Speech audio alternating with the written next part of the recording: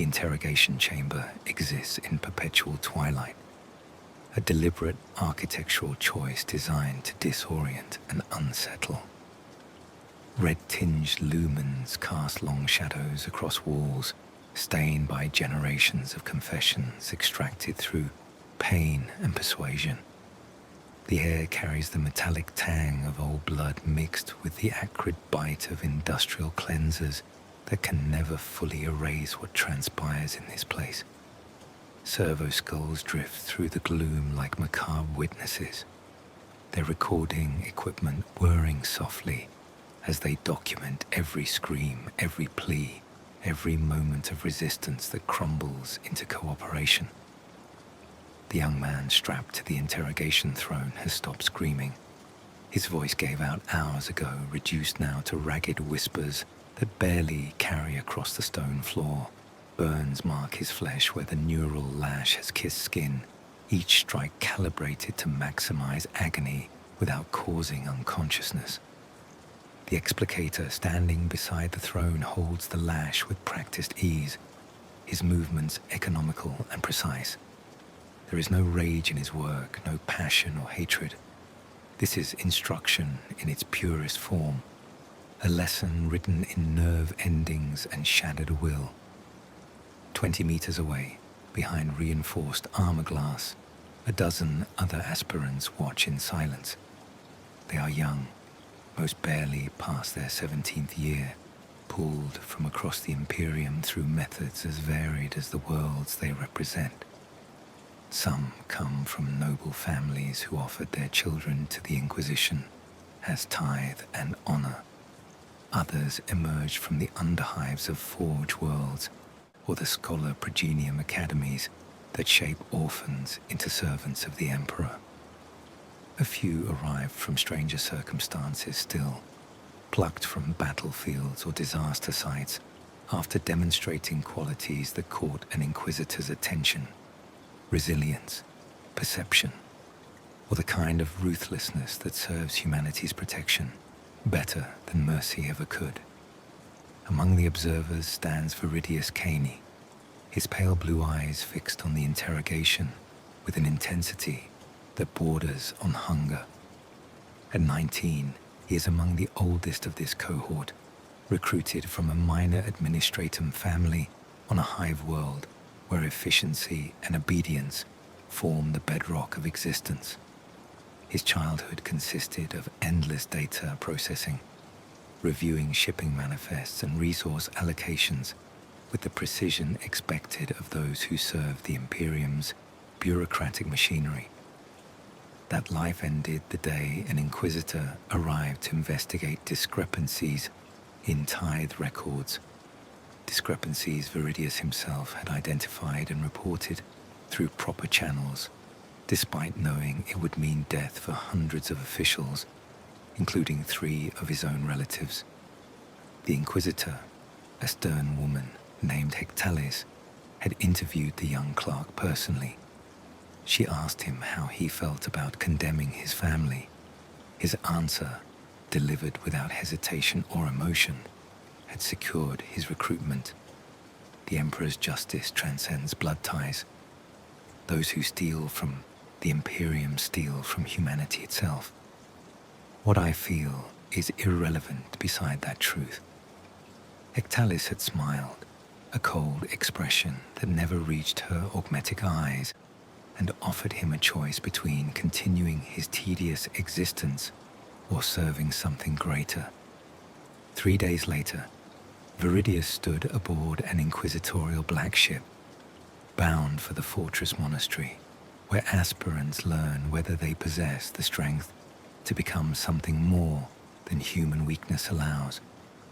The training that awaited proved more brutal than any hive world upbringing could prepare him for.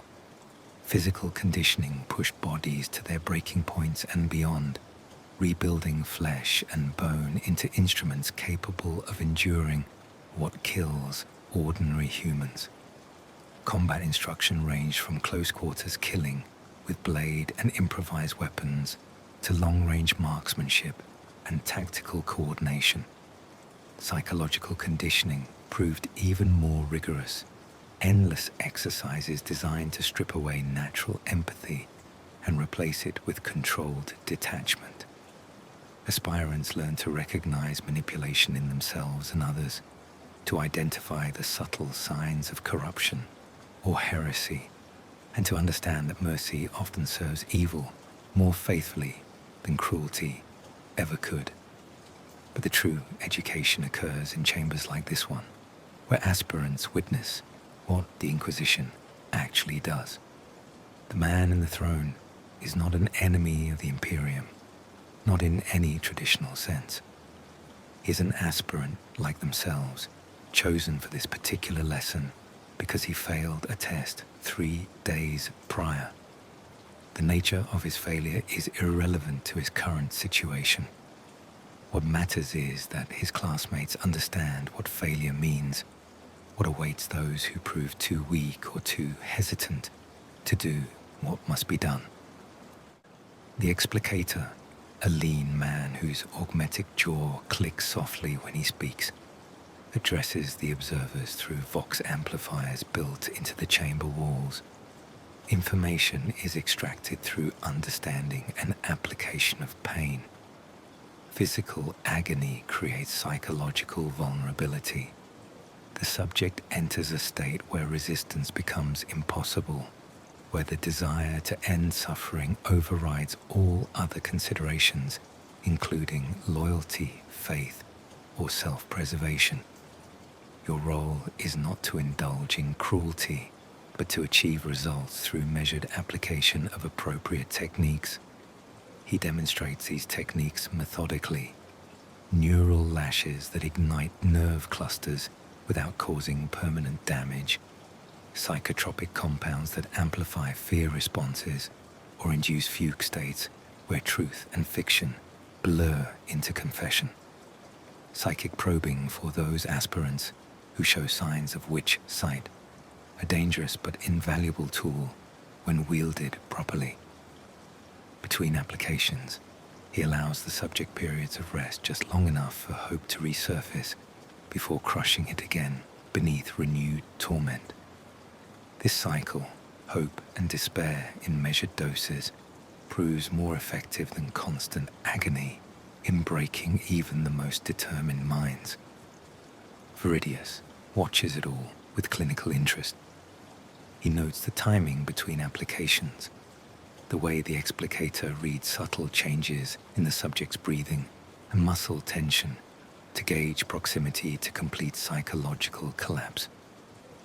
He observes how false sympathy, moments where the torturer speaks gently or offers water, creates trust that makes subsequent betrayals more devastating. This is science in its own dark way, a systematic approach to dismantling human will and rebuilding it in service to revelation. Other aspirants display less composure. The girl to Veridius's left has vomited twice, each time cleaning herself with shaking hands before forcing her attention back to the scene. A boy near the front weeps silently, tears cutting tracks through his face while his expression remains rigidly neutral. These reactions are noted by servo skulls and the instructors who observe the observers. Weakness can be trained away if the foundation proves sound. Those who break entirely during these early lessons disappear from the cohort, reassigned to lesser duties, or, in cases where they prove fundamentally unsuitable, rendered down to servitor components that at least serve the Imperium in some capacity. Hours pass in this twilight education. The subject in the throne progresses through stages of resistance, defiance giving way to desperation, desperation collapsing into compliance, compliance ultimately transforming into eager cooperation as he volunteers information beyond what questions demand, desperate to prove his usefulness and end the pain. When the session finally concludes, orderlies remove what remains of the man, carrying him to medical facilities where his body will be repaired so the process can continue tomorrow with a different aspirant in the throne and different observers behind the glass. The explicator dismisses the cohort with instructions to document what they learned in written reports due before morning prayers. As the aspirants file out, Veridius lingers, studying the stains on the interrogation throne, the scoring marks where fingernails clawed at metal restraints, the slight depression in the stone floor worn smooth by centuries of similar sessions. This place represents truth in its most undiluted form. Everything else in the Imperium, the grand pronouncements of planetary governors, the stirring sermons of ecclesiarchy priests, the propaganda that pours from every voxcaster and picked screen, exists as performance and manipulation. Here, stripped of pretense and dignity, humans reveal their actual nature, fragile, corruptible, and ultimately malleable to those with sufficient will and knowledge to reshape them. That night, in the austere dormitory where aspirants sleep in cells barely large enough for a cot and footlocker, Veridius composes his report with meticulous care. He details not just what he observed, but the principles underlying the techniques, the psychological mechanisms that transform pain into confession and resistance into cooperation.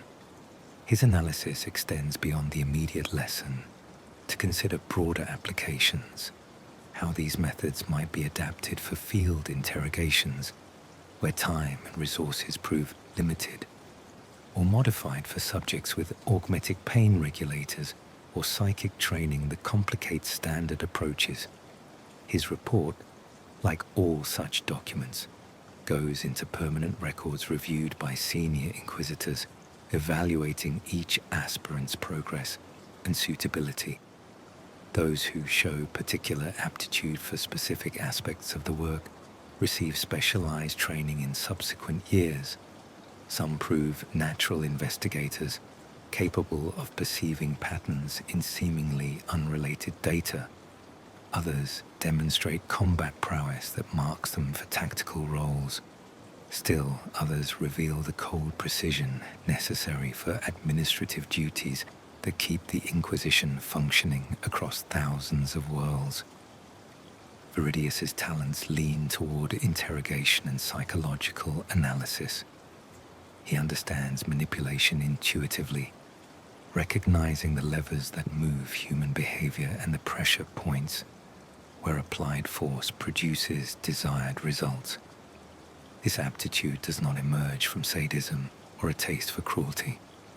Rather, it stems from his bureaucratic upbringing, years spent analyzing systems and identifying inefficiencies. People, he realizes, are simply more complex systems requiring more sophisticated analysis. Once you understand the architecture of someone's beliefs, fears, and desires, reshaping those elements becomes a matter of applying appropriate inputs and monitoring outputs until the desired configuration emerges. 3 years into his training, Veridius progresses from aspirant to explicator, the first formal rank in the inquisitorial hierarchy. The promotion comes after he successfully breaks a genuine heretic, a woman captured during a raid on a chaos cult operating in the Fortress Monasteries region. His assigned mentor, an aging interrogator named Caldris, supervises the interrogation, offering occasional guidance but largely allowing Veridius to work independently. The heretic proves resistant, her mind strengthened through exposure to warp taint that grants unnatural resilience against conventional techniques. Veridius adapts methodically, combining physical persuasion with psychotropic compounds while employing recorded sermons and imperial hymns at volumes that prevent sleep or coherent thought. The breakthrough comes not through increased brutality, but through careful observation. Veridius notices the heretic's unconscious reactions during certain phrases in the recordings, particular references to the Emperor's divinity that cause minute muscle tension and respiratory changes. He isolates these triggers, using them to map the architecture of her corrupted faith and identify the specific blasphemies she believes most deeply. With this knowledge, he constructs a confession that aligns with her actual beliefs, presenting it not as betrayal, but as vindication. She signs the document eagerly, convinced she is affirming her dark devotion even as she condemns herself and provides intelligence on her cult's structure and practices that leads to 17 subsequent arrests. Caldris commends the work in his official evaluation. Subject Veridius demonstrates exceptional analytical capacity and creative adaptation of standard techniques. His approach prioritizes efficiency and results over personal satisfaction, indicating proper psychological conditioning. Recommend advancement to interrogator status upon completion of current assignment cycle. Such assessments carry weight within the Inquisition's informal hierarchy. Explicators who earn strong recommendations from multiple mentors advance more quickly, gaining access to better resources and more significant investigations. But advancement brings its own costs. The higher one rises in the Inquisition, the more one sees of what threatens humanity from within and without. Explicators deal primarily with human criminals and minor heresies. Interrogators confront chaos corruption in more concentrated forms, xenos infiltration that burrows deep into imperial society, and the terrible knowledge that even the Imperium's greatest institutions harbor rot beneath their gilded facades. This exposure tests faith and sanity in ways no amount of training fully prepares anyone for.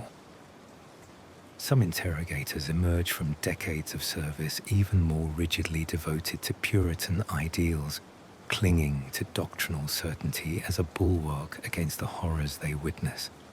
Others find their convictions eroding, pragmatism and moral flexibility replacing absolute certainty as they confront situations where no good options exist, and choosing the least terrible outcome requires compromises that haunt them long after cases close. Veridius stands at the threshold of this deeper education, 5 years of training behind him and decades of service stretching ahead. The lessons learned in Twilight Chambers have shaped him into an instrument of the Emperor's will, honed and tempered through pain and revelation.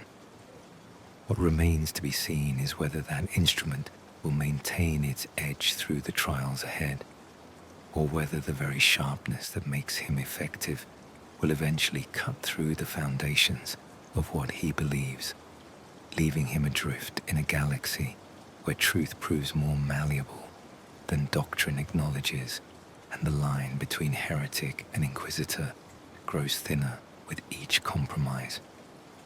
The orbital shuttle descends through Veridia Prime's pollution-choked atmosphere, layers of industrial smog so thick that even augmented visual systems struggle to penetrate the murk.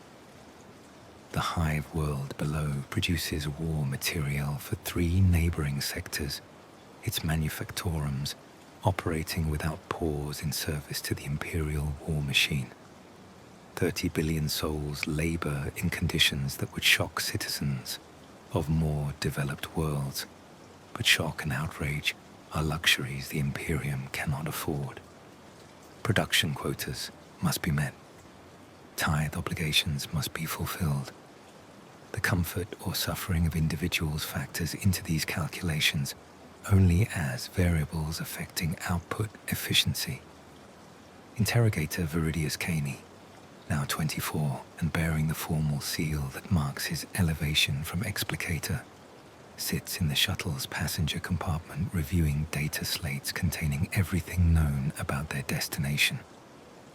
Beside him, Inquisitor Caldris maintains the silence that has characterized their journey from the moment they departed the fortress monastery 3 weeks prior.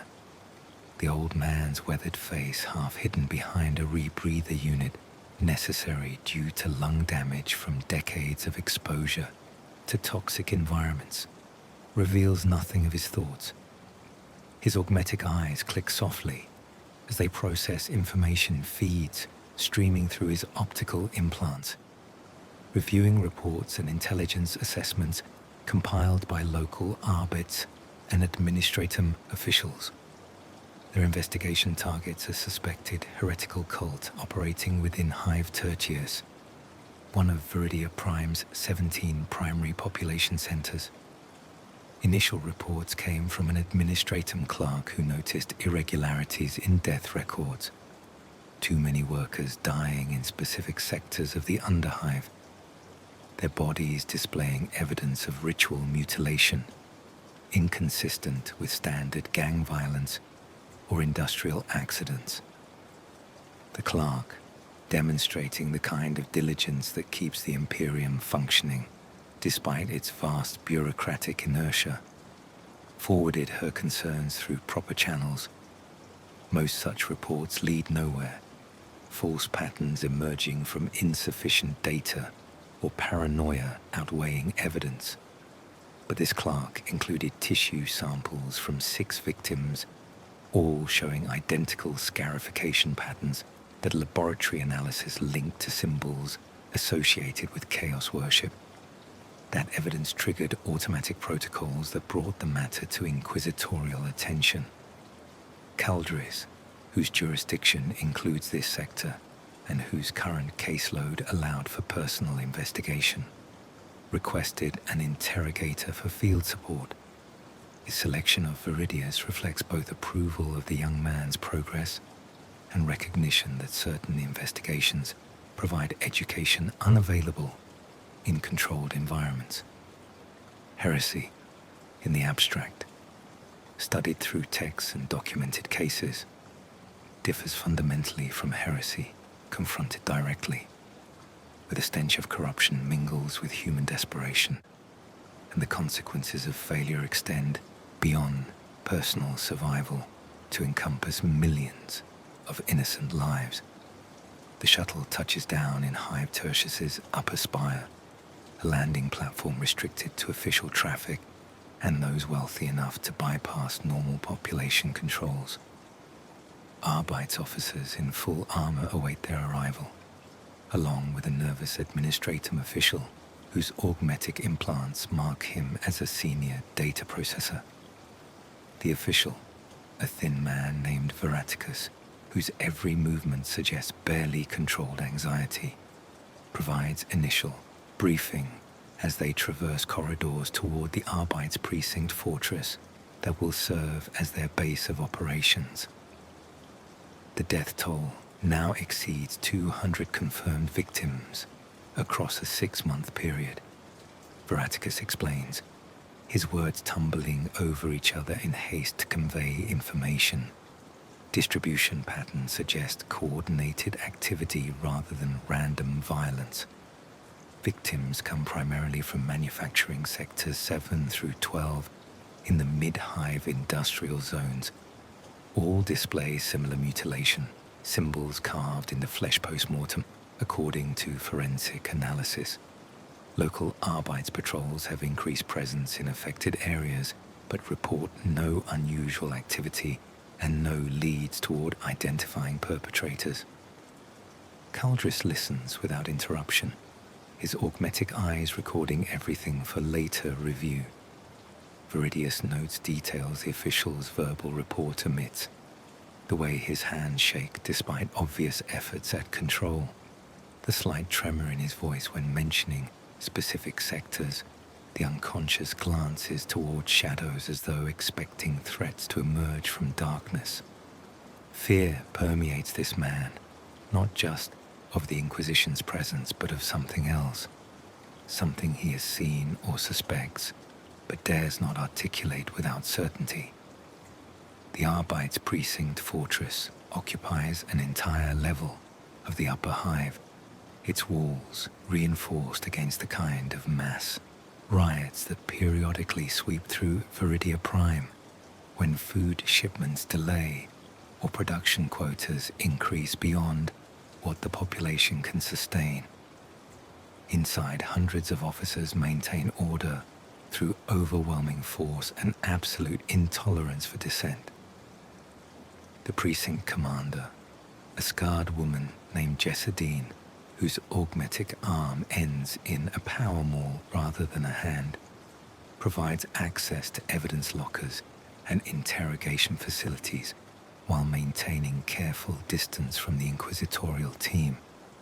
Arbites respect the Inquisition's authority but harbor justified wariness toward investigations that often conclude with entire precincts condemned for corruption or complicity in the very crimes they were established to prevent. Veridius spends his first 3 days on Veridia Prime reviewing evidence and interviewing witnesses. The victims form a pattern more significant than their wounds. All come from the same social strata. Mid-level factory workers with stable employment and no obvious connection to criminal elements. None showed signs of chaos worship or heretical behavior prior to their deaths. Family members, when they can be located and interviewed, describe ordinary people living unremarkable lives in service to the Emperor and the Imperium. These are not cultists turning on each other in warp-fueled madness. These are sacrifices, carefully selected targets killed for purposes that remain obscure, but undeniably connected to something worse than murder. The breakthrough comes not from evidence analysis, but from observation. While reviewing security footage from Manufacturing Sector 9, Veridius notices workers gathering in small groups during shift changes, brief conversations that last only seconds before participants disperse. The gatherings themselves mean nothing. Workers across the Imperium bond through shared suffering and form social connections that make endless labor slightly more bearable. But the timing proves significant. Every gathering occurs at specific intervals, corresponding to shifts when victims, later identified, were present. Someone is watching these workers, marking them for death through observation disguised as casual socialization. Veridius brings this pattern to Culdris, presenting his analysis through carefully organized data projections that map gatherings against victim timelines. The old Inquisitor studies the information in silence, his augmetic eyes whirring as they process implications and possibilities. After several minutes, he nods slowly, a gesture that conveys approval without praise. Field observation during next shift cycle is indicated. Surveillance teams will be deployed to monitor suspect areas and identify individuals engaging in pattern-consistent behavior. Prepare interrogation protocols for immediate implementation upon suspect apprehension. The surveillance operation begins 12 hours later. Veridius leads a team of Arbites into Manufacturing Sector 9, all disguised in worker garb that allows them to blend with the thousands of laborers who flood the sector during shift changes. The disguise proves effective despite the inherent risks. Any investigation that becomes known to its targets invites flight or violent resistance. For 6 hours, they observe worker interactions, documenting faces and behaviors that match the patterns Veridius identified. Most prove innocuous, ordinary social dynamics playing out under the crushing weight of industrial existence. But 3 individuals display consistent behavior that triggers alarm. They approach specific workers, engage in brief conversation, then move on without displaying any of the familiarity or personal connection such interactions would normally evidence. These 3 become primary subjects of intensified surveillance. over the following 48 hours, patterns emerge with damning clarity. Each subject maintains what appears to be a normal work routine while conducting secondary activities during breaks and after shifts. They visit specific locations in the underhive, descending through access tunnels and maintenance shafts into regions where Arbeit's presence remains minimal and population density creates anonymity. Following them into these depths requires caution, bordering on paranoia. Any indication of pursuit will alert them and potentially compromise weeks of investigation. Veridius volunteers for the most dangerous phase of surveillance, direct infiltration of suspected cult activities. Caldris approves the request with characteristic terseness. Proceed with standard caution protocols. Maintain Vox contact unless silence becomes operationally necessary. Extraction team will be positioned for rapid deployment if compromise occurs. Remember that intelligence gathering takes precedence over heroic intervention. Dead interrogators provide no information. That night, wearing clothing scavenged from underhive corpses and carrying concealed weapons in case events deteriorate beyond recovery, Veridius descends into regions of Hive Tertius that exist beyond official governance. The underhive teems with humanity at its most desperate. Refugees from collapsing sectors above, criminals fleeing Arbeit's persecution, mutants born from toxic exposure or genetic instability, and those simply too broken by a hive existence to maintain even minimal productivity. Violence is commonplace here. Bodies discovered daily with causes of death ranging from starvation to gang warfare to encounters with the vermin and scavengers that thrive in darkness. Following the three suspects through this environment tests every skill Veridius acquired during training. He maintains distance sufficient to avoid detection while keeping visual contact through crowds and passages barely wide enough for human passage. The suspects move with practiced efficiency, following routes that suggest long familiarity with this particular hell.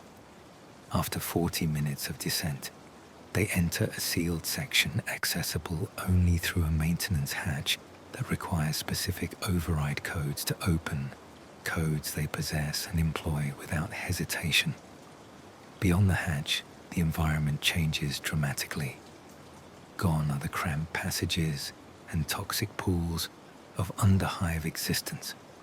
Instead, a vast chamber opens before Veridius' sight, clearly once part of the hive's original construction, but long ago abandoned and repurposed. Lighting comes from bioluminescent growths, cultivated along walls, casting everything in sickly green radiance. The air carries smells that trigger immediate revulsion, decay and copper, and something else, something wrong, in ways that defy precise articulation, but resonate with every instinct screaming that this place exists in violation of natural law. The chamber houses perhaps 300 people, all gathered in concentric circles around a central platform where figures in robes perform rituals that make Veridius' skin crawl, despite years of conditioning against emotional responses. The cultists, for there can be no doubt now that this is what they are, chant in languages that hurt to hear, syllables that twist in the air like living things. On the platform, bound to posts of corroded metal, 4 workers await deaths that will feed whatever dark power these fools believe will deliver them from imperial oppression. Veridius records everything through optical implants designed for exactly this purpose. The cultists' faces, the rituals, specifics, the symbols carved into the platform surface, evidence that will condemn everyone present and justify whatever force proves necessary to end this corruption. But even as he records, part of his mind processes what he witnesses with growing unease. These cultists are not the deranged monsters doctrine describes. They are ordinary people, worn down by endless labor and desperate for meaning in lives that offer nothing but suffering in service to a distant emperor who cares nothing for their individual fates. Their heresy stems not from evil, but from weakness, an inability to accept that suffering serves purpose when it feeds the Imperium's survival. This recognition does not engender sympathy. Weakness that turns toward chaos, regardless of motivation, cannot be tolerated. But it introduces nuance into Veridius's understanding, the first crack in certainties he carried from training. The Imperium fails its citizens not through malice but through scale and necessity. 30 billion souls on Veridia Prime alone, each needing food, shelter, purpose, and meaning in quantities the existing system cannot provide. Some percentage will always find current conditions unbearable. Some subset of that percentage will seek alternatives, even if those alternatives lead to damnation. The math is inexorable. Heresy is not an aberration, but an inevitable consequence of the Imperium's own structure. He pushes these thoughts aside, focusing on immediate mission parameters. The cultists must be stopped. The ritual must be interrupted before whatever entity they invoke breaches reality's barriers. 300 cultists pose significant threat to Arbite's forces, but the alternative, allowing them to continue, risks consequences that could spread beyond this single hive, beyond Veridia Prime itself if demonic incursion occurs. The extraction team waits 2 levels above, armed and armored for urban warfare. They require only Veridius's signal to descend. Before he can transmit that signal, the ritual reaches its crescendo. The robed figures raise blades above the bound sacrifices, their chanting rising to fever pitch as reality itself seems to strain against their invocations. Veridius watches in horror as the cultists strike, blood flowing from severed throats to pool on the platform where symbols glow with light that has no natural source. The bound workers convulse in their final moments, their dying screams merging with the chanting to create sounds that make Veridius's teeth ache and his vision blur. Something responds to that call, something hungry and eager that presses against the thin barriers separating material reality from the immaterium beyond. Then the extraction team arrives, demolition charges blowing through the chamber's sealed entrances as Arbite soldiers pour into the space with weapons firing.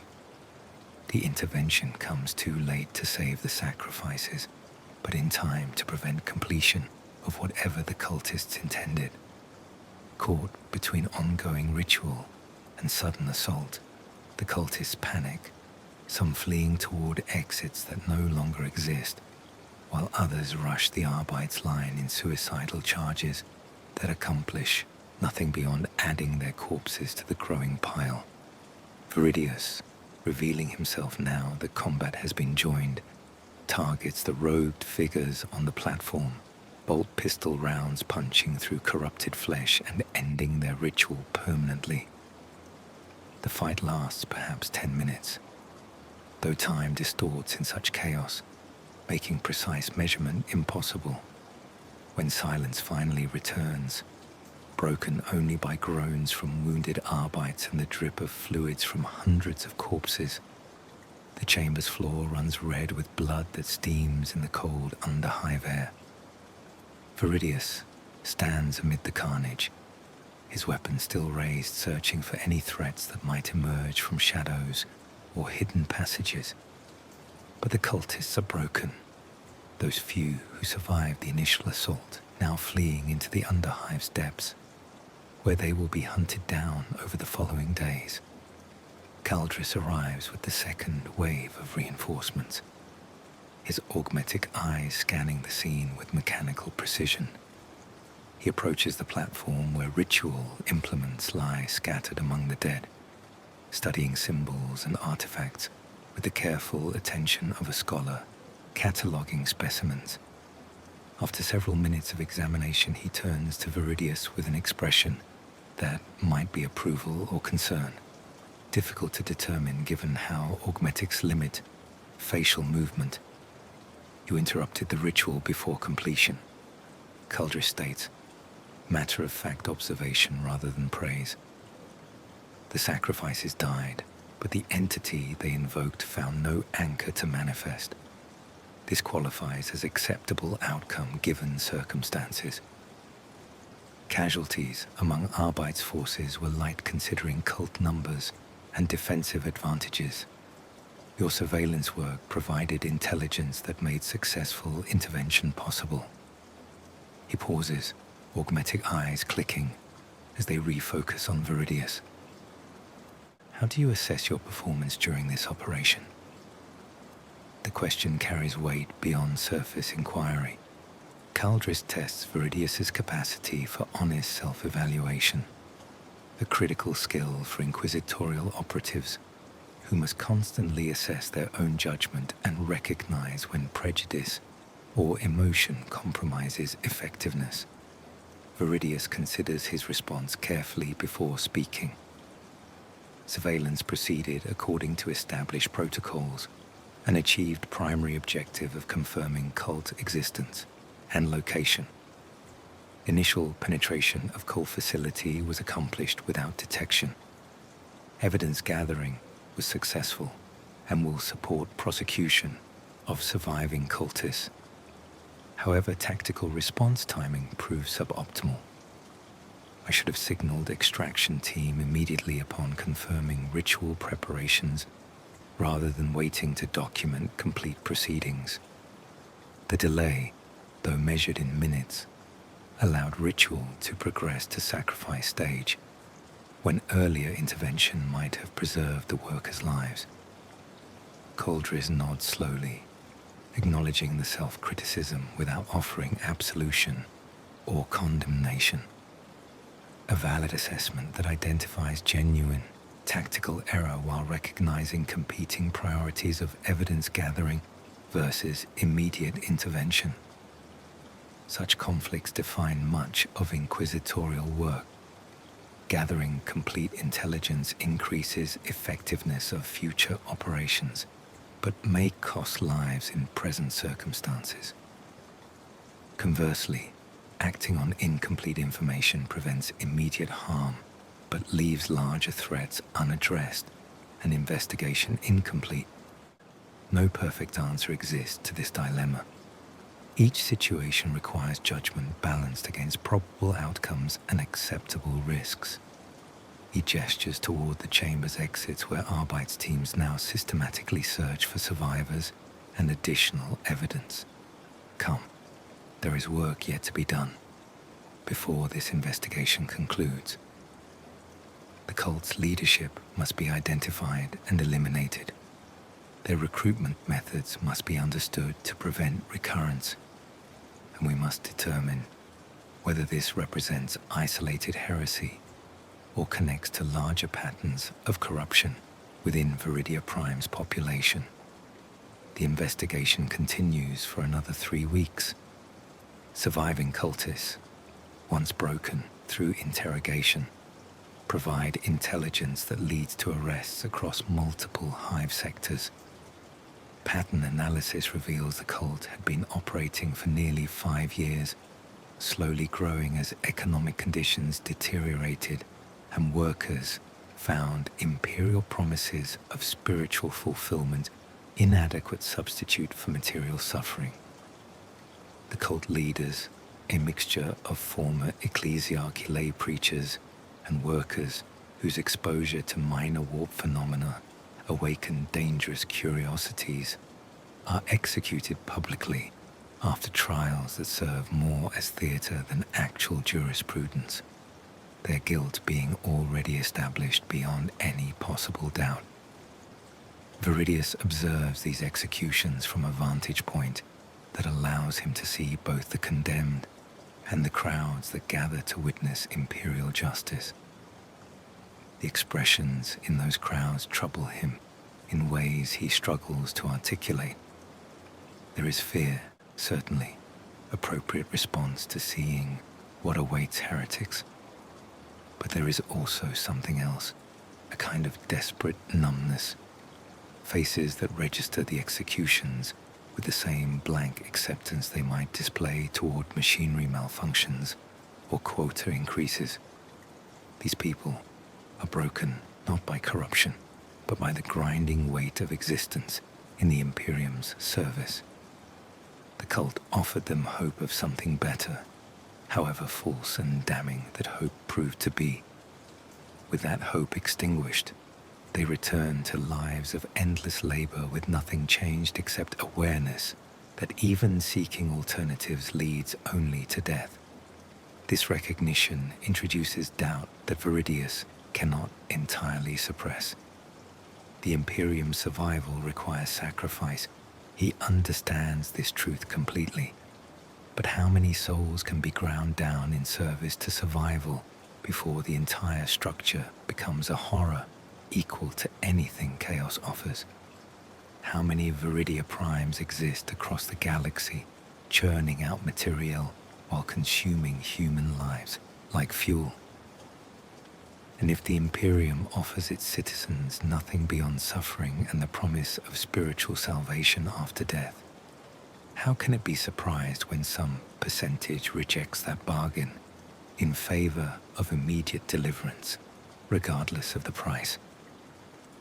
These questions have no answers he can articulate to Culdris or anyone else. They mark the beginning of his slide away from Puritan certainty, the first step toward understanding that the Imperium is not threatened primarily by external enemies, but by its own fundamental structure, a structure he serves and protects despite recognizing its cruelty. But recognition does not equal acceptance, and Veridius is not yet ready to question whether devotion to humanity's survival justifies the methods employed in that survival's name. That reckoning will come later, through accumulated weight of investigations and compromises that erode faith one case at a time, until nothing remains except pragmatism stripped of all illusions about righteousness or justice. For now, he boards the shuttle that will carry them away from Veridia Prime, with Culdris's commendation recorded in his file, and first confirmed kill operation to his credit. The hive world shrinks behind them as they ascend through pollution-choked atmosphere towards the waiting void ship. Somewhere far below, 30 billion souls continue their labor, unaware that inquisitorial intervention just saved them from demonic incursion, and equally unaware that such salvation did nothing to alter the fundamental conditions that made heresy attractive in the first place. The lesson Veridius takes from Veridia Prime is not the one his training intended. He learns that heresy stems not from evil, but from desperation, that the Imperium creates its own enemies through policies that value production over lives, and that sometimes the greatest service to humanity involves not exposing truth, but maintaining necessary illusions that allow civilization to function despite its foundational cruelties. These are dangerous lessons for an interrogator to learn, seeds of radicalism that will germinate slowly over years and decades until they transform him into something his mentors would no longer recognize. The Librarium Hereticus occupies a void station at the edge of the Ghoul Stars, far from inhabited systems and positioned deliberately where catastrophic failure would claim only the station itself rather than spreading to populated worlds. Its existence is classified beyond standard security protocols, known only to senior inquisitors and those unfortunate enough to require access to the knowledge housed within its shielded data stacks and warded vaults. The station itself is a fortress, bristling with weapon batteries capable of reducing battle cruisers to molecular debris and surrounded by minefields that make approach without proper authorization codes effectively suicidal. Interrogator Veridius Kaine, now 31 and bearing scars from 7 years of field operations, arrives at the librarium aboard an inquisitorial courier vessel whose crew are all mind-wiped servitors, incapable of remembering or reporting the station's location. His mentor, Inquisitor Caldris, died 6 months prior during an investigation on a feral world where xenos infiltration had progressed further than initial intelligence suggested. The old man had gone down fighting, buying time for his retinue to escape, with evidence that allowed the subsequent purge to proceed effectively. His death left Veridius without a formal sponsor, but with recommendations strong enough to secure assignment to Inquisitor Hexalia Vaughn, a woman whose reputation for thoroughness borders on obsessive and whose investigations span decades rather than months or years. Vaughn specializes in cult phenomena and heretical movements, tracking ideological corruption across multiple sectors to identify patterns that might indicate organized chaos influence rather than isolated outbreaks of blasphemy. Her current investigation involves a theological text that has appeared simultaneously on 17 worlds across 3 sectors, all copies identical, despite no known method of distribution. The text, claiming to represent lost teachings of the Emperor, suppressed by the ecclesiarchy, contains doctrines that subtly undermine imperial orthodoxy while maintaining surface appearance of faithful devotion.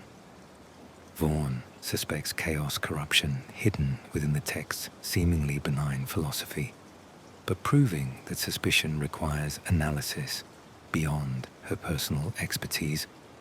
Hence, the journey to Ordo Hereticus, where scholars spend lifetimes studying forbidden knowledge under conditions designed to prevent contamination of their souls or escape of the information they process. The librarium maintains one of the Imperium's most comprehensive collections of heretical materials, confiscated texts and artifacts gathered across millennia and secured behind wards so powerful that even thinking too hard about certain materials can trigger psychic defenses that erase minds rather than risk the corruption spreading. The station's commandant, an ancient inquisitor named Gortonis, whose body is more machine than flesh after centuries of augmentation, meets Veridius and Vaughn in a receiving chamber that feels more like a mausoleum than an office. His voice, synthesized through vox implants that replace lungs, destroyed during a long-ago encounter with something best left unspecified, carries the weight of absolute authority as he outlines restrictions governing their research access. You will be accompanied at all times by armed servitors programmed to terminate you at first sign of corruption. You will wear neural monitoring equipment that transmits continuous data on your psychological state to oversight systems calibrated to detect even subtle changes indicating mimetic or psychic influence. You will consume only food and water provided by station personnel to prevent ingestion of any substance that might compromise mental defenses. And you will understand that if corruption is detected, termination will be immediate and absolute, with no opportunity for appeal or extraction. The knowledge housed here is too dangerous to allow even slight risk of escape. Veridius accepts these conditions without hesitation, having anticipated them from the briefing materials Vaughn provided during their journey. The librarium exists specifically because some knowledge cannot be allowed to spread freely, even among the Inquisition itself. The scholars who work here are volunteers in only the most technical sense, having chosen service here over execution after exposure to forbidden materials mark them as contamination risks. Most will never leave the station, their minds too thoroughly polluted by heretical concepts to safely reintegrate into Imperial society. They serve humanity by processing and cataloguing the very poison that doomed them, ensuring that future Inquisitors can access necessary information without requiring direct exposure to its most corrupting elements. The research begins in controlled viewing chambers where texts can be examined through reinforced glass without physical contact. Vaughan and Veridius spend 3 days reviewing the suspect theological work, comparing its contents against known heretical materials from the librarium's collections.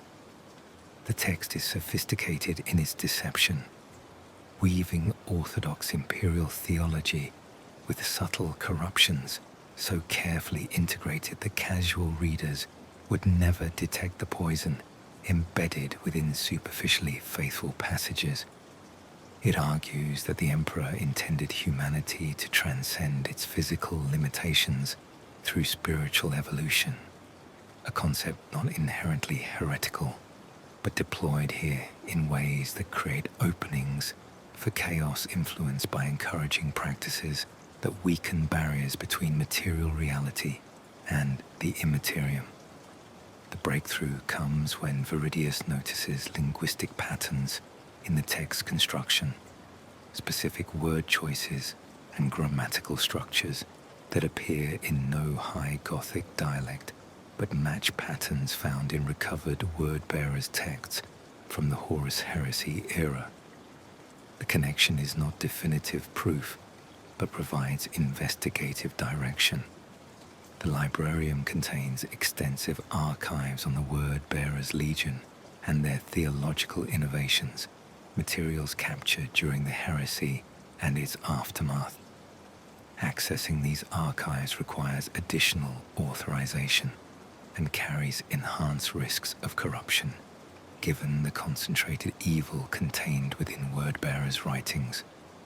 Gortones grants the request with visible reluctance, his augmetic eyes clicking through warning protocols as he processes the authorization.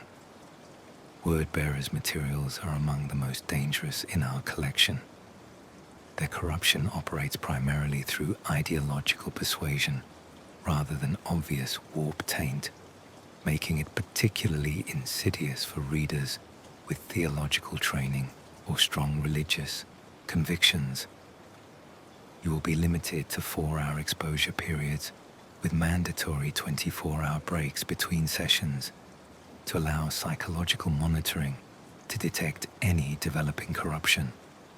Servitor guards will be armed with weapons set to lethal rather than stun settings. Do you accept these enhanced risk conditions? Vaughan accepts for both of them, her determination to trace this corruption to its source overriding concerns about personal safety. They descend deeper into the station, past normal archive levels, into vaults where the atmosphere itself carries a weight of wrongness that makes breathing difficult despite atmospheric processes maintaining optimal oxygen levels. The Word-Bearer's archive occupies a chamber whose walls are inscribed with prayers and wards maintained by a rotating staff of sanctioned psychers who sacrifice their sanity slowly to keep the materials contained. Inside, arranged on shelves and in sealed containers, rest thousands of texts recovered from the traitor legion's holdings, sermons delivered by Lorgar and his captains during the Great Crusade before their corruption became known, theological treatises written during the Legion's pilgrimage into the Eye of Terror, ritual texts capturing practices developed on Colchis and refined through millennia of chaos worship, all of it preserved not for its truth, but to understand the enemy's ideology, to recognize its influence when encountered in the field, and to develop countermeasures that might inoculate imperial citizens against such corruption. Veridius, despite all his training and conditioning, finds the materials deeply disturbing in ways that transcend intellectual recognition of their heretical content.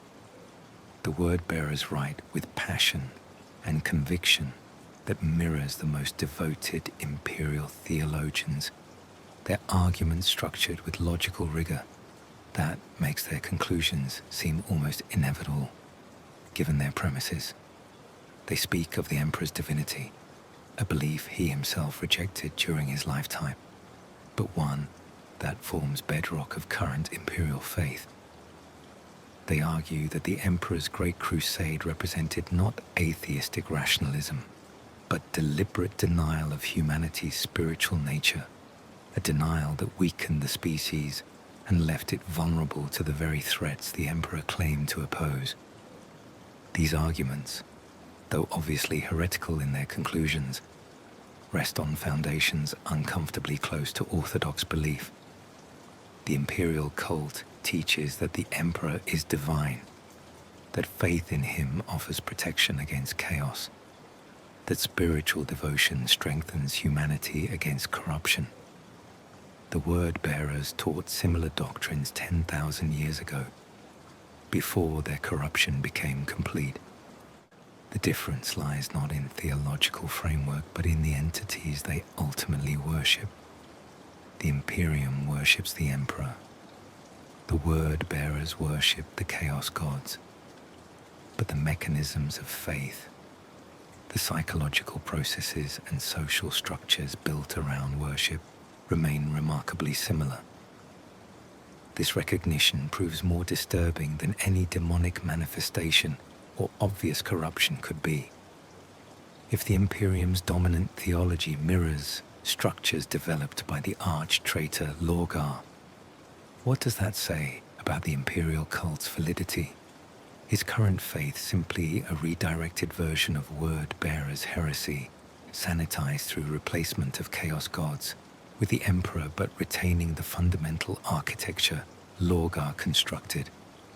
Such questions border on heresy themselves, yet Veridius cannot dismiss them once they take root in his thoughts. He continues the research, comparing the suspect text's linguistic patterns against word-bearers' materials, until he identifies a definitive match. The text was not merely influenced by word-bearers' theology, but was actually constructed using recovered liturgical templates from Colchis, adapted to reference the Emperor instead of the Chaos Gods, but maintaining the original's corrupting mechanisms. Someone with access to pre-heresy word-bearers' materials that should not exist outside controlled archives like the librarium, has weaponized that knowledge to create a theological time bomb capable of spreading corruption disguised as faithful devotion. The discovery represents a significant intelligence victory, confirming that the text distribution is not organic, but represents a coordinated infiltration operation. The investigation can now focus on identifying how these texts are being produced and distributed, tracing back through the supply chain to find whoever is orchestrating this assault on imperial faith. But the discovery also raises troubling questions about how many other such operations might be ongoing. How many theological texts circulating through the Imperium contain similar corruptions, and whether the ecclesiarchy itself harbors heretical influences descending from word-bearers' theology incorporated millennia ago when the imperial cult was first formalized. Verne recognizes these implications immediately, her expression darkening as Veridius presents his findings in the debriefing chamber. This is worse than simple cult activity. Someone with deep knowledge of pre-heresy theology and access to restricted materials is conducting a sophisticated ideological infiltration campaign. The texts we've recovered represent only the visible portion of what might be a decades-long operation with cells embedded throughout multiple sectors. Identifying and eliminating the source will require resources beyond what we currently command. She pauses, augmetic fingers tapping against the armrest of her chair in what might be unconscious, nervous gesture or simple rhythmic processing of possibilities. There is also the matter of ecclesiarchy involvement. Our investigation will necessarily examine how these texts achieve distribution through channels controlled by the Church. Such examination will be perceived as interference in ecclesiarchy affairs and will generate significant political resistance from cardinals who consider their authority inviolable. We will require backing from senior inquisitors and possibly inquisitor lords to prosecute this investigation to its conclusion. Veridius understands the subtext beneath her words. Investigating the ecclesiarchy means confronting one of the Imperium's most powerful institutions, an organization that considers itself answerable only to the Emperor and resists external oversight with a religious fervor. Previous attempts to investigate church corruption have triggered conflicts ranging from political maneuvering to outright warfare, with some inquisitors dying under mysterious circumstances and others finding their careers destroyed through coordinated ecclesiarchy opposition. The Ordo Hereticus was created specifically to monitor the Church, but that mandate does not guarantee cooperation or even basic civility from cardinals convinced of their own righteousness. This investigation will make enemies, Vern continues, her gaze fixed on Veridius with intensity that demands honest response rather than reassuring platitudes. Powerful enemies who command resources and loyalty that rival our own. Your association with me will mark you as a target for retaliation both during the investigation and after. If you wish to transfer to another Inquisitor's service, I will approve such requests without prejudice to your record. But if you remain, understand that this investigation may cost you everything, including your life. The offer is genuine. Veridius recognizes this immediately. Vaughn is not testing his loyalty, but providing him with a genuine choice.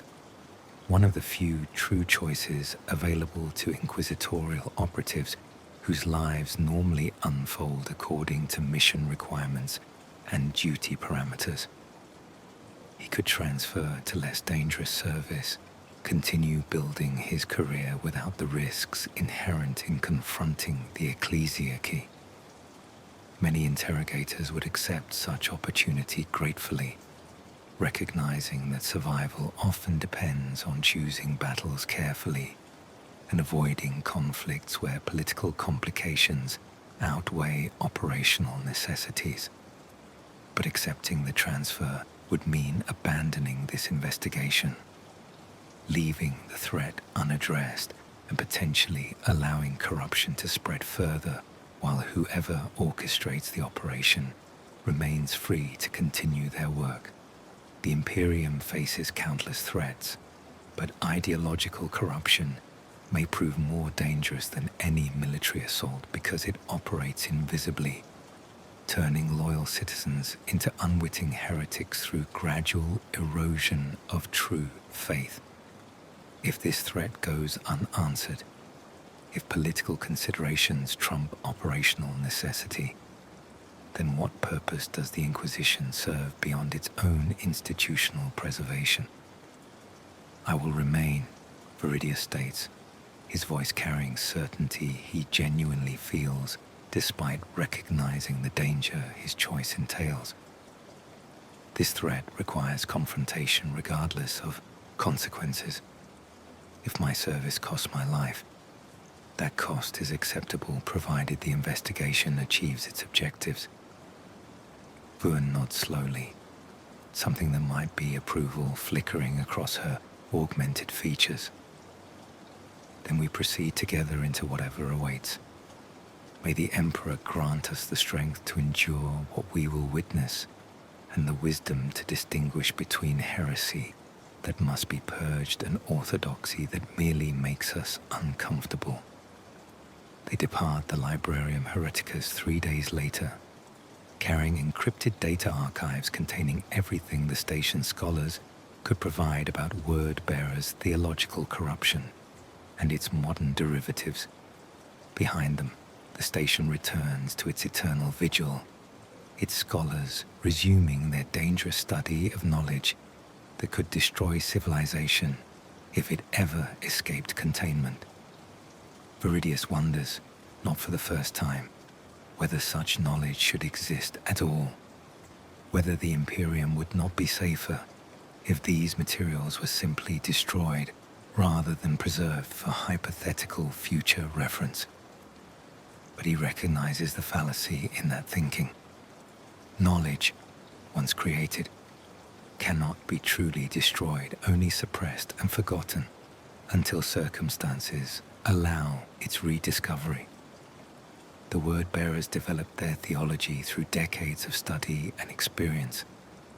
Even if every text they produced was burned, the fundamental insights they achieved could be rediscovered by any sufficiently motivated theologian with access to similar source materials.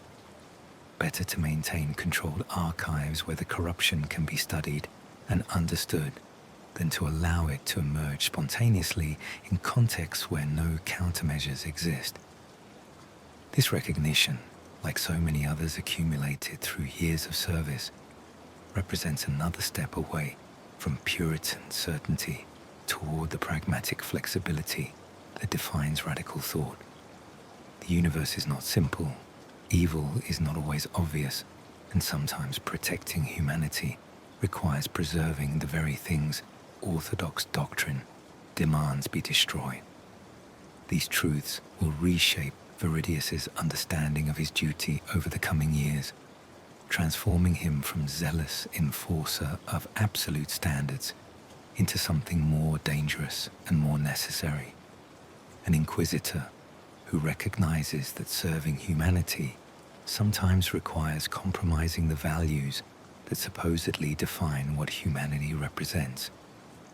The cathedral world of Ophelia 7 stands as one of the Imperium's holiest sites, its entire surface dedicated to worship and the training of ecclesiarchy officials who will spread the imperial creed across the galaxy. Towering structures of stained glass and carved stone dominate the landscape, monuments to faith that have stood for millennia. Millions of pilgrims arrive annually, seeking spiritual fulfillment or absolution for sins real and imagined. The air itself seems heavy with devotion, thick with incense smoke that rises from 10,000 shrines and carries prayers toward an emperor who may or may not be listening. Inquisitor Hexelia Vaughn and interrogator Veridius Kaine arrive on Ophelia 7, not as pilgrims, but as investigators, their authority carrying them past the normal crowds into administrative sectors where cardinals conduct the actual business of faith. Their investigation into the corrupted theological texts has traced distribution networks through 17 worlds to a single source, a publishing house on Ophelia 7 that produces devotional materials for the ecclesiarchy. The house operates under Cardinal Methodius's direct authority, making this phase of the investigation particularly delicate, given the cardinal's reputation for both extreme piety and violent response to perceived slights against his person or the church. They are met not by the cardinal himself, but by his representative, a sister hospitalier named Casilda, whose serene expression masks whatever she thinks about inquisitorial intrusion into ecclesiarchy affairs. She guides them through corridors lined with devotional art depicting the emperor's various manifestations and the saints who served him across millennia. The artwork, though technically skilled and clearly expensive, strikes Veridius as propaganda more than genuine spiritual expression. Each piece designed to reinforce specific doctrinal messages rather than capture any authentic religious experience. Cardinal Methodius receives them in a chamber whose opulence borders on obscene given the poverty that defines most imperial worlds. Gilded surfaces reflect light from crystal chandeliers, while furniture carved from rare woods imported from a dozen systems provides seating that costs more than most citizens earn in lifetimes. The Cardinal himself, a corpulent man whose augmented lifespan has stretched nearly 2 centuries, reclines on a throne-like chair that elevates him above his visitors in a not-so-subtle assertion of authority. His greeting contains formal courtesy but no warmth. The Holy Inquisition honors us with its presence. How may the Church serve the Emperor's most devoted investigators? The words drip with irony, making clear his opinion that the Inquisition represents interference rather than legitimate oversight. Vaughan, unintimidated by displays of wealth or passive-aggressive hospitality, states their purpose directly. We investigate heretical materials distributed under your publishing house's imprint. 17 worlds have received texts containing theological corruption derived from word-bearers' sources. We require access to your production facilities, distribution records, and personnel files for all employees involved in text preparation and dissemination. Methodius's expression hardens, his corpulent features settling into lines of outrage carefully calculated to intimidate. You accuse the Church of spreading heresy. You dare suggest that materials bearing my personal seal of approval contain corruption. This represents unprecedented affront to ecclesiarchy authority, and I will be filing formal protests with both the inquisitorial representative and the ecclesiarch himself, demanding censure for this investigation's evident overreach. Vaughan produces a data slate containing evidence gathered from the Librarium Hereticus, linguistic analysis proving the text's word bearers' origins and samples of the corrupted materials themselves. We accuse no one of intentional heresy. Our evidence suggests infiltration of your publishing operations by agents whose purpose is discrediting the Church through distribution of corrupted materials, disguised as orthodox teaching. Your cooperation will help us identify these infiltrators and prevent further damage to the Church's reputation and the souls of the faithful who have consumed these materials. The framing, positioning the investigation as protecting rather than attacking ecclesiarchy interests, represents careful political maneuvering. Methodius cannot refuse cooperation without appearing complicit in the corruption or indifferent to the Church's reputation.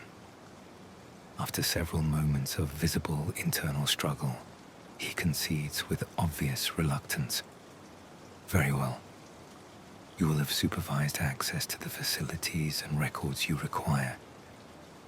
But understand that this cooperation stems from the Church's commitment to rooting out any hint of heresy, not from acknowledgement that the Inquisition has any legitimate authority to investigate our operations absent clear evidence of wrongdoing. The distinction is meaningless in practical terms, but allows Methodius to preserve his dignity and authority before subordinates who witness the exchange. Vaughan accepts the terms without argument, recognizing that symbolic victories matter to men whose power rests primarily on perception and ceremony. The publishing house occupies a sprawling complex on Ophelia 7's southern continent, far from the pilgrimage centers and closer to industrial sectors where actual work occurs away from the faithful's eyes. Thousands of workers labor in the facility, operating printing presses that date back millennia, maintained through constant repair and sacred machine blessing rituals. The texts produced here reach billions of readers across dozens of sectors, shaping imperial faith through carefully crafted devotional materials, sermons, and theological commentaries. Veridius spends 3 days reviewing personnel files and interviewing workers, searching for evidence of infiltration or corruption. Most prove exactly what they appear to be: faithful servants of the Church who take pride in their work and demonstrate no signs of heretical influence. But certain individuals display inconsistencies that trigger his trained suspicion: gaps in employment history not adequately explained, references from officials who cannot be located or verified, subtle evasions when questioned about specific theological positions. The breakthrough comes not from interrogation, but from forensic analysis of the facility's data systems. A tech priest, seconded from the Adeptus Mechanicus, one of Vaughn's regular contacts whose theological flexibility allows cooperation with inquisitorial investigations, despite his order's usual reluctance towards such entanglements, discovers evidence of unauthorized access to secured archives containing pre-heresy materials, supposedly restricted to senior ecclesiarchy scholars. The access occurred over a 2-year period and correlates exactly with the timeline of the corrupted text's production. Cross-referencing access logs against personnel files identifies 3 individuals with both opportunity and suspicious backgrounds. All 3 work in the facility's editorial division, responsible for reviewing and approving texts before publication. All 3 possess theological education that should have enabled them to recognize word-bearers' corruption, yet approve the materials without raising concerns. And all 3, further investigation reveals, share connections to a small theological academy on a frontier world known for producing scholars whose interpretations of imperial doctrine skirt the boundaries of orthodoxy.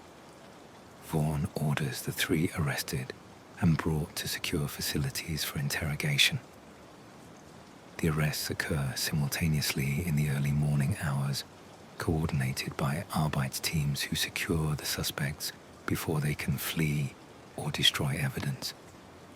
2 surrender without resistance, their shock at being arrested suggesting genuine surprise rather than prepared response to exposed infiltration. But the 3rd, a senior editor named Palatinus, attempts to flee through maintenance tunnels that suggest pre-planned escape routes. Veridius leads the pursuit team, following Palatinus through passages lit only by emergency lumens and cramped enough to force single-file movement. The fleeing editor demonstrates surprising familiarity with the facility's hidden spaces, navigating without hesitation through junctions that would confuse anyone lacking detailed knowledge of the complex's layout. This familiarity confirms he is not simply a corrupted individual, but someone who prepared for this contingency, who anticipated possible exposure and established escape protocols. The pursuit ends in a chamber deep beneath the publishing house, a space that has clearly been modified for purposes having nothing to do with book production. Symbols mark the walls, blasphemous iconography that makes Veridius's skin crawl, despite years of exposure to such corruption. A makeshift altar occupies the chamber's center, its surface stained with substances that do not require forensic analysis to identify as blood. And Palatinus, cornered now with no further escape available, kneels before that altar with ritual blade in hand, and begins chanting in languages that hurt to hear. Veridius fires without hesitation, bolt rounds punching through Palatinus' skull and ending whatever invocation he attempted before completion. The body collapses across the altar, blood mixing with older stains in patterns that suggest this chamber has seen multiple sacrifices. Servo skulls accompanying the pursuit team immediately begin documenting everything. Their recording equipment capturing evidence that will justify whatever action Vaughn deems necessary. The interrogation of the surviving suspects proceeds over the following week. Both prove more difficult to break than typical cultists, their theological training providing mental frameworks that resist standard interrogation techniques. But eventually, through combination of conventional methods and careful psychological manipulation, they provide intelligence that transforms the investigation scope entirely.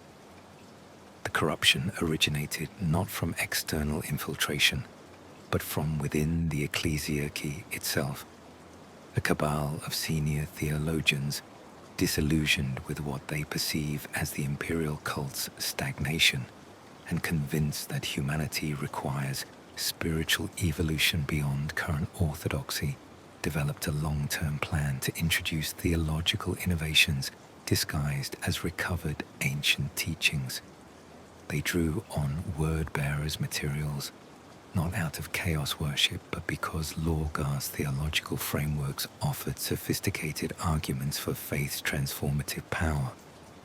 Their intention, as they understood it, was not heresy, but reform, revitalizing imperial religion through ideas that would make faith more meaningful and powerful. That they employed materials from the arch-traitor's writings did not, in their minds, invalidate their goals. Ideas possess no inherent alignment with chaos or the emperor, only the uses to which those ideas are put.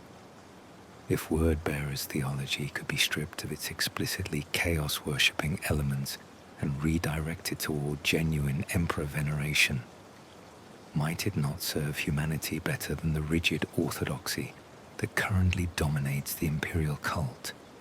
This reasoning, the suspects insist even under extreme duress, represents faithful devotion rather than heresy.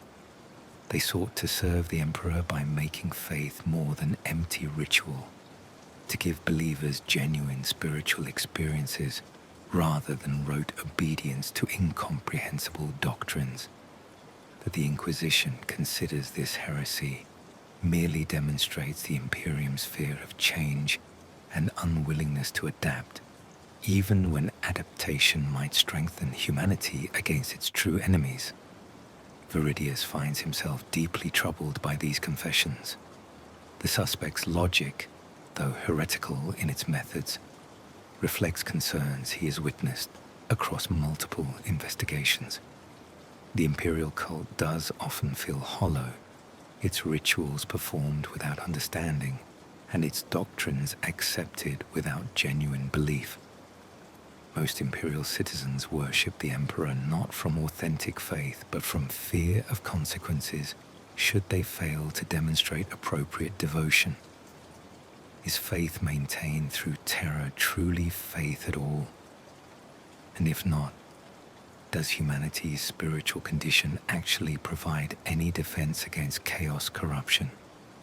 Or is it merely another form of oppression layered atop all the others that define imperial existence? These questions have no safe answers. Voicing them would mark him as potentially corrupted, his judgment compromised by exposure to heretical reasoning. But thinking them, processing the suspect's arguments, and recognizing their uncomfortable validity cannot be simply dismissed through appeals to orthodox doctrine. If the Imperium's theology is itself flawed, if the imperial cult represents Lorgar's legacy sanitized through 10 millennia, but retaining fundamental elements of word-bearers' thought, then what does it mean to defend that theology? Does protecting humanity require maintaining the current system despite its flaws? Or does true service demand recognizing those flaws and seeking improvements even if such seeking courts accusations of heresy? Vuon seems to share similar concerns, though she articulates them only in private conversations with Veridius after each interrogation session. The suspects are guilty under Imperial law. No ambiguity exists in that assessment. They employed forbidden materials and distributed theological corruption, regardless of their intentions. They will be executed and the cabal they serve will be exposed and destroyed. But their destruction will not address the underlying problems they identified, will not make the imperial cult more meaningful or imperial faith more genuine. It will simply reassert that change, no matter how well-intentioned, is heresy when it challenges established orthodoxy. The investigation concludes with Cardinal Methodius publicly denouncing the corruption discovered within his organization and praising the Inquisition's vigilance in exposing threats to true faith. Privately, he makes clear his fury at the embarrassment this represents and his intention to use every political lever available to limit future inquisitorial oversight of ecclesiarchy operations. The publishing house undergoes complete restructuring, its personnel screened for heretical sympathies, and its archives sealed under enhanced security protocols. The corrupted texts are recalled from circulation, where possible, and publicly burned in ceremonies, meant to reassure the faithful that the Church remains pure. But Veridius knows that no number of book burnings will eliminate the questions the texts raised in readers' minds. Thousands, perhaps millions of imperial citizens have consumed materials suggesting that faith should offer more than current orthodoxy provides. Some percentage of those readers will pursue those suggestions, seeking deeper spiritual experiences through methods that may lead them into genuine heresy. The Cabal succeeded in their goal even through their failure, introducing ideas that will propagate through imperial society long after their originators are forgotten. This recognition that heresy cannot be eliminated, only contained, represents another step in Veridius's transformation from Puritan to Radical. The Imperium faces threats that exceed its capacity for absolute suppression. Some corruption must be tolerated simply because the resources required for complete elimination would cripple the very systems meant to be protected. This is not defeatism, but pragmatism, acknowledging reality rather than clinging to comforting illusions about the Inquisition's omnipotence. They depart Ophelia 7, 3 weeks after their arrival, leaving behind an ecclesiarchy apparatus shaken by exposure, but ultimately unchanged in its fundamental operations. Cardinal Methodius remains in power, his authority barely dented, despite corruption flourishing under his oversight. The theological academy that produced the suspects continues training new scholars in interpretations of doctrine that skirt heresy's boundaries. And somewhere in the Imperium's vastness, other cabals pursue similar reforms through methods equally dangerous and equally well-intentioned. Veridius watches Ophelia 7 shrink behind them as their void ship transitions to warp travel, the cathedral world's lights twinkling like full stars in the viewport. He wonders how many investigations like this one play out across the galaxy annually. How many heresies are exposed and punished without addressing the conditions that make heresy attractive in the first place. The Imperium treats symptoms while ignoring diseases, burning individual cultists while the rot that produces them spreads unchecked through institutions too powerful to reform and too necessary to destroy.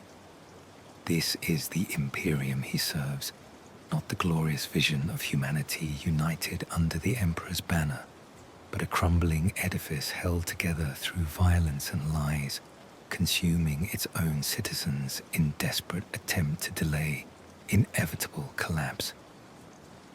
Recognition of this truth does not diminish his determination to serve. If anything, it strengthens that commitment. If the Imperium is doomed, then at least he can fight to delay that doom, buying humanity whatever additional centuries or millennia his efforts might secure.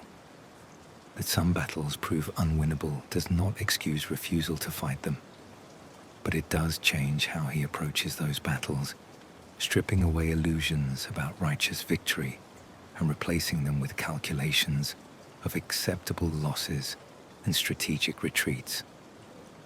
This pragmatism will define his service going forward, leading him toward methods and compromises that would have horrified his younger self, but which increasingly seem like the only approaches that achieve anything beyond symbolic gestures. Inquisitor Hexelia Vaughn dies during an investigation on a world consumed by demonic incursion, her last transmission calling for orbital bombardment on her own position to prevent whatever entity had manifested from escaping containment. Veridius, operating 3 systems away on follow-up investigation into remnants of the theological cabal, receives news of her death through official channels, along with notification that his formal apprenticeship is concluded and he now carries full inquisitorial authority subject only to review by his peers. At 38, Veridius becomes one of the youngest individuals elevated to full inquisitor status without requiring emergency field promotion. His record, though marked by occasional displays of independent judgment that worried more conservative evaluators, demonstrates consistent success and unwavering commitment to humanity's defense.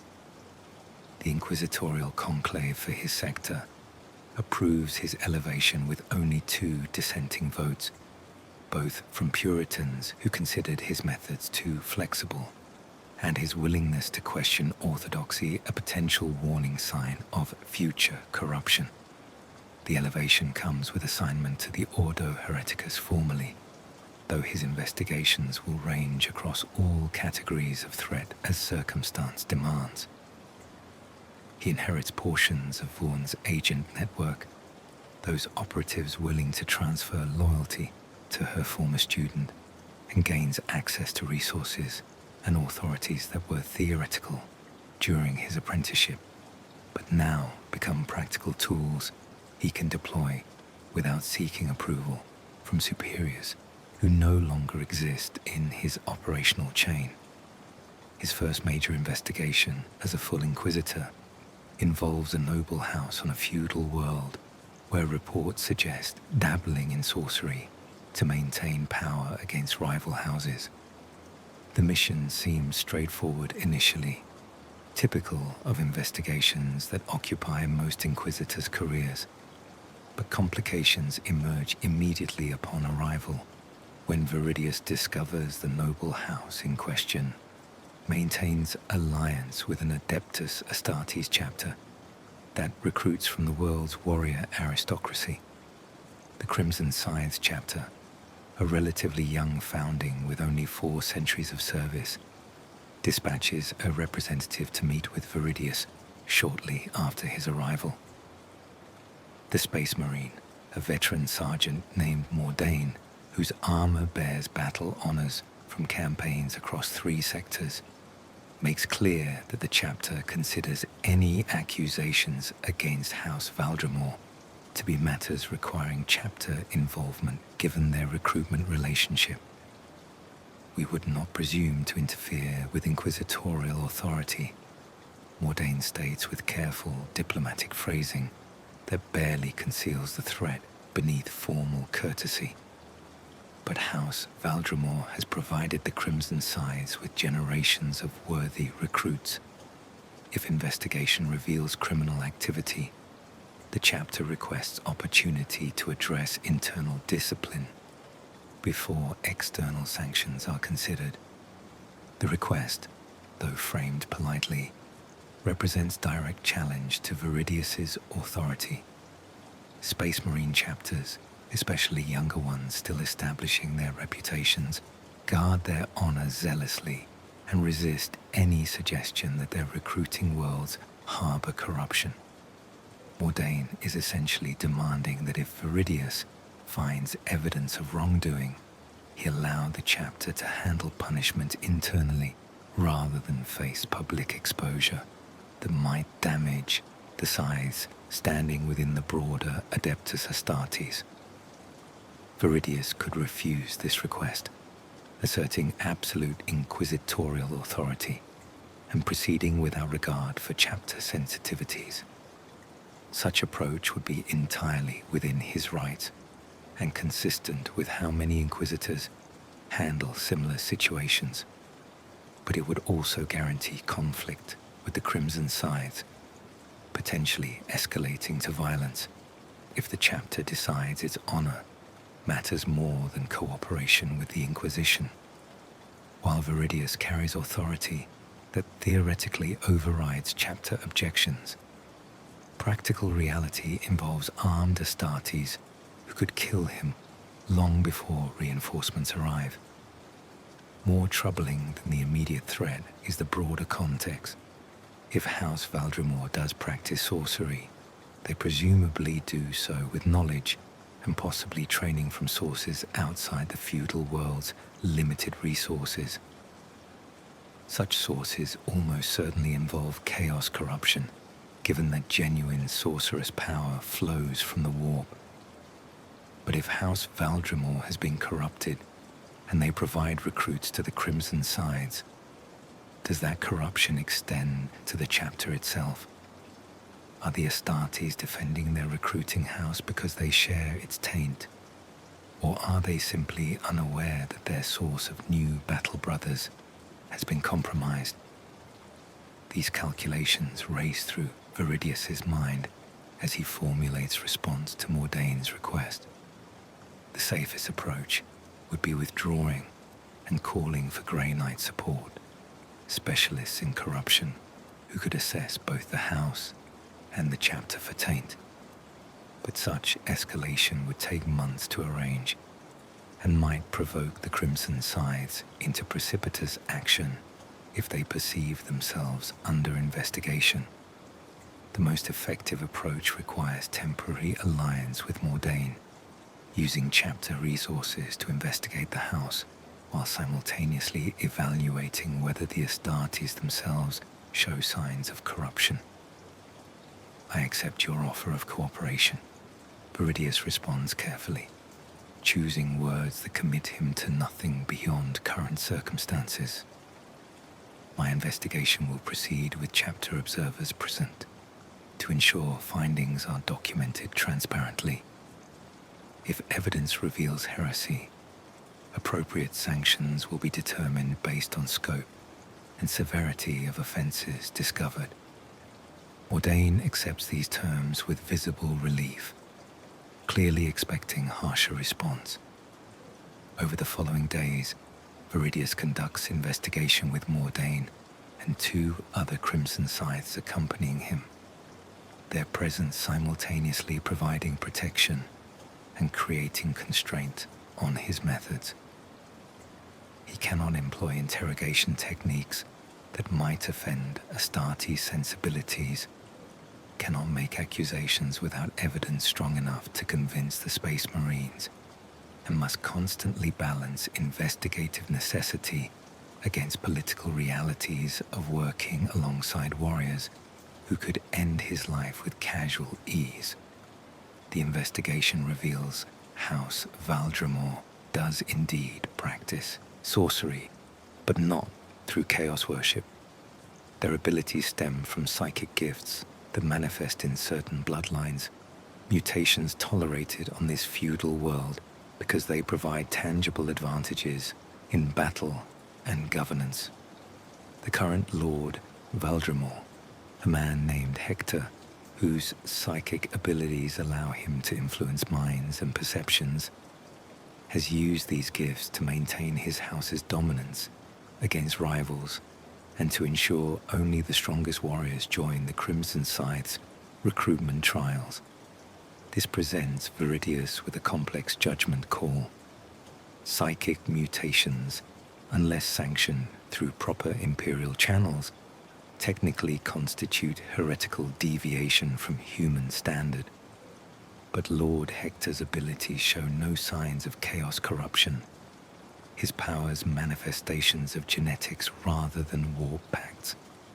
He has used these abilities in service to the Imperium, his house producing exceptional Astartes recruits and maintaining stability on a world that might otherwise descend into constant warfare between competing noble houses. Orthodox doctrine demands Hector be executed or sent to the black ships for potential sanctioning, his bloodline culled to prevent transmission of psychic gifts to future generations. Such action would cripple House Valdremor, destabilize the feudal world's politics, and eliminate a valuable recruitment source for the Crimson Scythes. The practical costs of enforcing doctrinal purity exceed any benefits gained from removing a mutant who causes no active harm and provides tangible service to the Imperium. Mordain, watching Veridius process these considerations, recognizes the decision point and chooses to speak. Lord Hector is a man of honor who has served the Imperium faithfully through service to my chapter. His gifts, while unusual, stem from the Emperor's own generosity in granting humanity diversity sufficient to meet varied challenges. I would consider it a personal favor if sanctions could be limited to formal censure rather than more severe consequences. The request, coming from a space marine who has demonstrated unexpected diplomatic skill throughout the investigation, carries weight beyond its words. Mordain is offering implicit alliance, a relationship that could prove valuable in future operations requiring Astartes support. But accepting his proposal requires Veridius to compromise doctrinal standards, to allow a mutant psyker to continue operating outside proper imperial sanction systems, because eliminating him would prove politically inconvenient. This represents precisely the kind of decision point where Puritans and Radicals diverge. A Puritan would execute Hector, regardless of consequences, trusting that the Emperor's will manifests through adherence to doctrine rather than pragmatic calculation of costs and benefits. A Radical would recognize that rigid enforcement of standards often produces outcomes that harm the Imperium more than they help, that sometimes serving humanity requires tactical flexibility, even when such flexibility violates letter of the law. Veridius has been trending toward radical positions for years now, each investigation eroding his faith in absolute principle and replacing it with situational ethics that evaluate each case on its particular merits.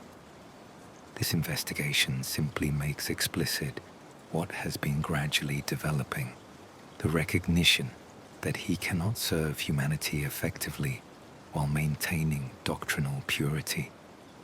One goal or the other must take precedence, and he has already chosen effectiveness over righteousness without fully acknowledging that choice until now.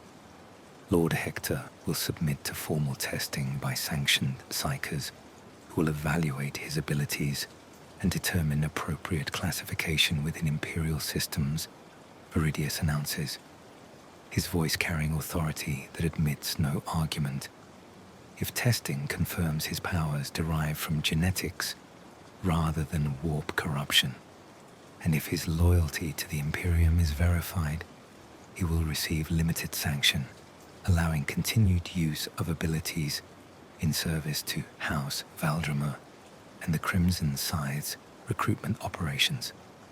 However, he will submit to regular monitoring to ensure no corruption develops, and his bloodline will be tracked to identify any descendants manifesting similar abilities who must undergo the same evaluation process.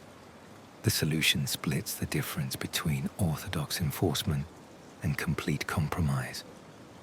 Hector avoids execution becomes under ongoing scrutiny that provides cover for Veridius against accusations that he simply ignored heretical mutation. The Crimson Scythes maintain their recruitment relationship, but accept inquisitorial oversight that allows Veridius to monitor for signs of chapter corruption. And the feudal world's stability is preserved while establishing formal mechanisms that should prevent more serious deviations from developing unchecked. Mordain accepts the terms with gratitude that seems genuine rather than merely diplomatic. You demonstrate wisdom beyond your years, Inquisitor. The Crimson Scythes are in your debt, and I personally pledge support should you require Astartes' assistance in future operations. Such alliance transcends formal obligations and represents personal bond between warriors who respect each other's judgment. The pledge proves valuable sooner than Veridius anticipates. 3 months after concluding the Valdremer investigation, he receives intelligence suggesting demonic cult activity on a hive world where local authorities have proven inadequate to containment. The cult has established stronghold in the Underhive and possesses weaponry suggesting off-world support from sources with access to military-grade equipment. Standard Arbeits forces cannot penetrate cult defenses without casualties that would effectively cripple law enforcement for the entire hive. Veridius contacts Mordain, invoking the pledge and requesting tactical support. The Crimson Scythes respond by dispatching a full squad under Mordain's personal command, 10 Astartes warriors whose presence transforms the operation from dangerous gamble into near certain victory. The assault proceeds with textbook efficiency, Space Marines breaching cult stronghold and eliminating resistance, while Veridius's agents secure evidence and captives for interrogation.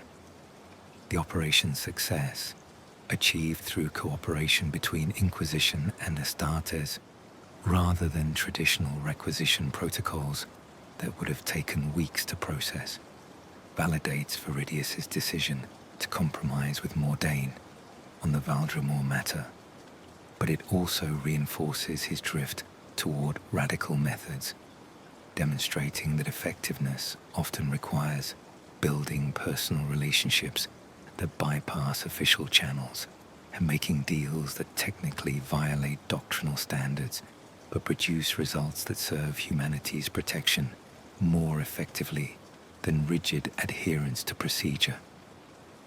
Over the following 5 years, Veridius builds similar relationships with tech priests willing to perform technically heretical analysis of xenotech in service to understanding alien threats, with rogue traders whose questionable activities provide intelligence on regions beyond Imperial control, and even with Eldar who share temporary common cause against chaos incursions that threaten their craft worlds and Imperial worlds alike. Each relationship represents another step away from Puritan orthodoxy, another compromise that serves immediate operational needs while accumulating debt to individuals whose own compliance with Imperial law remains questionable at best. Other Inquisitors notice this pattern. Some, particularly those of radical, bent themselves, approve and offer their own contacts and resources to expand Veridius's network, but others, Puritans who consider any deviation from orthodox methods a warning sign of impending corruption. Begin documenting his activities with clear intent to build cases that might justify censure or even prosecution should his methods become too openly heretical. Veridius is aware of this scrutiny and accepts it as inevitable cost of his approach.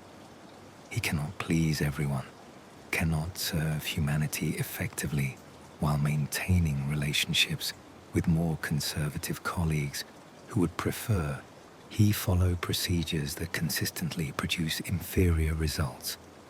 The Imperium faces threats too numerous and varied to address through rigid adherence to doctrine that was formulated thousands of years ago under different circumstances. Adaptation and flexibility are not weaknesses to be purged but necessities to be embraced, however uncomfortable that embrace might feel to those who draw psychological comfort from absolute certainty. But embracing necessity comes with costs beyond political tension with other inquisitors. Each compromise erodes his sense of moral foundation. Each deal with questionable allies makes the next such deal easier to justify. The slippery slope Puritans warn against is not metaphor but genuine psychological phenomenon. Once an inquisitor starts making exceptions to doctrine, starts evaluating cases based on practical outcomes rather than adherence to principle, the boundaries separating acceptable flexibility from heretical corruption begin blurring. What seems like pragmatic compromise today may be rationalization for genuine betrayal tomorrow, with no clear line marking where one transitions into the other. Veridius recognizes this danger intellectually, but cannot identify methods to guard against it while maintaining operational effectiveness. The only truly safe approach would be retreating to Puritan rigidity, but that safety would come at cost of everything he's accomplished through his network of questionable allies. He stands on a knife's edge, balanced between service and corruption, aware that one misstep could transform him from the Imperium's defender into another threat requiring elimination. This awareness does not comfort him. If anything, it makes every decision more agonizing, every compromise more fraught with self-doubt. But it does not stop him from continuing down the path he's chosen. The Imperium needs effective inquisitors more than it needs pure ones. If his effectiveness eventually costs his soul, that price may prove acceptable if it buys humanity enough time to face the galaxy's threats. This is the bargain every radical makes, whether they articulate it explicitly or simply slide into it through accumulated compromises. And once made, that bargain cannot be unmade without abandoning everything it purchased. The shrine world of Dimamar hosts one of the Imperium's most sacred reliquaries, housing remains of saints whose martyrdoms occurred during the Age of Apostasy and whose intercession is believed to provide protection against chaos corruption. Millions of pilgrims visit annually, seeking blessings or simply experiencing proximity to such concentrated holiness. The shrine itself, a cathedral complex covering 50 square kilometers, employs tens of thousands of clergy and support staff who maintain the facilities and minister to pilgrims' spiritual needs. Inquisitor Veridius Kaine arrives on Dimamar following reports of unusual deaths among the shrine's clergy. 3 priests have died in the past 6 months, all under circumstances that local authorities ruled accidental or natural, despite evidence suggesting otherwise.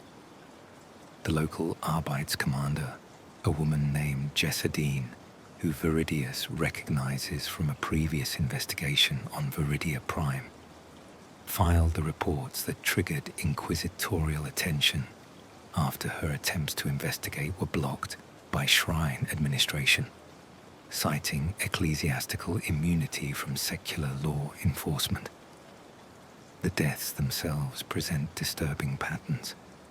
All three priests died alone in locked chambers within the shrine's restricted areas, regions accessible only to senior clergy. All three had recently been promoted to positions granting access to the reliquary vaults where the saints' remains are housed. And all three displayed evidence of extreme terror in their final moments, their faces frozen in expressions of horror that forensic analysis confirms occurred immediately before death rather than being imposed post-mortem. Veridius meets with the shrine's administrator, Cardinal Abbot Methodius, no relation to the cardinal from Ophelia 7, though the name's recurrence suggests either limited imagination among ecclesiarchy parents or deliberate adoption of names associated with prominent church officials. This Methodius proves less overtly hostile than his namesake, but no more cooperative, maintaining polite obstruction that makes investigating shrine operations difficult without direct confrontation that would generate political complications. The deaths are tragedies, certainly, but hardly evidence of heresy or corruption requiring inquisitorial intervention, Methodius explains with patient condescension.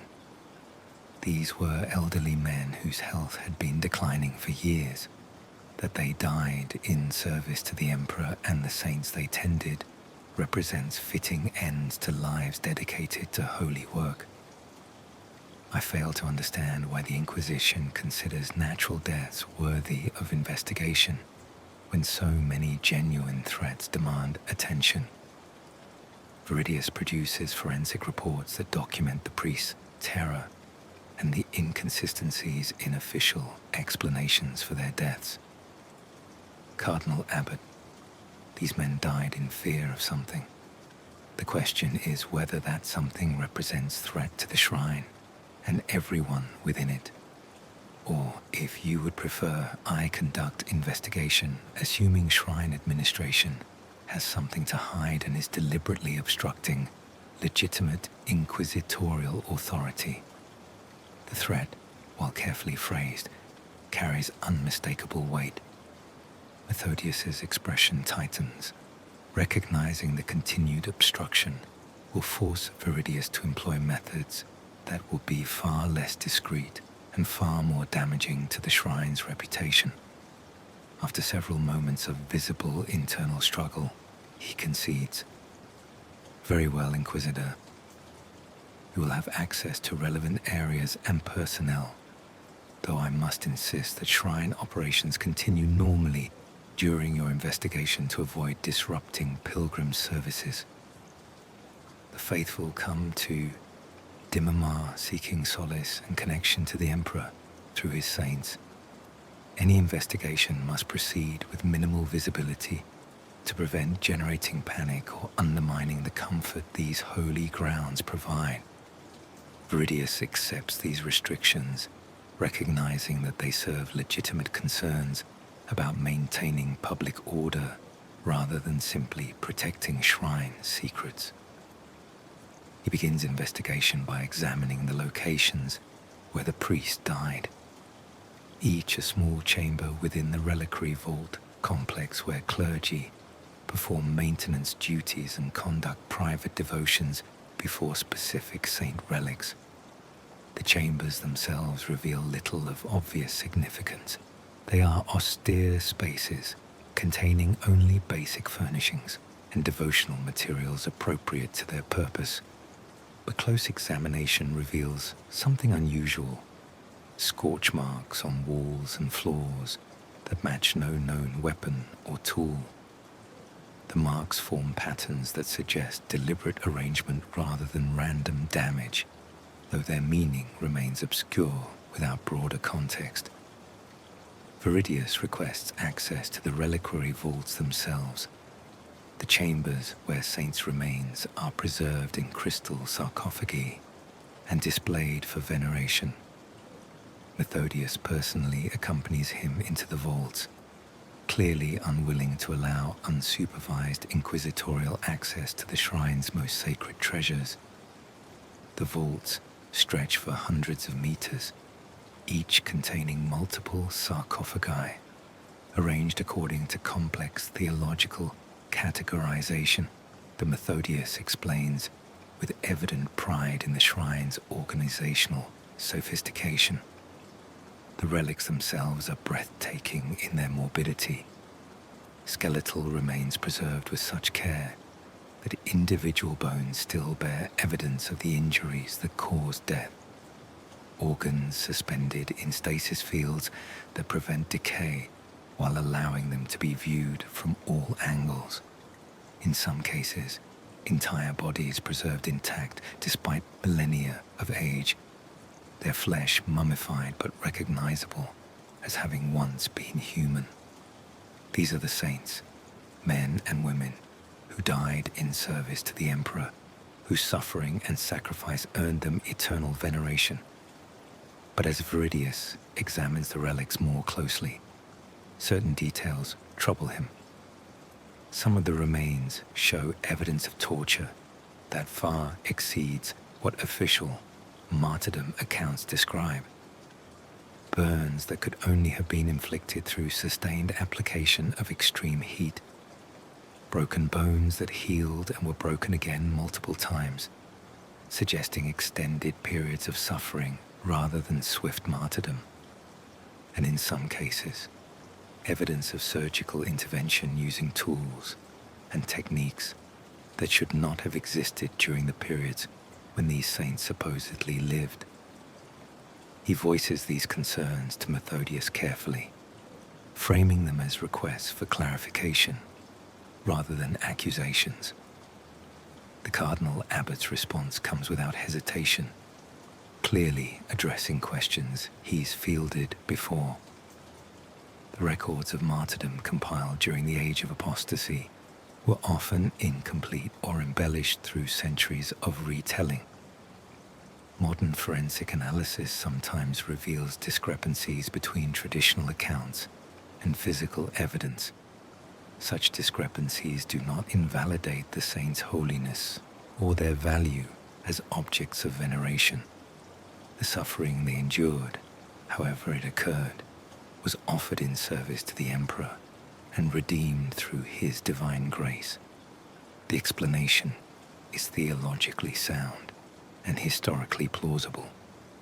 The Age of Apostasy was a period of extreme chaos when record-keeping suffered, and accounts of events were often transmitted through oral tradition before being written down generations later. Discrepancies between tradition and evidence should be expected rather than surprising.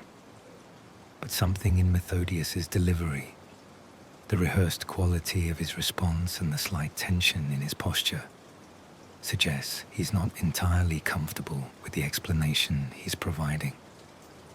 Veridius decides to push harder, recognizing opportunity to break through the Cardinal Abbot's carefully maintained composure. These martyrs all supposedly died during specific events, yet the forensic evidence suggests their suffering occurred over months or years, rather than in single incidents of persecution. Some show signs of medical intervention that kept them alive during extended torture. This suggests not martyrdom, but systematic abuse, possibly conducted by the very church officials who later canonized them as saints. Methodius's face flushes with anger, his diplomatic mask slipping to reveal genuine outrage beneath. You accuse the church of fabricating saints, of torturing innocents and then claiming their suffering as evidence of holy martyrdom. This represents blasphemy of the highest order, and I will file formal protest demanding your immediate censure. Veridius remains unmoved by the display, recognizing it as defensive reaction rather than genuine moral outrage. I accuse no one without evidence. I merely observe that evidence exists suggesting official martyrdom accounts may be incomplete or inaccurate. If you prefer I conduct investigation without your cooperation, making my findings public regardless of their implications for the shrine's credibility, that option remains available. The threat works. Methodius deflates visibly, his anger giving way to resignation. What I tell you must remain confidential.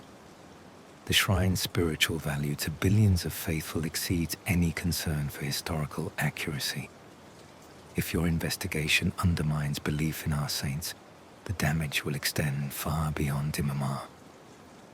He pauses, choosing words carefully. The saints whose remains we venerate were not always saints. Many were heretics or criminals who underwent rehabilitation through methods considered appropriate during the age of apostasy. Their suffering was genuine, their torture real, but it was inflicted as punishment and correction, rather than persecution, by enemies of the faith. Over centuries, these origins were forgotten or deliberately obscured, their painful deaths reframed as martyrdom rather than execution. The distinction ceased to matter because the results were identical. Suffering offered to the emperor and accepted by him regardless of the circumstances that produced it. The revelation is stunning in its implications. The shrine's most sacred relics, objects of veneration for billions of faithful across millennia, are corpses of people who died as criminals rather than martyrs. Their sainthood is fiction, pious fraud, maintained to provide pilgrims with objects of devotion whose actual history would undermine rather than strengthen faith. And the Church, or at least its officials on Immermar, has known this truth for generations while maintaining the deception because spiritual utility outweighs historical honesty. Veridius processes this information, considering its implications for his investigation. The priests who died were likely killed because they learned this truth and either planned to expose it or simply reacted in ways that suggested their knowledge might leak to people unprepared for such revelation. Their deaths represent damage control, elimination of witnesses to maintain fraud that serves the Imperium's interests, even if it violates truth. Who killed them? Veridius asked directly, abandoning diplomatic phrasing now that the core deception has been exposed. Methodius's response comes with visible reluctance. We believe the relics themselves are responsible. Several of the saints, if we may continue using that title, were powerful psychers whose abilities survived death. Their remains possess psychic resonance that affects those who spend extended time in proximity. The priests who died all worked in the vaults daily, exposed to concentrated psychic emanations that gradually eroded their mental stability. When they finally learned the truth about the relic's origins, that psychological stress combined with accumulated psychic exposure to produce catastrophic mental breakdown manifesting as physical death. It's a convenient explanation that attributes the deaths to impersonal forces rather than deliberate murder. But it also has the ring of truth given what Veridius knows about psychic phenomena and the warp. Powerful psychers can indeed leave psychic imprints that persist beyond death, and sustained exposure to such imprints can cause psychological damage in individuals lacking proper mental shielding. But convenient truth or deliberate misdirection, the explanation forces Veridius to confront a difficult decision. If he exposes the fraud surrounding the shrine's saints, he will destroy faith that sustains millions of pilgrims and potentially destabilize religious devotion across multiple sectors. The faithful come to Immermar, believing they commune with genuine martyrs, whose sacrifice inspires their own commitment to the Emperor. Learning that these saints are frauds will undermine not just this specific shrine, but broader trust in ecclesiarchy honesty and the validity of veneration practices generally. Conversely, allowing the fraud to continue means becoming complicit in deception that violates every principle of truth and honesty the Inquisition supposedly upholds. The saints are fakes, their veneration based on lies, and the priests who discovered this truth died as consequence. Failing to address this represents not just overlooking heresy, but actively protecting it through enforced silence. The choice represents precisely the kind of dilemma that separates Puritans from radicals. A Puritan would expose the truth, regardless of consequences, trusting that faith built on lies deserves destruction, and that genuine devotion must rest on honest foundations. A radical would recognize that billions of faithful depend on these lies for spiritual comfort, that destroying their faith serves no one's interests, and that sometimes protecting humanity requires maintaining necessary illusions, however distasteful such protection might feel. Veridius has been trending radical for years, but this represents the most explicit test yet of how far that trend has carried him. He stands in a shrine dedicated to fraudulent saints, knowing that revealing this truth will shatter faith across vast reaches of imperial space, knowing that concealing it makes him complicit in ongoing deception. There is no good choice, only selection of which harm to embrace and which to prevent. After several minutes of silence, he speaks. The priest's deaths will be officially attributed to psychic phenomena, natural consequence of exposure to powerful relics without proper mental shielding. New protocols will be implemented requiring all vault workers to undergo regular psychic screening and receive enhanced mental conditioning before working with the relics. These protocols will be justified as preventing future accidents without acknowledging the actual nature of what they protect against. He pauses, meeting Methodius's gaze directly. The truth about the relic's origins will remain classified, accessible only to inquisitors and senior ecclesiarchy officials who require such knowledge for operational purposes. The shrine will continue its functions without disruption. Pilgrims will continue receiving the spiritual comfort they seek, and you will ensure that no one else dies because they learned what they shouldn't know. Methodius nods slowly, relief evident in his posture. This represents wisdom beyond what I expected from an inquisitor, particularly one with your reputation for uncompromising pursuit of heresy. You have my gratitude and my promise that the shrine will comply with whatever protocols you deem necessary. The gratitude feels like poison, acknowledgement that Veridius has chosen comfort over truth and collaboration over confrontation.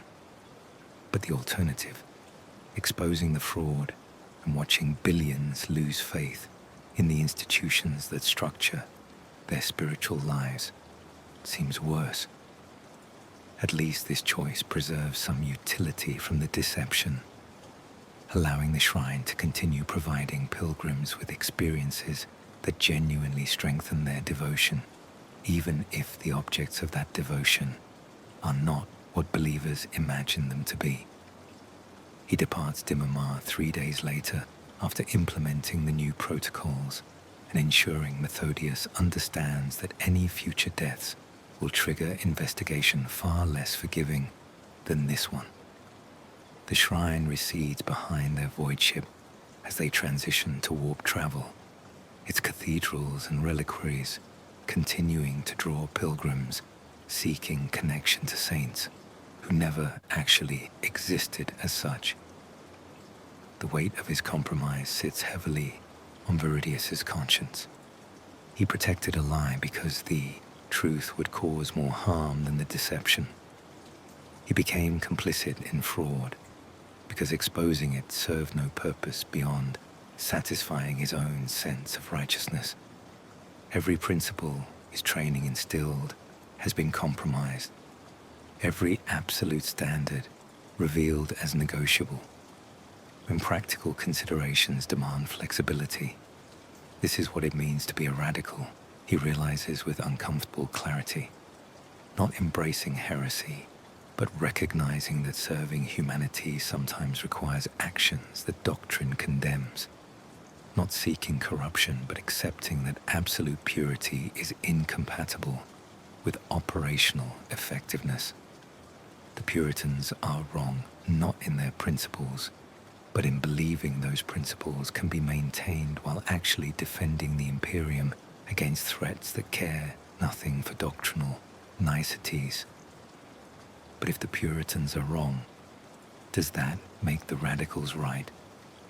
Or does it simply mean both factions are fumbling toward truth that neither can fully articulate, that the Imperium is broken beyond repair, and that all efforts to defend it are simply choosing which failures to embrace and which to postpone? These questions will haunt Veridius for the rest of his career, driving him further down paths that would horrify his younger self while seeming increasingly necessary to his current understanding. The transformation from zealous enforcer to pragmatic compromiser is complete.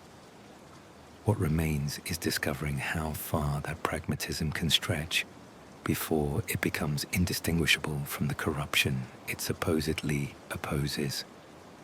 The maiden world of Eandantol lies in disputed space between the Imperium and craft world, Eandan's traditional territories, its virgin forests and crystalline seas, coveted by both factions for different reasons. To the Imperium, it represents potential colonization site and resource extraction opportunities. To the Eandan Eldar, it is sacred ground where their ancestors walked before the fall, and where Wraithbone seers predict futures crucial to their craft world's survival. Normally, such disputes resolve through warfare, either immediate conflict or slow encroachment by whichever side can project force more effectively. But this situation involves complication that transforms routine territorial dispute into crisis requiring inquisitorial intervention. A Tyranid splinter fleet, separated from Hive Fleet Leviathan during recent conflicts, has identified Eandantol as potential consumption target. The xenos swarm now approaches the world from the galactic east, calculated to arrive within 3 months according to Imperial Navy intelligence. Neither the Imperium nor the Eldar possess sufficient forces in the region to repel the Tyranid incursion alone. The Imperial garrison defending nearby Forge World installations numbers only 3 regiments plus supporting naval assets, inadequate for planetary defense against even a splinter fleet.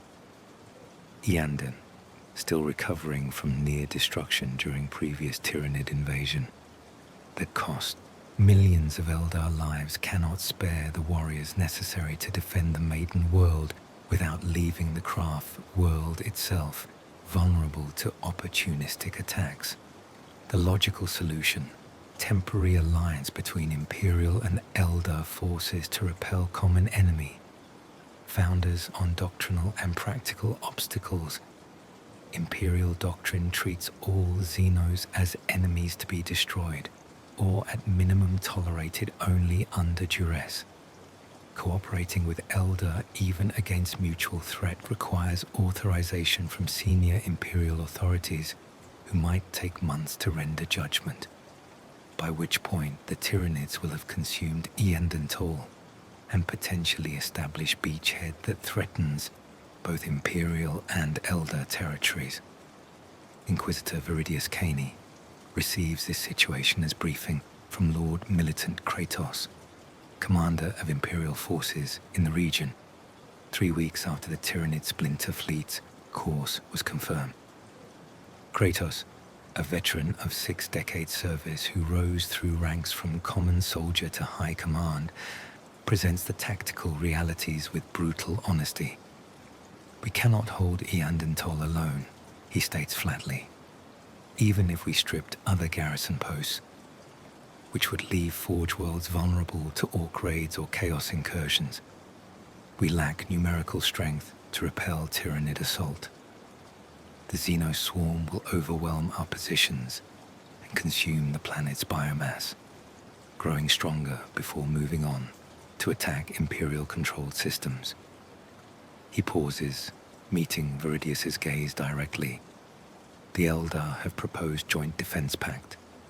They will commit forces equivalent to an Imperial regiment, plus warship support, in exchange for our cooperation in defending the Maiden World.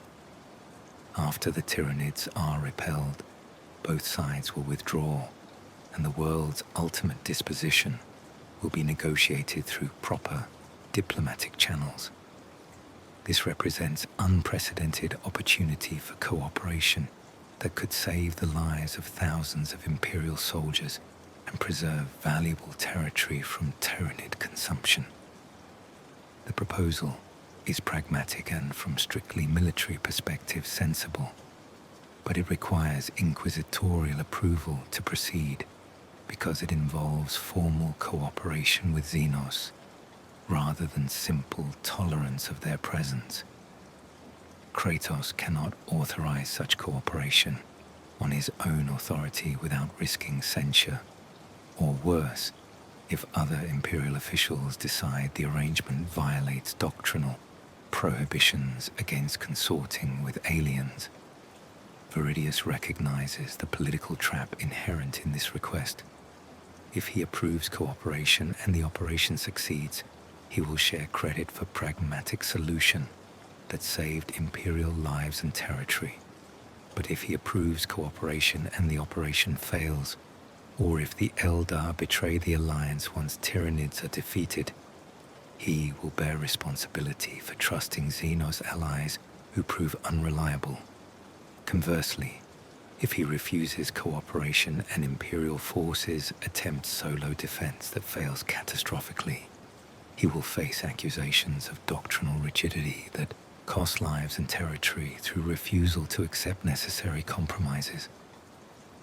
There is also the matter of his own philosophical position to consider. Veridius has been trending radical for years, accepting compromises and flexible interpretations of doctrine when practical considerations demand such flexibility. But cooperating with Eldar represents explicit step beyond his previous compromises, not merely overlooking violations of Imperial law or maintaining useful deceptions, but actively allying with xenos against common foe. Some radicals embrace such alliances readily, arguing that survival transcends species boundaries, and the cooperation with xenos proves acceptable when alternatives involve mutual extinction. But other radicals, and certainly most Puritans, consider any cooperation with xenos to be heresy regardless of circumstances. The divide separates Inquisitors who believe humanity can benefit from temporary tactical alliances with aliens from those who maintain that xenos are inherently untrustworthy and that any cooperation simply delays inevitable betrayal. Veridius requests time to consider the proposal, withdrawing to his quarters aboard the Lord Militant's flagship to review intelligence reports and Imperial doctrine regarding xenos interaction. The reports present Tyranid capabilities in chilling detail, biomass consumption rates that would strip Iandentol to bedrock within weeks of successful invasion, adaptive evolution that allows the swarm to counter defenses it encounters, and single-minded determination that makes negotiation or deterrence impossible. The doctrine regarding xenos cooperation proves less helpful, consisting primarily of prohibitions against consorting with aliens, combined with acknowledgements that certain Inquisitors have employed xenos assets when operational necessity demands such compromises. The language is deliberately vague, providing cover for Inquisitors who choose cooperation while maintaining official position that such cooperation represents exception rather than acceptable practice. After 6 hours of review and contemplation, Veridius makes his decision. He approves the proposal with extensive caveats designed to limit risk of Eldar betrayal while maximizing operational coordination. Imperial and Eldar forces will operate under unified command structure, with Veridius himself serving as coordinator between the two factions. Eldar forces will be prohibited from entering certain areas of Imperial fortifications to prevent intelligence gathering, and all Eldar personnel will be monitored by agents trained to recognize signs of betrayal or preparation for treachery. Lord Kratos receives the decision with visible relief, clearly having feared a refusal that would force him into impossible choice between duty and practical military necessity. I will inform the Eldar immediately and begin coordination for joint defensive operations. Your presence as liaison will significantly ease communication difficulties and provide both sides with confidence that agreements will be honored. The Eldar representative who arrives 3 days later to formalize the alliance is Farseer Caladris, an ancient Eldar whose age is measured in centuries rather than human decades. He arrives aboard a sleek void ship whose technology surpasses anything the Imperium produces, accompanied by an honor guard of aspect warriors whose grace and lethality remind Veridius uncomfortably that even these allies could kill him with contemptuous ease if they chose treachery over cooperation. Caladris speaks Gothic with perfect fluency, his voice carrying harmonics that suggest psychic enhancement or simply Eldar vocal capabilities that exceed human range. We appreciate the Inquisition's wisdom in approving this alliance. The Tyranids threaten all life in the galaxy, and cooperation between our peoples serves mutual survival even if our species remain fundamentally opposed in most circumstances. The phrasing carefully acknowledges that this alliance is temporary expedient rather than foundation for broader cooperation. Both sides understand that once the Tyranid threat is eliminated, Imperial and Eldar forces will return to their normal postures of mutual hostility tempered by occasional tactical cooperation when shared interests align. The defensive preparations proceed with remarkable efficiency given the cultural and linguistic barriers separating human and Eldar forces. Imperial soldiers construct fortifications and artillery emplacements following standard siege warfare doctrines, while Eldar rangers establish sensor networks and wraithbone constructs that enhance the world's natural defenses through methods that blend technology and psychic manipulation in ways Imperial doctrine would condemn as sorcery if employed by humans. Veridius observes these preparations while maintaining constant vigilance for signs of Eldar treachery. But as days stretch into weeks and the defensive network takes shape, he finds his suspicions gradually eroding. The Eldar demonstrate consistent commitment to the Alliance, sharing intelligence about Tyranid capabilities and adjusting their own tactical deployments to better support Imperial positions. They fight not as aliens tolerating human presence, but as genuine allies who recognize that success requires cooperation rather than competition. This recognition proves profoundly unsettling to Veridius's understanding of xenos nature.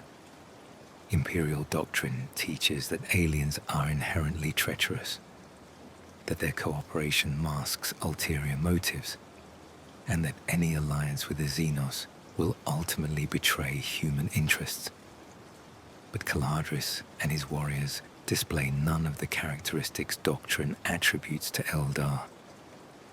They are arrogant, certainly, viewing humans with barely concealed condescension that stems from their superior lifespans and technological sophistication. But they are not deceptive or treacherous, at least not in contexts where deception would undermine their own survival. The Tyranid splinter fleet arrives on schedule, dropping from warp space at the system's edge and beginning its inexorable advance toward Iandantol. The swarm numbers in the millions, a writhing mass of biological horrors that range from smallest ripper swarms to massive Tyranofex bioorganisms capable of destroying fortifications with acid sprays and bioplasma weapons. The fleet's hive ships orbit the system's outer planets, sending forth waves of smaller organisms in landing spores that burn through Iandantol's atmosphere like meteors of flesh and chitin. The defensive battle unfolds over 3 weeks of brutal combat that tests both Imperial and Eldar forces to their limits. Imperial artillery pounds landing zones where Tyranid organisms cluster, turning acres of virgin forest into cratered wastelands of shattered chitin and spilled ichor. Eldar rangers pick off larger organisms with hyper-accurate sniper fire, while aspect warriors engage in close combat that showcases their species' terrifying martial prowess. And through it all, Veridius coordinates the defense from a command bunker where human and Eldar tactical officers work side by side, their initial mutual suspicion gradually giving way to grudging professional respect as the battle's intensity forces cooperation. The Tyranids adapt to defensive tactics with frightening speed, each wave incorporating lessons learned from its predecessor's destruction. Artillery barrages that devastated early waves prove less effective as later organisms develop thicker carapaces and behavioral patterns that minimize their exposure. Sniper fire that killed command organisms from kilometers away becomes less reliable as synapse creatures begin staying behind expendable screening swarms. The hive mind learns and evolves, its intelligence distributed across millions of organisms that die so that future waves can exploit weaknesses their deaths reveal. But the defenders adapt as well, human stubbornness combining with Eldar foresight to counter each new Tyranid innovation with defensive adjustments. When organisms develop resistance to standard munitions, Imperial forces deploy specialized ammunition containing acids and toxins that bypass armor. When synapse creatures begin protecting themselves more effectively, Eldar farces employ psychic attacks that sever synaptic connections and reduce coordinated swarms to confuse mobs easily destroyed through conventional firepower. The battle's turning point comes during the 3rd week when Farseer Caladris identifies a critical vulnerability in the Hive Fleet's command structure. One of the orbiting Hive ships serves as primary synapse node for the entire splinter fleet, coordinating lesser organisms and ensuring tactical coherence across all landing forces. If this ship can be destroyed, the splinter fleet will fragment into disconnected swarms that can be defeated in detail rather than facing coordinated assault from millions of organisms acting with single purpose. But destroying the hive ship requires naval engagement that neither Imperial nor Eldar forces can accomplish alone. The Imperial Navy assets in system consist of 3 destroyers and a light cruiser. inadequate firepower to penetrate hive ship defenses and deliver killing blow. The Eldar warships possess superior technology, but insufficient numbers to survive the fighter organisms and smaller bioships that screen the hive ship from assault. Only combined attack Imperial ships providing firepower while Eldar vessels supply mobility and precision targeting offers realistic chance of success. Lord Militant Kratos presents this tactical assessment to Veridius during an emergency command conference where exhaustion weighs heavy on all participants. We can attempt the attack, but casualties will be severe. We will lose at least 2 destroyers, possibly all 3, and the cruiser may not survive even if we successfully destroy the target. The question is whether achieving victory justifies the cost. Veridius turns to Caladris, seeking Eldar perspective on the same calculation. The Farseer's response comes without hesitation. Victory justifies any cost short of complete annihilation. If we fail to destroy the hive ship, the Tyranids will eventually overwhelm our ground defenses through sheer attrition. All forces, both human and Eldar, will die defending a world we cannot save. But if we succeed, we preserve not only this world, but prevent the splinter fleet from growing stronger through consumption of its biomass. Future worlds, both Imperial and those sacred to the Eldar, will be spared because we sacrifice here. The logic is impeccable and horrifying. Success requires accepting that thousands of Imperial naval personnel will die in attack that serves Eldar interests as much as human ones. But failure means everyone dies, ground forces and naval crews alike, and the Tyranids move on to threaten other worlds. The moral arithmetic is brutal but clear. Some must die so that more may live. Veridius gives the order to proceed with the attack.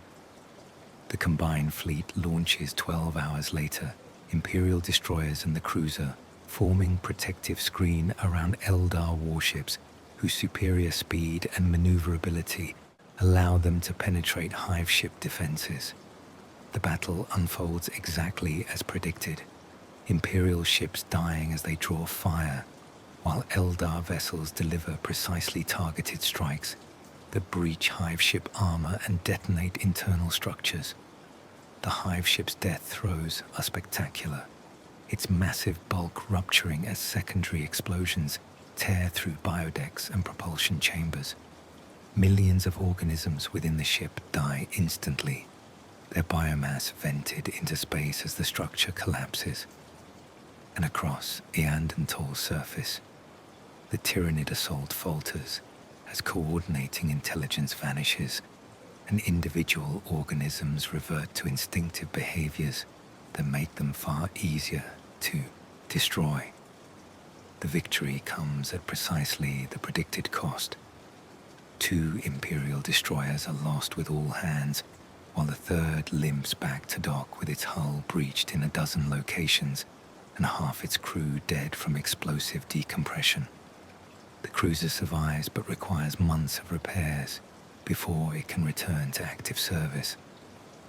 The Eldar warships, though damaged, suffer minimal casualties due to their superior technology and the protection provided by sacrificed Imperial vessels. In the aftermath, as combined forces systematically eliminate remaining Tyranid organisms from Eandantol's surface, Veridius confronts the full weight of his decision. He ordered thousands of Imperial personnel to their deaths in service to alliance with xenos, sacrificing human lives to preserve a world that neither faction can claim exclusive right to possess.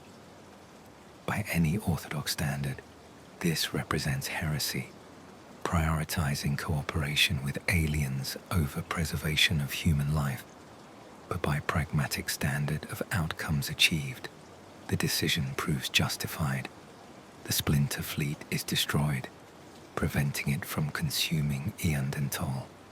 and growing stronger before attacking other worlds.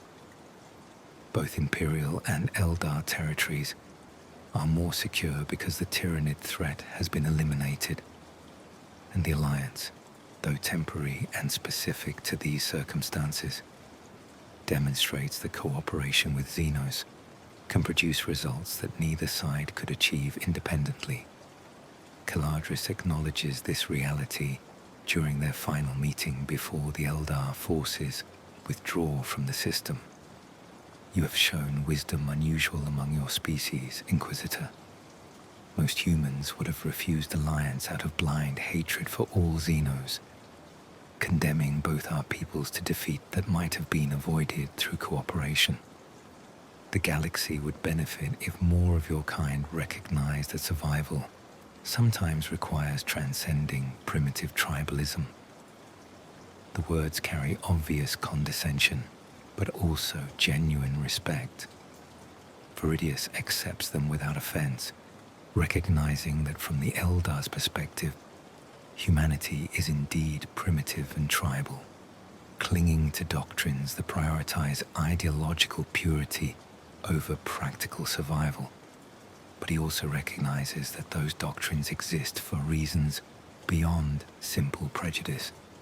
The Imperium's experience with xenos spans 10,000 years and includes countless betrayals, genocidal wars, and conflicts that killed billions. The xenophobia that defines Imperial doctrine stems not from ignorance but from hard lessons learned through rivers of human blood. Yet those lessons, however valid their origins, may no longer serve humanity's interests in a galaxy where threats multiply faster than the Imperium can address them. If cooperation with xenos offers opportunities to survive challenges that would otherwise prove overwhelming, is rigid adherence to anti-alien doctrine truly serving humanity, or simply ensuring that humans die with ideological purity intact? This question will haunt Veridius more persistently than any previous compromise. He has crossed a threshold that many Inquisitors consider the boundary between acceptable radicalism and outright heresy.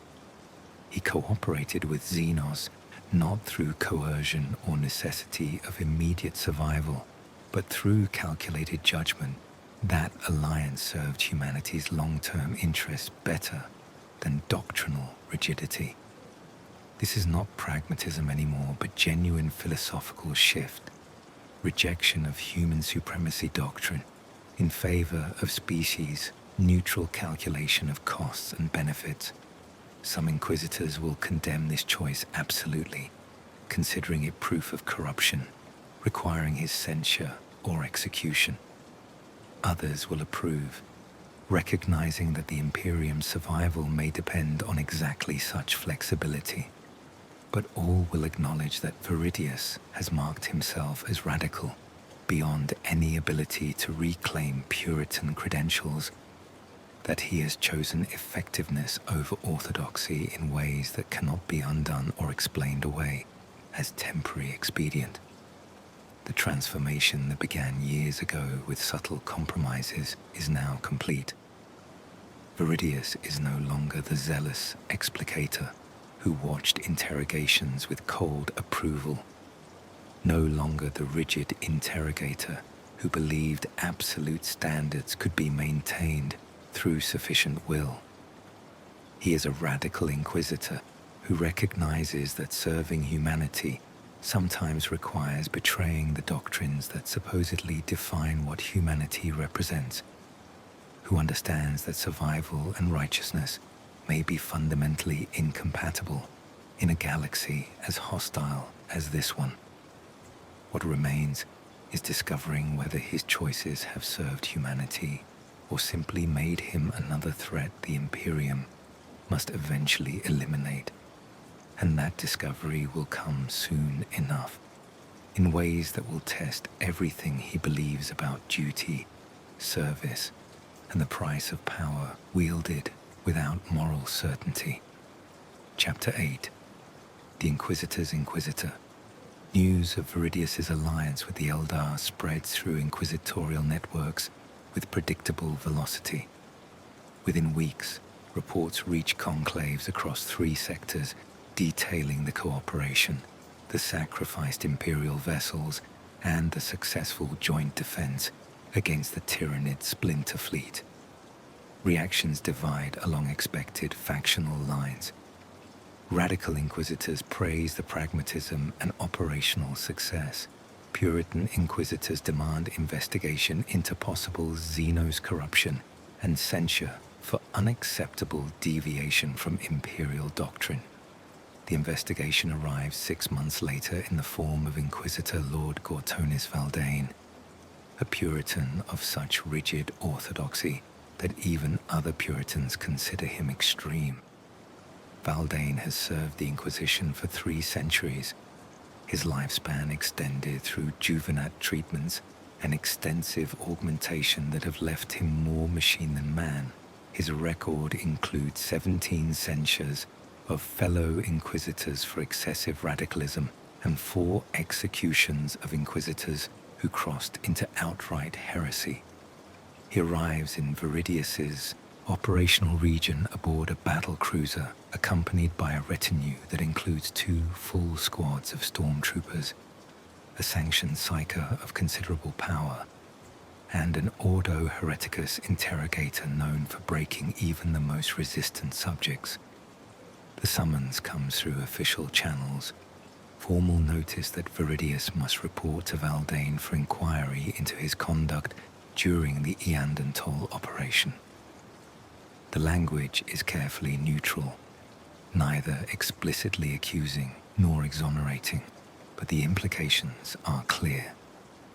Valdane intends to determine whether Veridius's actions represent acceptable radicalism or heretical corruption requiring censure. Veridius arrives at the appointed meeting location, a fortress monastery on a barren moon where Valdane has established temporary headquarters, with full awareness that this encounter may end his career or his life. He brings minimal retinue, recognizing that any show of force would be interpreted as evidence of guilt and preparation for resistance. Better to present himself as cooperative subject of legitimate investigation than to suggest he has something to hide. Valdane receives him in a chamber whose austerity borders on asceticism, bare walls unmarked by decoration and furniture limited to functional necessities. The Inquisitor Lord himself is a disturbing figure, his body so heavily augmented that identifying where flesh ends and machine begins proves impossible. Augmetic eyes clicking and whirring as they focus dominate a face whose flesh has been replaced with synth skin stretched over metal frame. His voice, synthesized through voxcasters that replace biological vocal cords, carries no emotion or inflection beyond what is deliberately programmed. Inquisitor Kaine. His greeting contains neither warmth nor hostility, simply flat acknowledgement of Veridius's presence. You stand before this inquiry to account for actions taken during the defense of the world-designated Toll. Specifically, you will explain your decision to cooperate with Eldar xenos against Tyrannid incursion, a cooperation that resulted in significant Imperial casualties and required you to coordinate military operations with aliens hostile to humanity's interests. Veridius responds with calm precision, laying out the tactical situation as it existed before the alliance, the calculations that led to his approval of cooperation, and the operational results that justified his decision. He emphasizes that refusal to cooperate would have resulted in total Imperial defeat with significantly higher casualties and loss of strategic territory to Tyrannid consumption. The alliance, while unorthodox, achieved objectives that could not have been accomplished through orthodox methods. Valdane listens without interruption, his augmetic eyes recording everything for subsequent analysis. When Veridius concludes his explanation, the Inquisitor Lord responds with devastating precision. Your tactical analysis is sound, the cooperation achieved, objectives that orthodox methods could not have accomplished. But soundness of tactical outcome does not justify doctrinal violation. Imperial doctrine prohibits cooperation with xenos for reasons that transcend immediate military necessity. The prohibition exists because such cooperation establishes precedents that undermine humanity's conviction of its rightful supremacy in the galaxy and creates relationships that may lead to deeper corruption. He pauses, augmetic eyes focusing with mechanical intensity. By approving alliance with Eldar, you demonstrated that you consider human lives expendable in service to cooperation with xenos. You sacrificed Imperial naval personnel to protect a world of no strategic value to the Imperium, all to preserve alliance with aliens who will inevitably betray humanity when such betrayal serves their interests. This represents fundamental failure of judgment stemming from corruption of proper inquisitorial priorities. The accusation is stated as established fact rather than a hypothesis requiring investigation. Valdain has already decided Veridius is guilty. This inquiry is simply formality preceding censure. But Veridius recognizes opportunity in the Inquisitor Lord's certainty. Rigid orthodoxy creates blind spots, assumptions that prevent recognition of alternatives outside doctrinal frameworks. With respect, Inquisitor Lord, sacrificing 2,000 naval personnel to achieve victory that saved 30,000 ground forces represents appropriate prioritization of Imperial lives rather than expenditure in service to xenos cooperation. Veridius responds carefully. The alliance was a tool employed to achieve Imperial objectives, not end in itself. Had the Eldar betrayed that alliance, I would have responded with appropriate force. But tactical cooperation with xenos against mutual threat does not constitute corruption unless such cooperation becomes preferred option rather than necessary expedient. Valdain's response comes with machine-like predictability. The distinction you draw between necessary expedient and preferred option is precisely the rationalization that marks transition from radical flexibility to heretical corruption. All radicals begin by making exceptions they claim are necessary. Over time, those exceptions become habits, and habits become philosophical positions that directly contradict imperial doctrine.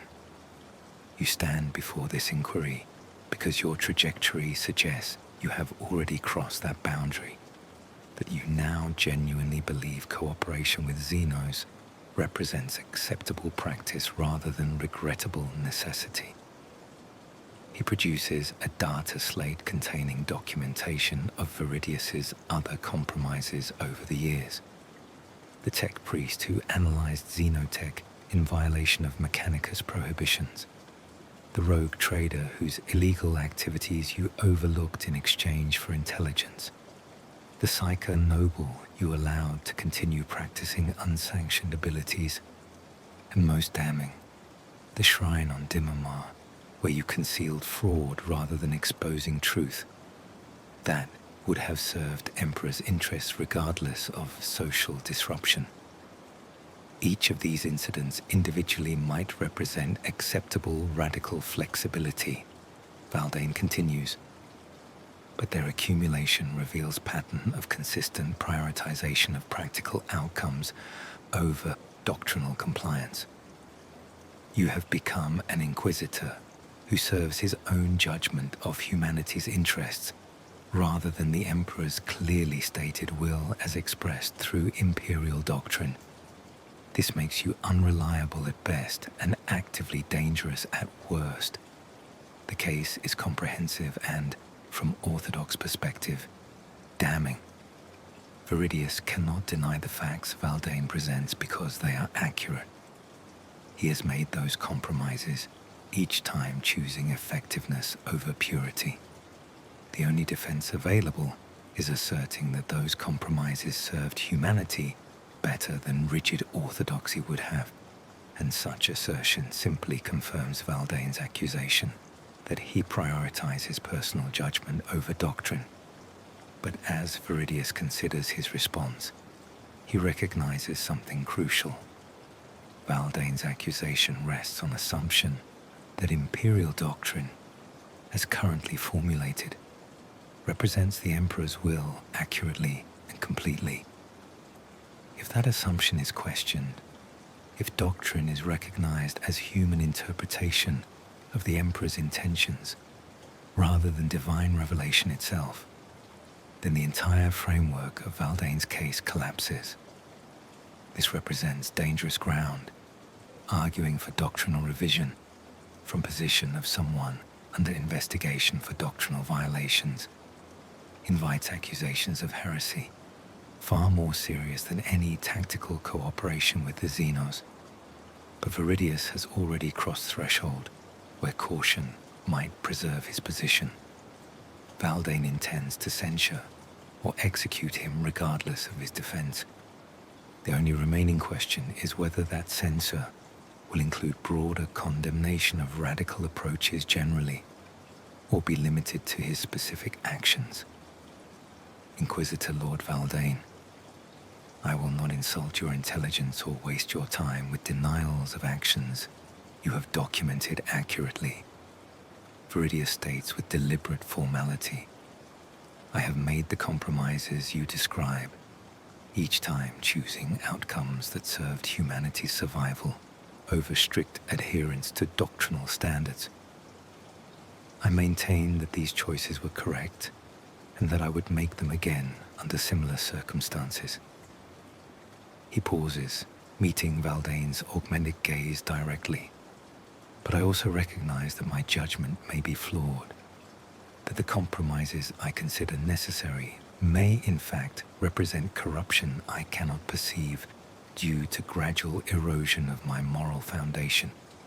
I submit myself to this inquiry's judgment without reservation. If you determine I have become a threat to the Imperium I serve, then I will accept that judgment and whatever consequences follow. The statement is neither defiance nor capitulation, but acknowledgement of the genuine dilemma at the inquiry's heart. How can inquisitors who operate with near absolute authority be held accountable when the very independence that makes them effective also isolates them from oversight? How can corruption be distinguished from necessary flexibility when both involve deviating from established norms? And who watches the watchers when the watchers themselves disagree fundamentally about what constitutes acceptable behavior? Valdain processes this response in silence, his augmetic systems clicking softly as they analyze implications and calculate appropriate response. After several minutes, he speaks with synthesized voice that somehow conveys reluctant respect. Your candor is unexpected and appreciated. Most radicals confronted with evidence of their deviations attempt justification through elaborate arguments about necessity and pragmatism. You acknowledge your actions without attempting to deny their doctrinal implications, while maintaining the practical results validate the compromises made. This suggests you retain capacity for honest self-evaluation, even if your conclusions differ from orthodox standards. He pauses, augmetic eyes refocusing. However, capacity for self-evaluation does not excuse the deviations themselves. You have established pattern of behavior that places you firmly in radical camp and dangerously close to boundaries, separating acceptable flexibility from heretical corruption. This inquiry therefore rules that you will be subject to enhanced monitoring going forward, with quarterly reports on your activities submitted to Puritan Oversight Committee for review. Additionally, you are prohibited from independent operations involving xenos cooperation without explicit prior approval from Inquisitor Lord Authority. The ruling is compromise, neither full censure nor complete exoneration. Veridius will continue operating but under constraints designed to limit his ability to make the kinds of compromises Valdain considers dangerous. It is punishment that preserves his usefulness while attempting to reform his methods through external oversight. But both participants in this inquiry understand the ruling's limitations. Enhanced monitoring will make some of Veridius's methods more difficult but not impossible. The Oversight Committee will review reports he writes himself, giving him opportunity to frame actions in ways that minimize apparent deviation from orthodoxy. And the prohibition on xenos cooperation contains loophole in its emergency exception clauses, allowing him to authorize such cooperation if circumstances demand immediate decision. Veridius accepts the ruling formally, recognizing it as best outcome he could realistically achieve.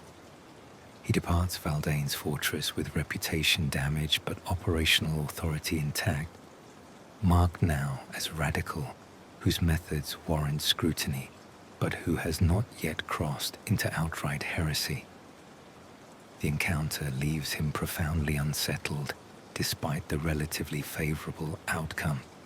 Valdain's accusation that he prioritizes personal judgment over doctrine is accurate, and no amount of rationalization changes that fundamental truth.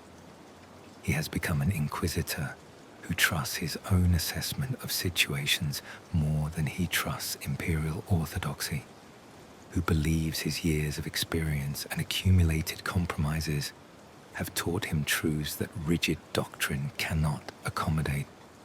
This is a dangerous position for anyone wielding inquisitorial power. The safeguards that theoretically constrain inquisitors, the oversight of peers, and the threat of censure for excessive deviation function properly only if inquisitors actually fear censure enough to moderate their behavior. But Veridius no longer fears censure in ways that would constrain his methods. He has concluded that effectiveness requires accepting risk of condemnation from more orthodox colleagues, that serving humanity sometimes means accepting that those who claim to speak for the Emperor's will may be wrong. This recognition marks him as fully radical in ways that transcend mere tactical flexibility.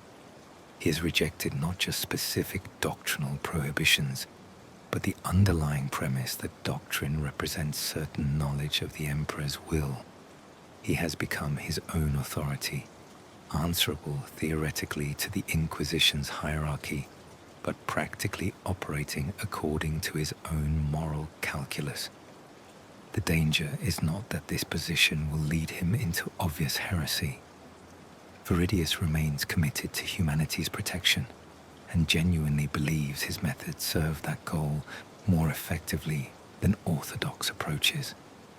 The danger is subtler, that without external constraints he trusts, he has lost ability to recognize when his judgment becomes compromised, when the rationalizations he employs to justify compromises become indistinguishable from the corrupted reasoning of actual heretics. Valdain recognized this danger even if he lacked practical means to address it. The enhanced monitoring and oversight restrictions represent an attempt to impose external constraints that Veridius will accept because he cannot avoid them, but they cannot restore the internal constraints, the faith in doctrine and fear of corruption that once moderated his behavior before accumulation of compromises eroded them beyond recovery. He is now exactly what Puritans fear most, a radical inquisitor with power and independence sufficient to implement his own vision of how humanity should be defended. accountable to no authority he genuinely respects, and limited only by his own judgment, which may be compromised in ways he cannot perceive. Whether this makes him hero or threat, savior or danger, will be determined by outcomes that may not become clear for decades. The Chaos cult on Mortal Prime has progressed beyond the point where conventional inquisitorial methods can contain it. Intelligence reports suggest the cult numbers in the tens of thousands, deeply embedded in the planetary government and protected by corrupted PDF forces whose officers receive bribes or threats sufficient to guarantee their cooperation. Attempting to purge such extensive corruption through standard approaches, arrests and interrogations, followed by public executions, would trigger civil war that could destabilize the entire sector. Inquisitor Veridius Kaine, now 46 and bearing scars both physical and psychological from 2 decades of service, faces this situation with grim recognition that orthodox methods will fail.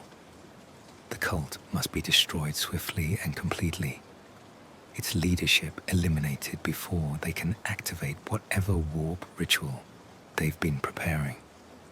But achieving this requires intelligence that conventional infiltration cannot provide. Information about the cult's inner workings, their rituals' timing, and the locations where their leaders gather to conduct their blasphemous worship. He requires an asset with capabilities that exceed human limitations, something that can penetrate cult security through means no human agent could replicate. The solution he contemplates represents the most dangerous compromise he has yet considered, binding a demon into controlled servitude and wielding its power against the cult that sought to summon it. The concept of demon hosts, demons bound into mortal flesh through sorcerous rituals and constrained through constant psychic pressure and holy wards, occupies controversial position in inquisitorial doctrine. Some radical factions, particularly the Xanthites and Herusians, employ demon hosts regularly as weapons against threats conventional forces cannot address. But Puritan inquisitors consider demon host creation to be heresy of the highest order, trafficking with the warp in ways that inevitably corrupt the practitioner, regardless of intentions. Veridius has never created a demon host before, though he has witnessed their employment during joint operations with more radical inquisitors. He understands the theoretical framework, the combination of sorcerous binding and psychic domination required to constrain a demon's will and force it to serve rather than corrupt. But theory differs from practice in ways that often prove fatal to those who attempt demon host creation without proper preparation and safeguards. The process begins with acquiring a suitable host body.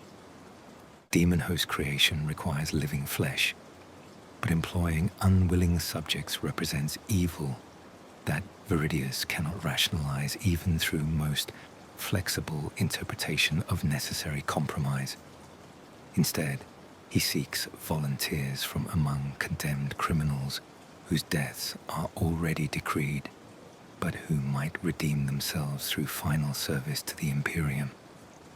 He finds such a volunteer in a prison on Mortal Prime itself, a murderer named Cassian who killed 17 people in fits of psychotic rage before his eventual capture.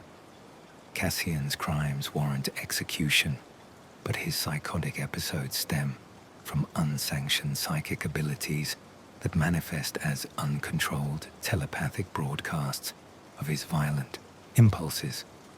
These same abilities, if properly harnessed, make him ideal host for demon host creation, his psychic sensitivity providing additional leverage for constraining whatever entity is bound within his flesh.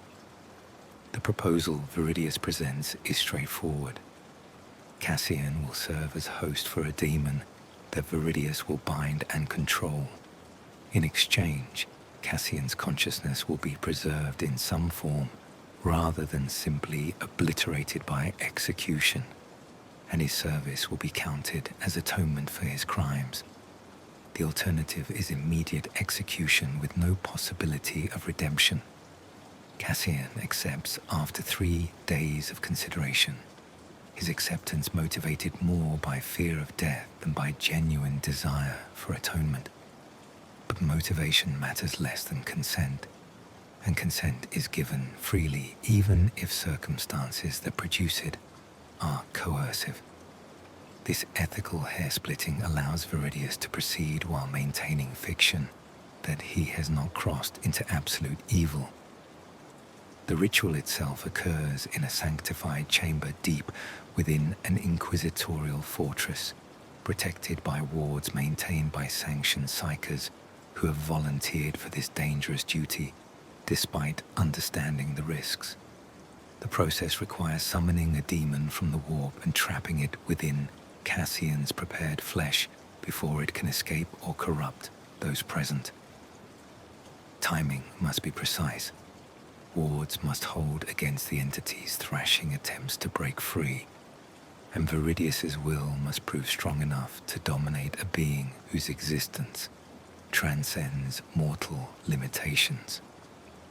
The summoning proceeds according to ancient texts, whose provenance traces back to the Inquisition's earliest days, when desperation against chaos threats drove the first Inquisitors to methods that horrified them even as necessity demanded their employment. Words that hurt to speak are pronounced with careful precision, each syllable opening pathways between material reality and the immaterium beyond. The air in the chamber grows thick with wrongness, pressure building against all boundaries as something vast and malevolent presses against the thin barriers separating worlds. Then the demon arrives, exploding into reality through Cassian's screaming flesh as the host body convulses and transforms.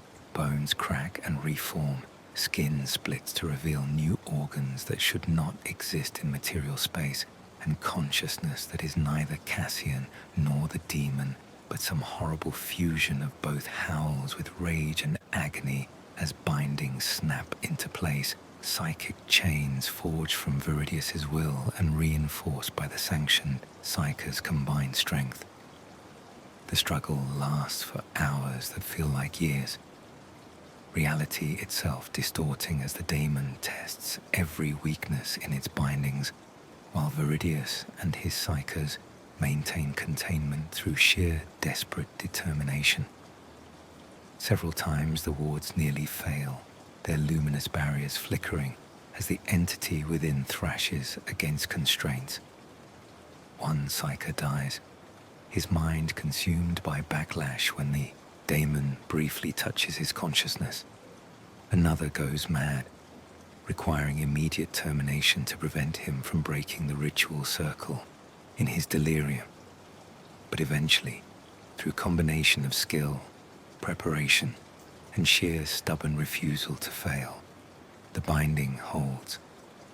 The demon submits to Veridius's dominance, its vast malevolence compressed into the transformed flesh that was once Cassian, and now is something else, something that appears almost human, if observed casually, but radiates wrongness that makes normal humans instinctively avoid its presence. The daemonhost, which Veridius designates Cherubel in dark parody of angelic hierarchy, proves extraordinarily effective at penetrating the chaos cult's security. It possesses knowledge of warp ritual that allows it to recognize cult activities invisible to normal observation. It can sense the psychic resonance of chaos worship from distances that exceed conventional detection methods. And most valuable of all, it can interrogate cult members through methods that bypass all physical resistance, tearing truth directly from their souls regardless of their determination to resist. Within 3 weeks, Cherubel provides intelligence sufficient for comprehensive assault on the cult's leadership. Veridius coordinates a strike that eliminates 47 ranking cultists simultaneously, decapitating the organization and throwing its remaining members into disarray that allows conventional Arbeitsforces to mop up survivors. The operation succeeds completely, preventing whatever ritual the cult was preparing and removing a threat that might have consumed millions if allowed to progress unchecked. But success comes with costs that extend beyond the 2 psychers who died during Cherubel's creation. Maintaining the daemonhost's bindings requires constant psychic pressure from Veridius himself, a drain on his mental resources that leaves him perpetually exhausted. The entity's presence corrupts everything around it in subtle ways. Machinery malfunctions more frequently, crew members experience nightmares and psychological disturbances, and the ship's Geller fields require constant recalibration to maintain stability during warp transit. More disturbing than these practical complications is the relationship that develops between Veridius and Cherubel. The demon is not simply a tool to be wielded, but a conscious entity with its own desires, grudges, and manipulations. It tests the bindings constantly, searching for weaknesses that might allow it freedom, or at least greater autonomy. It engages Veridius in conversations during the quiet hours when maintaining the bindings requires his full attention, using those conversations to plant doubts and questions that erode his certainty. The demon argues with seductive logic that the Imperium and chaos are not truly opposed, but represent different approaches to the same fundamental reality. The power requires embracing corruption rather than resisting it, and the Veridius has already crossed boundaries that make him more similar to chaos servants than to the loyal imperial citizens he claims to protect.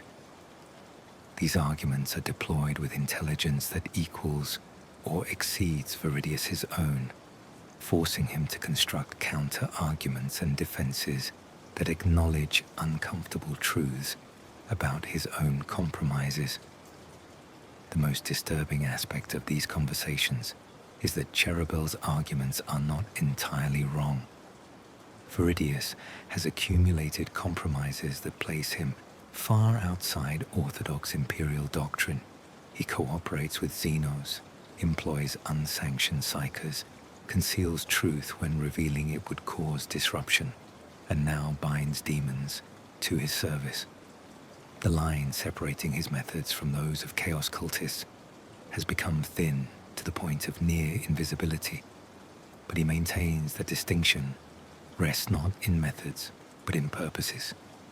The cultists serve the chaos gods and seek to spread corruption for its own sake or for promises of personal power. He serves humanity and employs dark methods only because they prove more effective at achieving protective goals than orthodox approaches allow. This distinction may be rationalization, but it is all that stands between accepting his current position and sliding into outright heresy. Other Inquisitors who learn of Cherubel's existence react with predictable horror. Puritan colleagues demand the daemonhost's immediate destruction and Veridius's censure for creating it. Even some radical Inquisitors who employ daemonhosts themselves express concern about the risks inherent in binding entities of Cherubel's obvious power. But Veridius maintains the bindings and refuses to destroy an asset that proved its utility during the Mortwald Prime operation. This refusal marks him as extreme even among radicals, someone willing to accept personal corruption risk in service to operational effectiveness. The enhanced monitoring Inquisitor Lord Valdane imposed proves inadequate to constrain behavior that has progressed beyond what oversight committees can meaningfully address. Veridius operates now not despite oversight, but in open defiance of attempts to moderate his methods. The consequences of this defiance accumulate gradually. Fewer inquisitors are willing to work with him. His reputation for extreme methods discouraging cooperation, even from colleagues who share radical sympathies. His requests for resources and support meet increasing resistance from inquisitorial administrators who consider him liability, whose eventual corruption will cost the organization more than his operational successes benefited. And most ominously, several Puritan inquisitors begin assembling cases that might justify declaring him excommunicate traitorous, heretic who must be hunted down and eliminated despite his formal inquisitorial status. But these political consequences seem distant and abstract compared to the immediate demands of continued service. The Imperium faces threats that multiply faster than orthodox methods can address. Cherubel, despite the corruption risk it represents, provides capabilities that save lives and prevent disasters that would cost far more than the moral price of its employment, until better alternatives present themselves. Veridius maintains that using every available tool, however tainted, represents proper service to humanity's defense. This reasoning satisfies him less with each passing year. The demon's presence wears on his psyche, its constant testing of bindings and insidious conversations eroding his confidence in his own judgment. He finds himself wondering whether he still controls Cherubel, or whether the demon has achieved subtler victory, reshaping his thinking so gradually that he cannot recognize how thoroughly his perspective has been corrupted. These doubts do not stop him from continuing to employ the daemonhost. They simply add to the weight he carries, the accumulated burden of compromises and moral costs that define his service.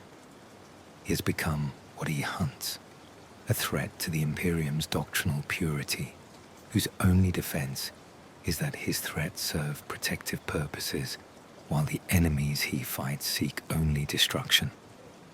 Whether this defense will prove adequate when he eventually faces judgment, either from his peers or from his own conscience, remains uncertain. But uncertainty is all that remains to him now. The absolute convictions of his youth have been ground away by decades of witnessing what threats the Imperium faces and recognizing that orthodox methods prove inadequate against enemies that care nothing for rules or doctrine. He serves in twilight between salvation and damnation, unable to clearly distinguish which direction his path leads, and increasingly unsure whether such distinction matters when every choice available leads to compromise and corruption. Inquisitor Lord Gortonis Valdane has been building his case against Veridius for 3 years, documenting every deviation from orthodox doctrine and every compromise that suggests progressive corruption. The enhanced monitoring he imposed after the Iandental inquiry provided initial foundation, but Valdane's investigation extended far beyond official reports to include independent intelligence gathering, interviews with Veridius's former associates, and forensic analysis of his operations' outcomes. The case Valdane assembles is comprehensive and damning. It documents the xenos cooperation, the concealment of fraud on Dimamar, the employment of unsanctioned psychers and xenotech, and most significantly, the creation and continued employment of Cherubel, despite multiple warnings from oversight committees that daemonhost poses unacceptable corruption risk. Each incident individually might be rationalized as necessary expedient, but their accumulation creates pattern that, in Valdane's analysis, demonstrates Veridius has crossed from radical flexibility into active heresy. The formal accusation arrives through official channels, delivered to Veridius by Arbites officers who treat him with nervous deference despite their orders to place him under arrest pending tribunal. The charges are extensive. 15 separate counts of doctrinal violations, ranging from consorting with xenos to creating and employing daemonhosts without proper authorization. Each charge carries potential penalties ranging from censure and loss of inquisitorial status to execution for heresy. Veridius surrenders to arrest without resistance, recognizing that flight would simply confirm guilt and eliminate any possibility of mounting effective defense.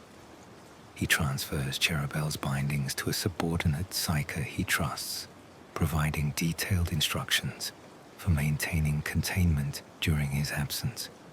The demon host's final words before the transfer completes carry ominous amusement. Your enemies move against you, Master. Perhaps you should have listened when I suggested employing more permanent solutions to remove those who threaten our work together.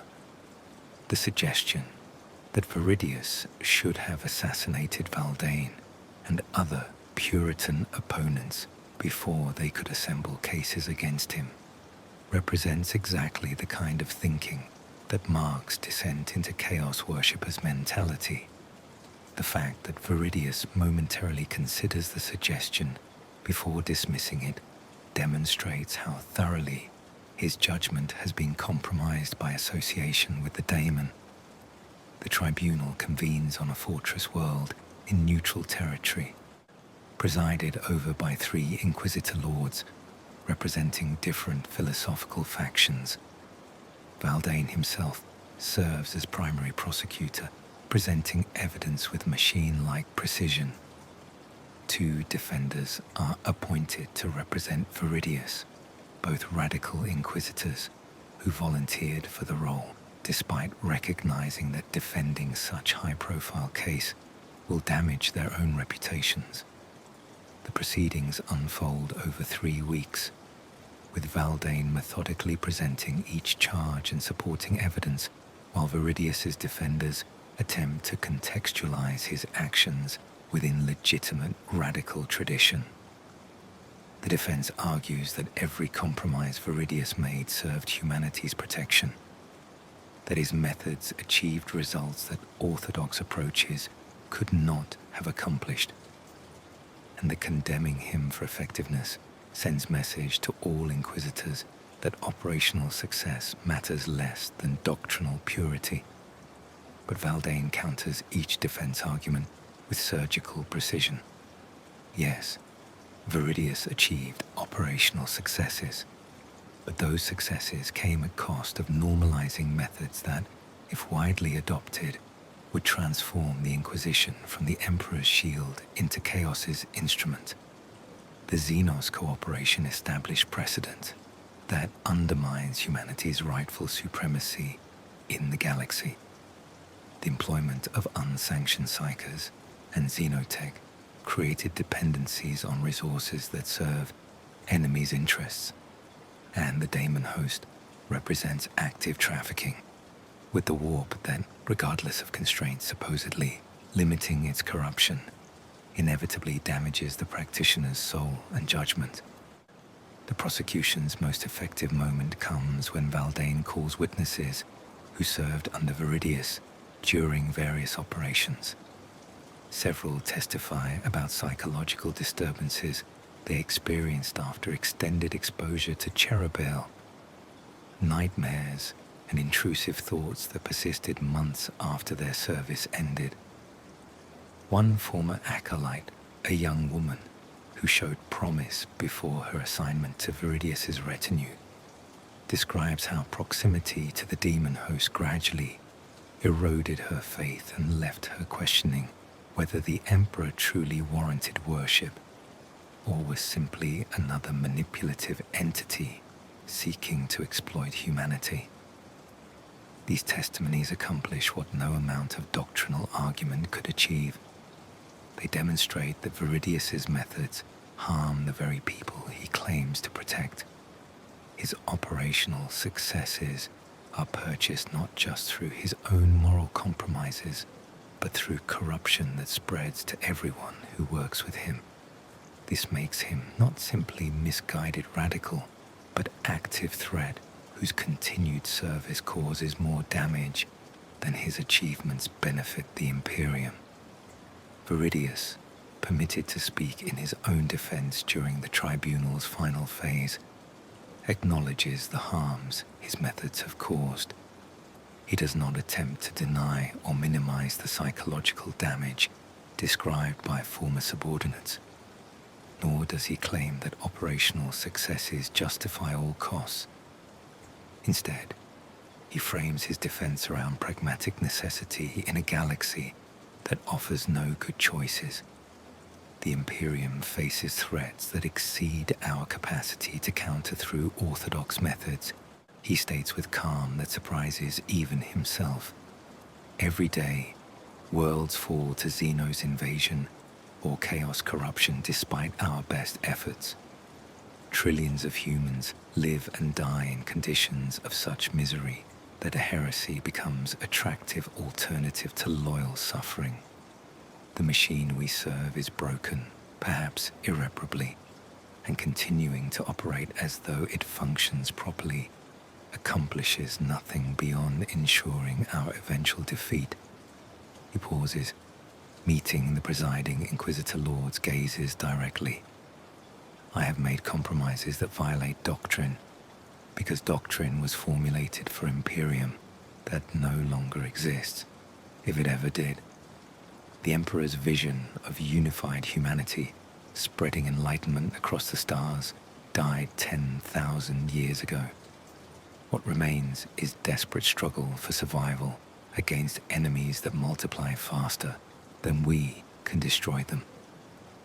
In such circumstances, effectiveness must take precedence over purity, because the pure but ineffective serve no one except the enemies they fail to defeat. The argument is heretical in its implications, suggesting that imperial doctrine itself is flawed rather than Veridius's interpretations of it.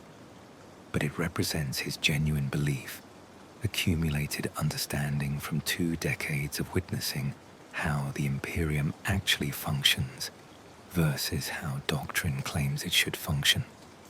He has concluded that the system is fundamentally broken, and that attempting to operate within its stated rules while achieving meaningful results is effectively impossible. The tribunal recesses for 3 days while the presiding Inquisitor Lords deliberate. During this period, Veridius remains under house arrest in quarters that are comfortable but clearly secured against escape attempts. He uses the time to review his career, examining the chain of decisions and compromises that led from zealous explicator to accused heretic. Each compromise seemed justified at the time, necessary response to circumstances that left no orthodox options available. But their accumulation transformed him into something his younger self would have condemned without hesitation. This recognition brings neither regret nor satisfaction, simply acceptance of what he has become, an acknowledgement that returning to orthodox service is no longer possible, even if the tribunal clears him of charges. He has crossed boundaries that cannot be uncrossed, acquired knowledge and perspective that make doctrinal purity seem like comfortable delusion rather than achievable goal. Whether this makes him corrupted or simply realistic threat or asset will be determined by powers whose judgment he cannot predict or significantly influence. The tribunal's verdict, when finally announced, represents compromise between competing factions among the presiding Inquisitor Lords. Veridius is found guilty on 12 of the 15 charges, with 3 dismissed as falling within acceptable radical flexibility. The guilty verdicts carry extensive restrictions on his future operations: prohibition from creating or employing demon hosts, prohibition from independent xenos cooperation, and requirement that all future investigations be coordinated with oversight committee that includes Puritan representation. But crucially, he is not declared excommunicate traitoris. He retains his inquisitorial status and authority, though under constraints designed to prevent repetition of his most extreme methods. The verdict acknowledges his operational effectiveness while attempting to moderate his methods through external oversight that previous attempts proved insufficient to provide. Valdane, clearly dissatisfied with this outcome, files formal objection that the verdict is too lenient and fails to adequately address corruption risk Veridius represents. But his objection is overruled by 2 of the 3 presiding Inquisitor lords, both of whom conclude that Veridius's methods, while troubling, have not crossed into outright heresy, and that his continued service benefits the Imperium, provided appropriate safeguards are implemented. The verdict satisfies no one completely.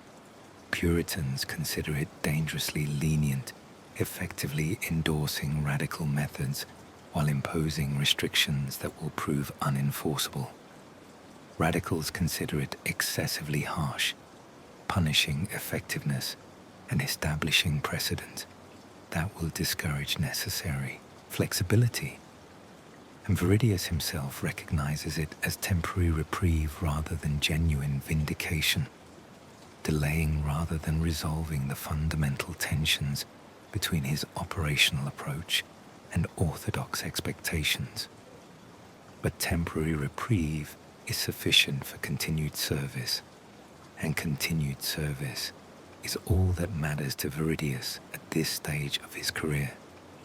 He accepts the verdict and its restrictions, knowing that circumstances will inevitably create situations where those restrictions must be violated to achieve necessary objectives. When such situations arise, he will make the same calculations he has always made, weighing operational necessity against doctrinal compliance and choosing effectiveness over orthodoxy.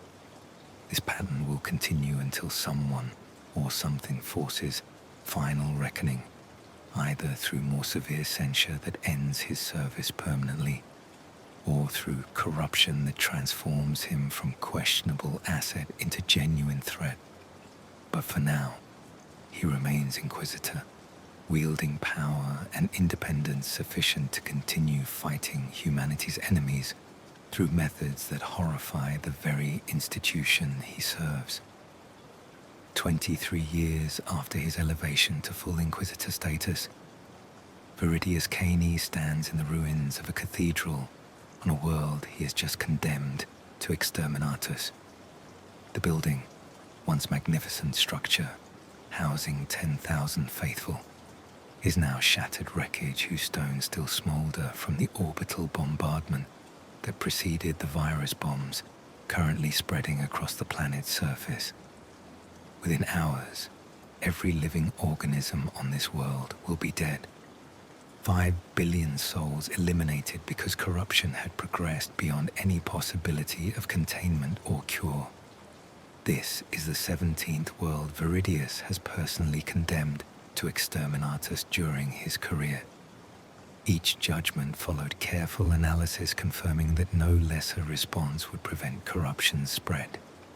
Each time, he authorized genocide while maintaining that such extreme measures served humanity's broader survival. But the accumulation of these judgments weighs on him in ways that earlier executions and compromises never did. 17 worlds. More than 50 billion human lives ended on his order. Numbers so vast they become abstract, impossible to truly comprehend as individual deaths rather than statistics in reports that justify actions already taken. But sometimes, in quiet moments between crises, Veridius tries to imagine those billions as actual people, each with their own hopes and fears, families and dreams, cut short because threat assessment indicated their continued existence posed unacceptable risk to other populations. He questions whether these judgments were correct, whether some of those worlds might have been saved through methods he didn't consider or resources he didn't deploy. The answer, in most cases, is probably not. But probably is not certainty, and the possibility that he condemned salvageable populations through insufficient effort or creativity haunts him more effectively than any demon cherubel could summon. His physical appearance reflects the toll his service has taken. At 51, he should still retain much of his physical vigor, juvenile treatments and gene therapy, maintaining the bodies of Inquisitors well past normal human limits. But stress and exhaustion have aged him prematurely, his face lined with creases that speak to decades of difficult decisions and insufficient rest. Scars mark his flesh, some from weapons encountered during investigations, and others from psychic backlash when maintaining cherubel's bindings required dangerous levels of personal investment. His mental state proves even more concerning. The constant vigilance required to maintain daemonhost bindings has created permanent psychological changes, heightened paranoia, difficulty trusting even long-time associates, and tendency towards seeing threats where none exist. Several of his former acolytes have requested transfers to other Inquisitors' service, citing the stressful working environment and concerning behavioral changes in Veridius himself. These changes do not escape notice from colleagues who monitor his activities per tribunal-imposed oversight requirements. Regular psychological evaluations document progressive personality shifts that suggest either developing mental instability or corruption influences subtle enough to evade direct detection. The evaluators cannot determine which explanation applies, whether Veridius is simply exhausted from decades of service, or whether Cherubel's presence has achieved corruption that manifests as mental degradation rather than obvious heretical behavior. The ambiguity is itself telling. In younger days, Veridius would have been horrified by suggestion that he might be corrupted without recognizing it. Now he acknowledges such corruption as a realistic possibility, while maintaining that operational necessity justifies continuing service despite the risk. This represents fundamental shift in how he conceives his duty, from preventing corruption to accepting it as inevitable cost of effective service. His relationships with other Inquisitors have deteriorated to the point where he operates essentially independently, coordinating with others only when operational requirements demand cooperation. The network of contacts and allies he developed during his radical phase has largely dissolved, with former allies maintaining careful distance to avoid contamination by association. Even radical Inquisitors who share his philosophical flexibility consider him too extreme, his methods crossing boundaries that even pragmatic compromise cannot justify. This isolation might concern someone who valued collegial relationships and institutional standing. But Veridius has long since abandoned such concerns as luxuries he cannot afford. The threats he confronts daily require methods that inevitably generate opposition from those too orthodox or too comfortable to recognize necessity. He no longer seeks approval or validation from peers whose judgment he considers compromised by their own limitations and prejudices. But isolation carries costs beyond professional relationships. Without trusted colleagues who can provide honest feedback and challenge his reasoning, Veridius operates increasingly within echo chamber of his own justifications. The demon host, despite being nominally under his control, has become his primary conversational partner, its subtle manipulations and seductive arguments gradually reshaping his thinking in ways he cannot fully recognize because they happen through accumulated tiny shifts rather than dramatic transformations. Cherubel, for its part, has grown more sophisticated in its manipulations over the years. It no longer attempts crude temptations toward obvious chaos worship, but instead encourages Veridius's existing tendencies toward pragmatism and moral flexibility. It validates his decisions to employ extreme methods, reinforces his belief that orthodox approaches are inadequate, and subtly plants suggestions that frame increasingly heretical actions as logical extensions of positions Veridius has already embraced. The relationship has evolved into something resembling twisted partnership rather than master and servant dynamic it was intended to be. Veridius maintains the bindings and theoretically controls the daemon, but practical reality involves constant negotiation and compromise. He grants Cherubel increasing autonomy in exchange for its cooperation and expertise. The daemon provides valuable intelligence and capabilities while gradually expanding the boundaries of what Veridius considers acceptable behavior. This evolution terrifies those few observers who recognize it for what it is: gradual corruption through normalization rather than sudden fall into obvious heresy. But Veridius maintains that such fears reflect Puritan prejudice rather than genuine understanding of his situation. He argues that he retains control and that any autonomy granted to Cherubel remains bounded by restrictions sufficient to prevent actual corruption. Whether this argument reflects truth or self-deception is question he can no longer answer objectively. The accumulated years of compromise have eroded his ability to distinguish between justified flexibility and rationalized corruption. He operates now on autopilot, responding to threats through methods that have proven effective regardless of their doctrinal implications, unable to meaningfully assess whether his judgment remains sound or has been compromised beyond recovery.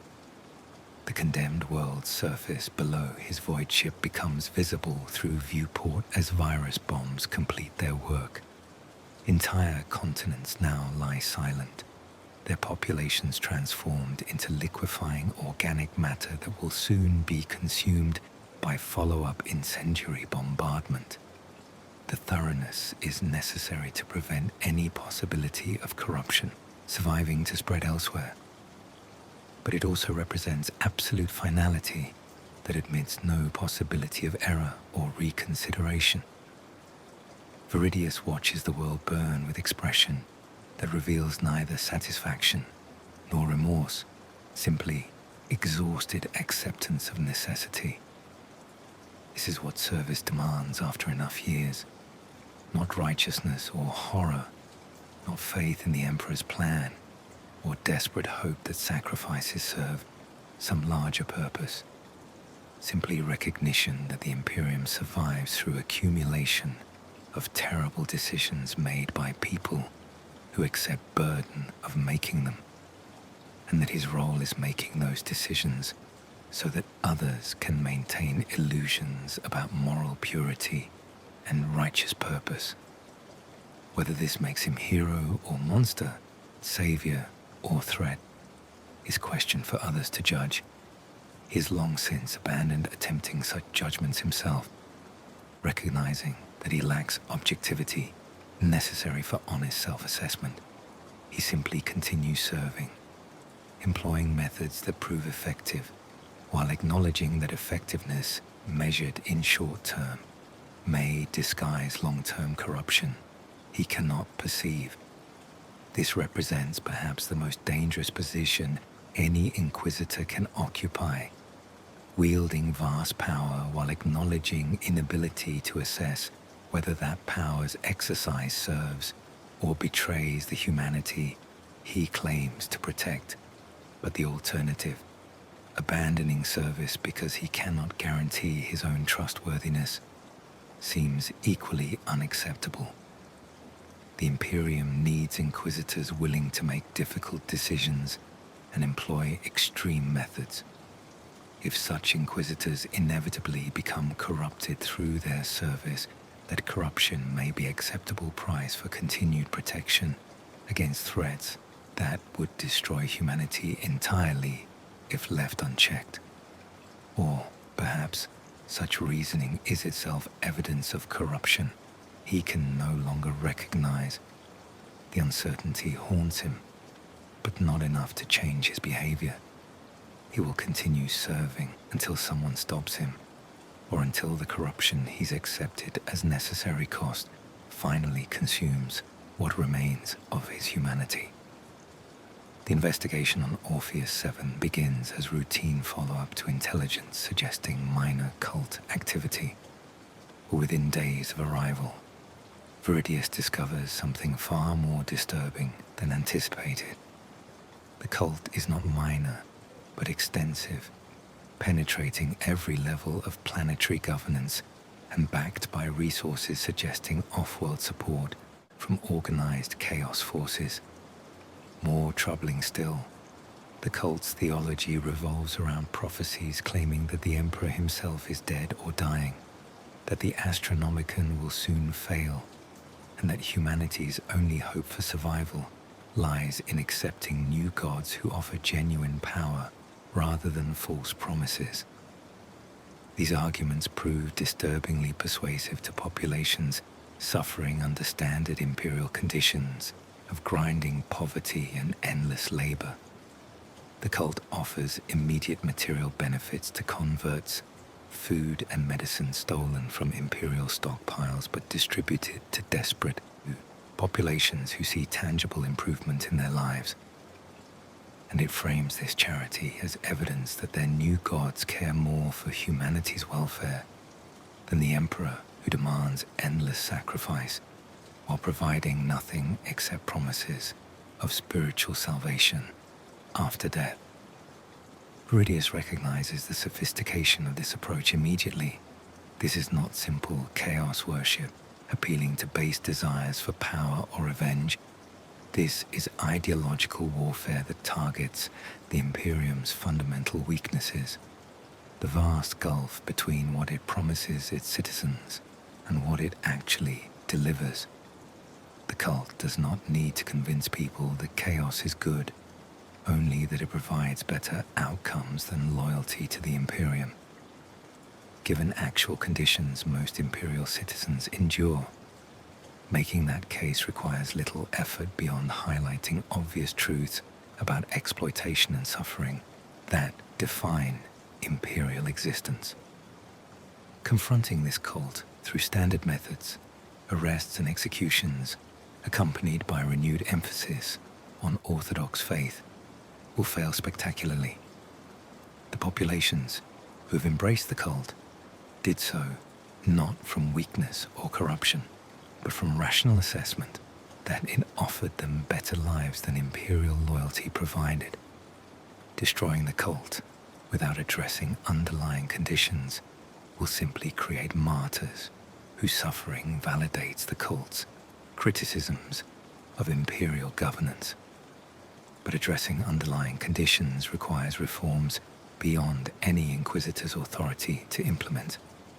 Veridius can execute heretics and purge corruption, but he cannot restructure planetary economies or compel administrative officials to distribute resources more equitably.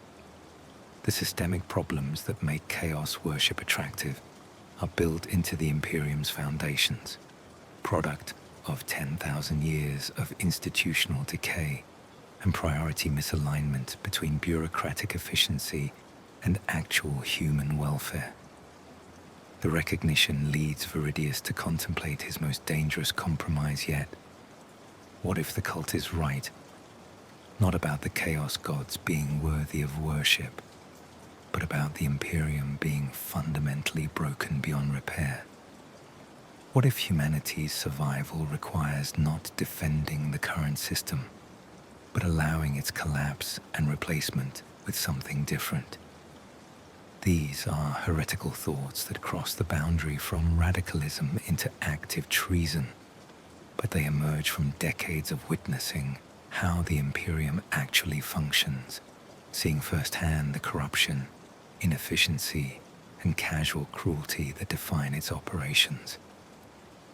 Veridius has condemned 17 worlds to exterminatus, killed hundreds of thousands of individuals through personal action, and overseen investigations that destroyed millions of lives through their secondary effects, all in service to defending an Imperium that grinds its own citizens into paste while consuming them as fuel for machinery that serves no one's interests except those already powerful enough to be insulated from consequences.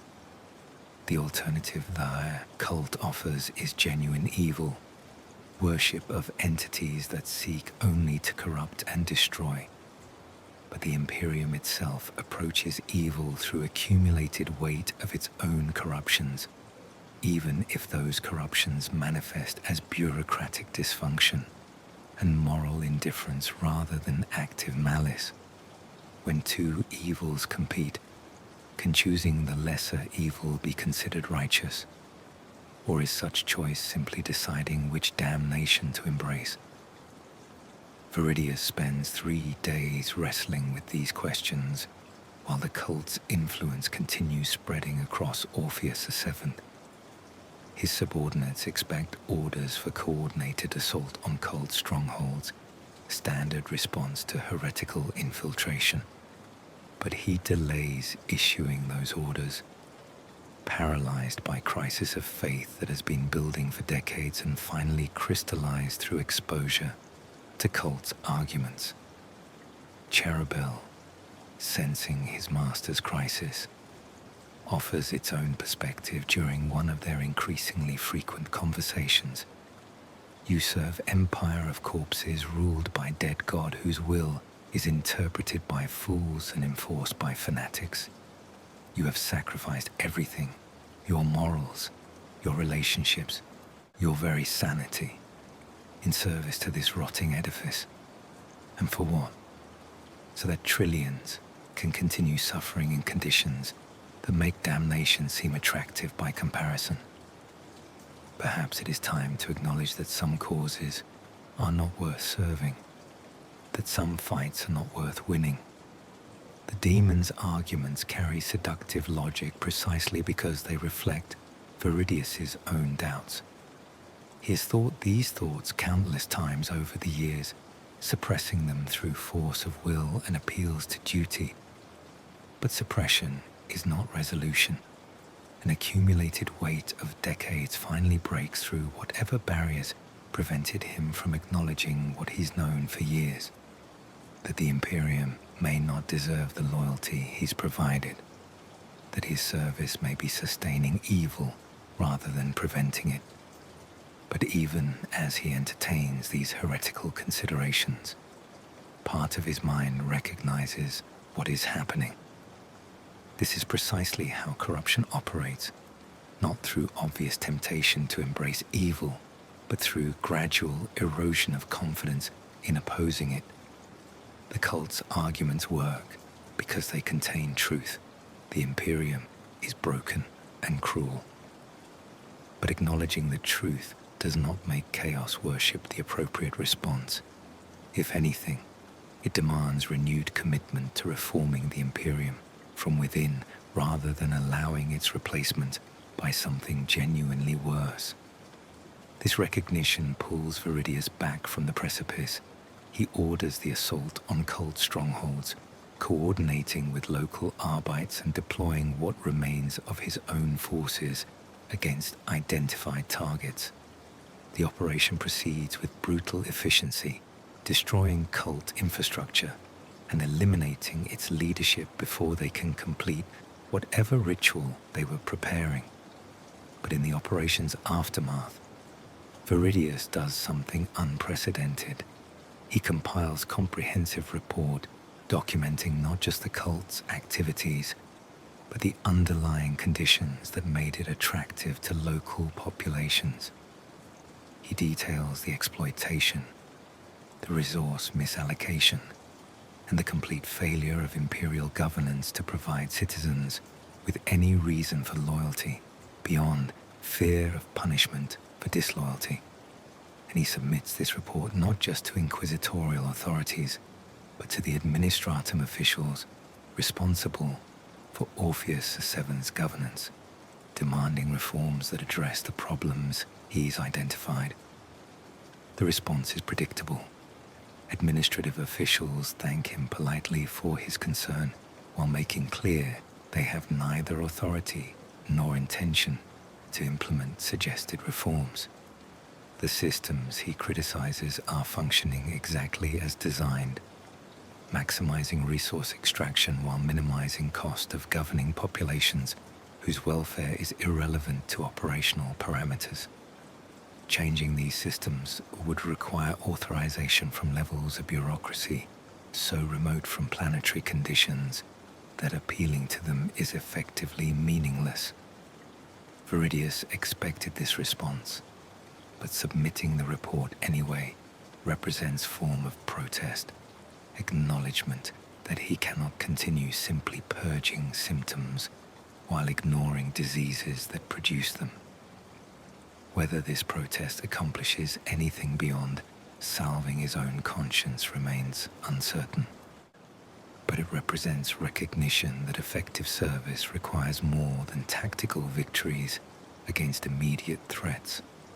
It requires addressing the systemic problems that generate those threats continuously. This recognition comes too late to meaningfully change his career's trajectory. He remains Radical Inquisitor, whose methods horrify orthodox colleagues and whose judgment is compromised by decades of necessary compromises. The reforms he advocates will not be implemented, and the Imperium will continue grinding its citizens into compliance while generating heresy at rates that ensure inquisitorial services remain perpetually necessary. But late recognition is better than none. Veridius has finally acknowledged what should have been obvious from the beginning, that the Imperium's problems cannot be solved through violence alone, that executing heretics addresses effects rather than causes, and that true service to humanity requires changing the systems that produce corruption rather than simply purging corruption after it manifests. Whether he will live long enough to act on this recognition, or whether decades of compromise have left him too damaged to function effectively in reformist role, remains unknown. But the recognition itself represents final evolution in his understanding of what service actually means. It is not loyalty to institutions or adherence to doctrine.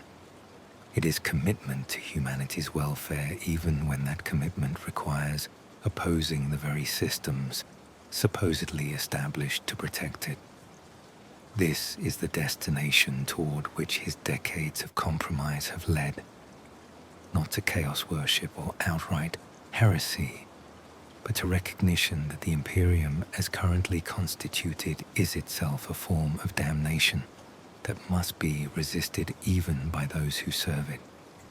Whether such resistance is possible without destroying oneself in the process is question he cannot answer. But attempting that resistance seems more worthwhile than continuing to serve blindly while pretending that effectiveness measured in bodies makes up for failure to address underlying causes. The transformation is complete. Veridius is no longer defender of the Imperium, but its critic, someone who serves while acknowledging that what he serves may not deserve protection. This makes him either most dangerous kind of heretic or most valuable kind of reformer. Time will determine which, if distinction between the two proves meaningful when applied to Inquisitor, who has crossed every boundary his training established, while maintaining that such crossing served necessary purposes. The summons arrives without warning, delivered through channels that bypass normal inquisitorial communications.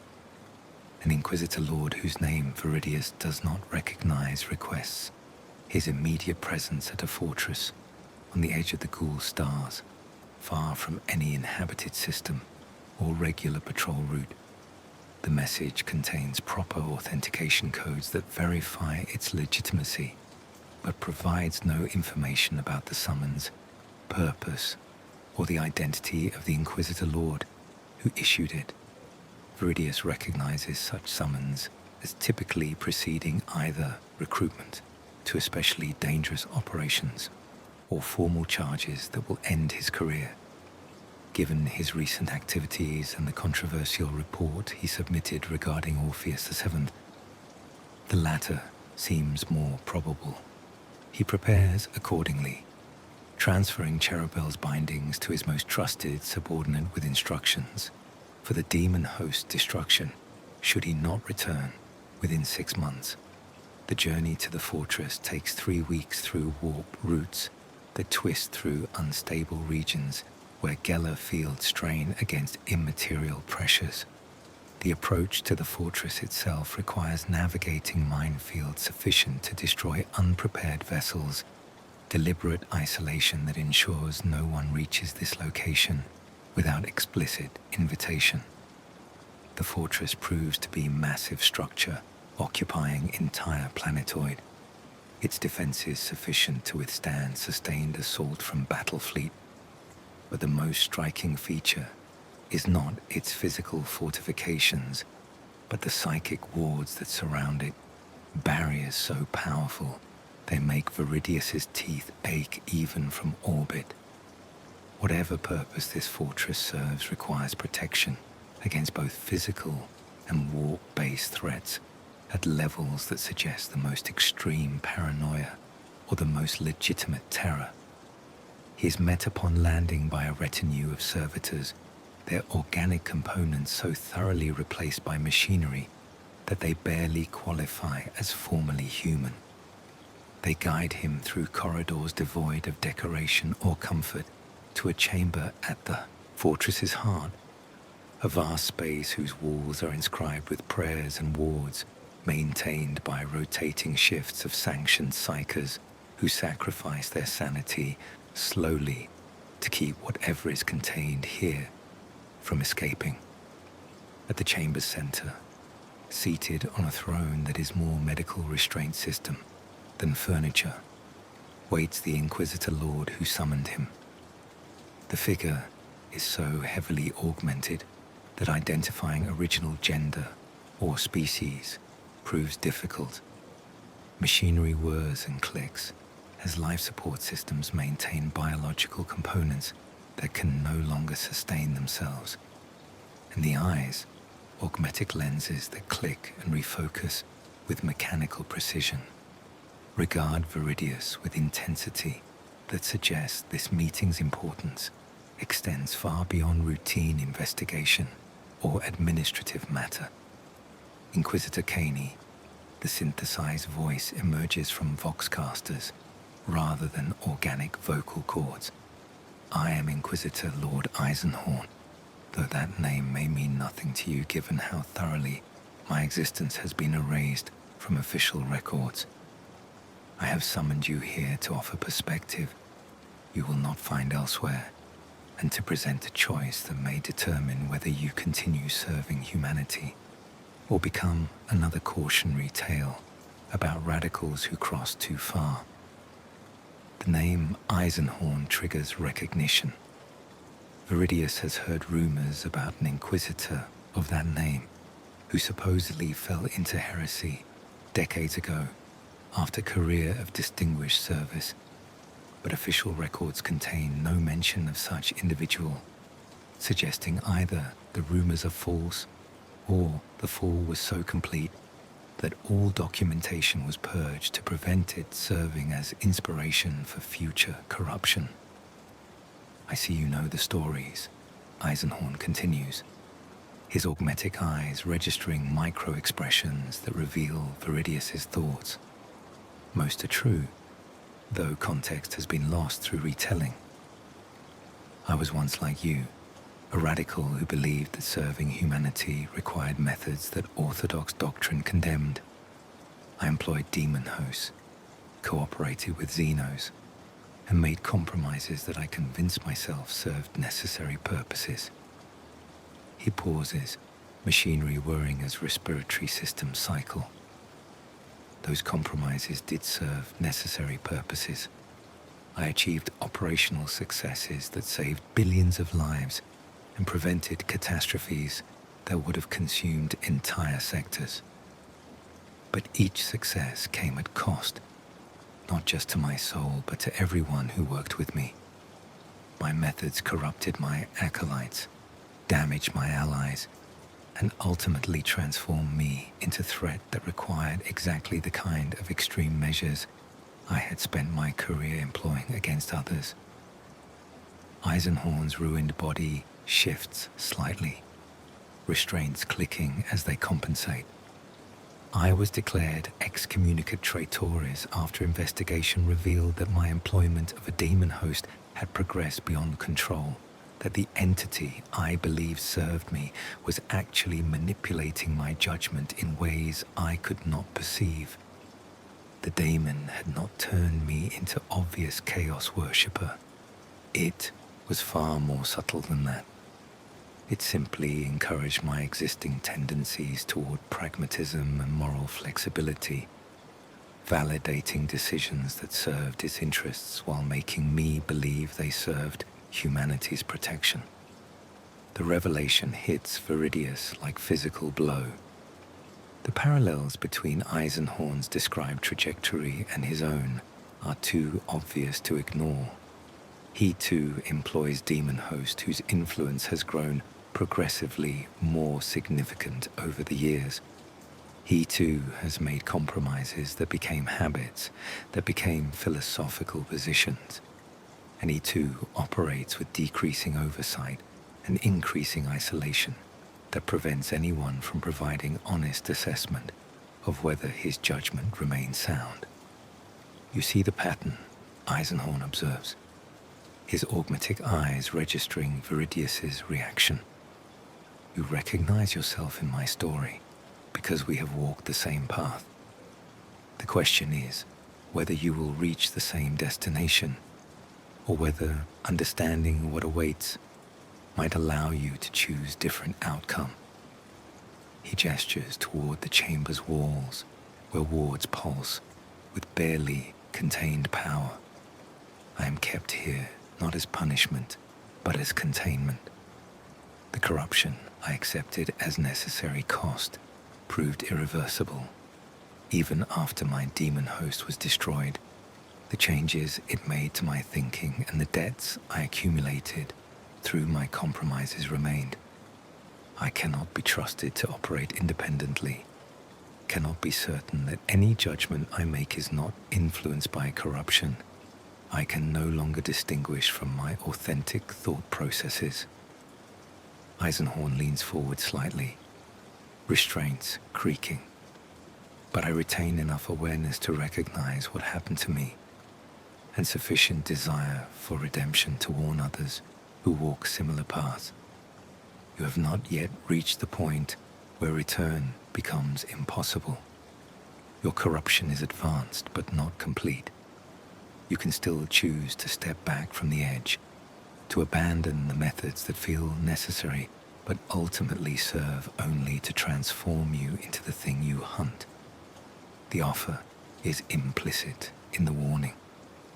Eisenhorn is presenting Veridius with opportunity to avoid his fate by making different choices before those choices become impossible.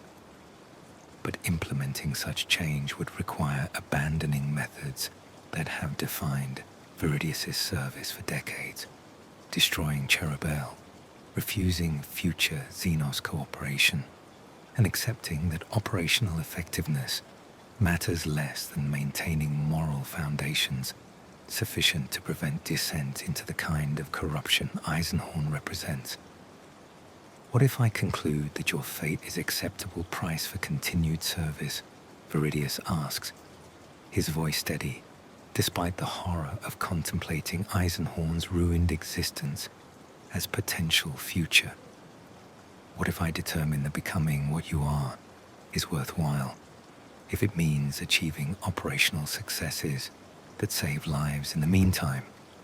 Eisenhorn's laugh, synthesized and horrible, echoes through the chamber. Then you have already fallen further than I realized. The corruption is not in your methods, but in your willingness to accept any cost, including your own damnation, as justified by outcomes you believe those methods achieve. This is precisely how chaos operates, not through obvious temptation, but through convincing you that ends justify means regardless of what those means cost. He pauses, augmetic systems whirring. But perhaps my warning comes too late. Perhaps you have already crossed the boundary where return becomes impossible.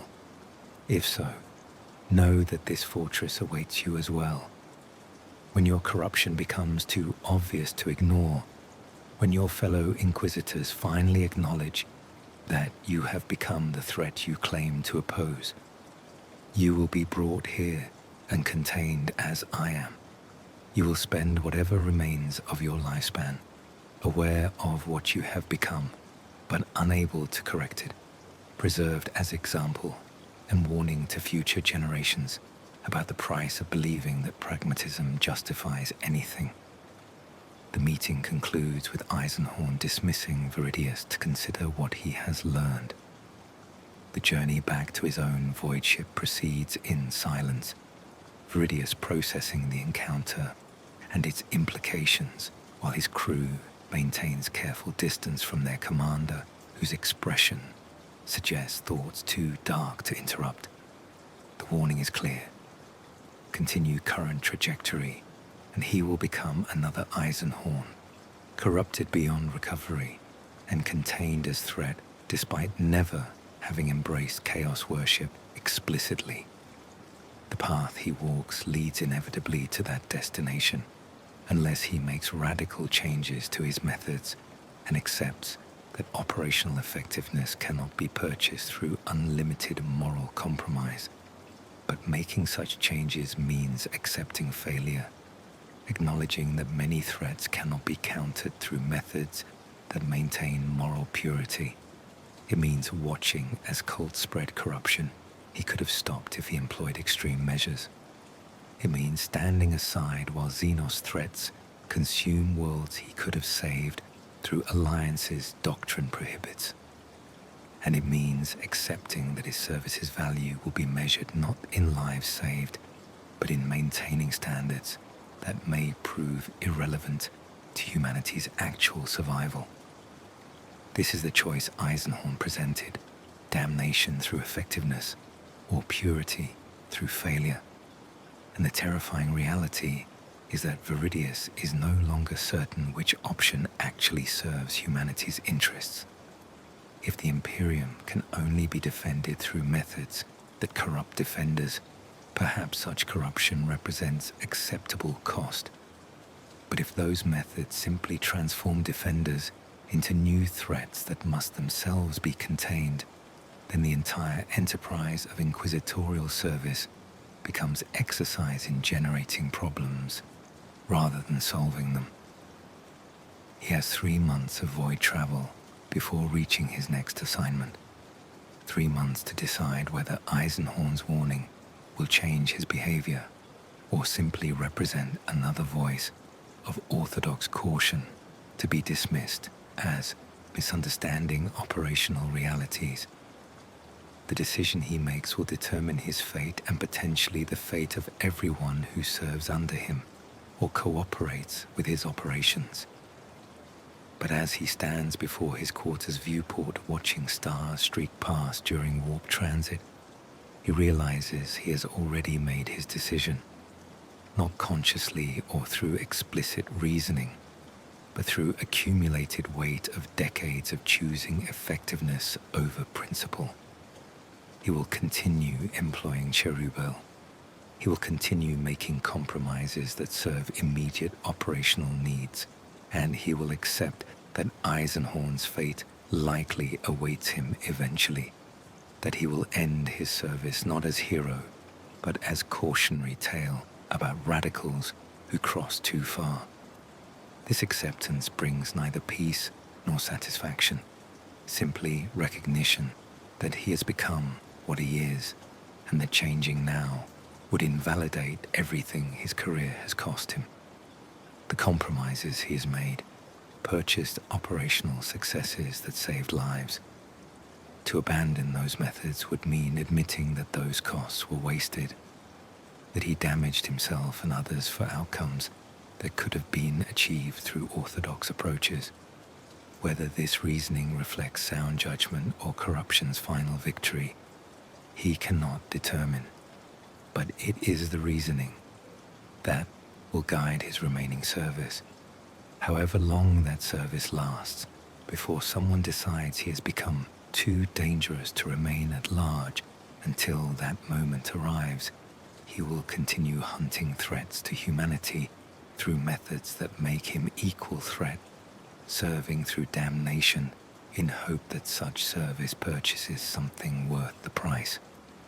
The final investigation begins on a shrine world called Benediction, where reports suggest that one of the Imperium's most revered saints' relics has begun displaying unusual properties.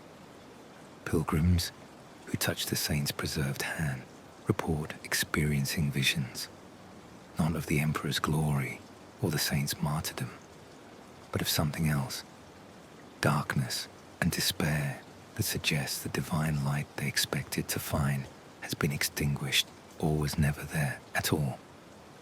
Veridius arrives expecting to find chaos, corruption, or elaborate fraud, standard explanations for phenomena that undermine faithful devotion. But what he discovers proves far more disturbing than either possibility. The relic is genuine, its provenance traced back through unbroken chain of custody to the saint's actual death 1300 years ago. And the visions pilgrims report are not external corruption, but something emerging from the relic itself, psychic resonance that has intensified over recent decades as the galaxy's spiritual condition deteriorates. The shrine's administrator, a cardinal abbot who has served benediction for 40 years, confirms what Veridius suspects from his own psychic investigation. The visions are not chaos-induced, but represent something far worse: absence where presence was expected. The pilgrims reach out to touch the saint's remains, expecting to feel the Emperor's grace flowing through the holy relic. Instead, they encounter emptiness, void where divine power should reside. This suggests one of two terrible possibilities. Either the Emperor's power is fading, his divine essence depleting through 10,000 years of sustaining the Astronomicon and holding back chaos at humanity's borders. Or, more terrible still, that power was never divine at all, that the saints and relics and miracles that sustain imperial faith are simply warp phenomena, no different from chaos corruption, except in the entities they serve. Both possibilities shake the foundations of everything the Imperium represents. If the Emperor is fading, humanity faces future, where the light that guides them through the warp will fail, and the protection that keeps chaos at bay will collapse. If the Emperor's power was never truly divine, then 10,000 years of faith and sacrifice have been offered to something that may not warrant such devotion. Veridius conducts extensive investigation, examining the relic through every method available to him. Psychic probing reveals the emptiness that pilgrims reported, absence of the numinous presence that should emanate from genuine, holy relic. Technological analysis detects no signs of tampering or corruption, no evidence that the visions are being induced through external means.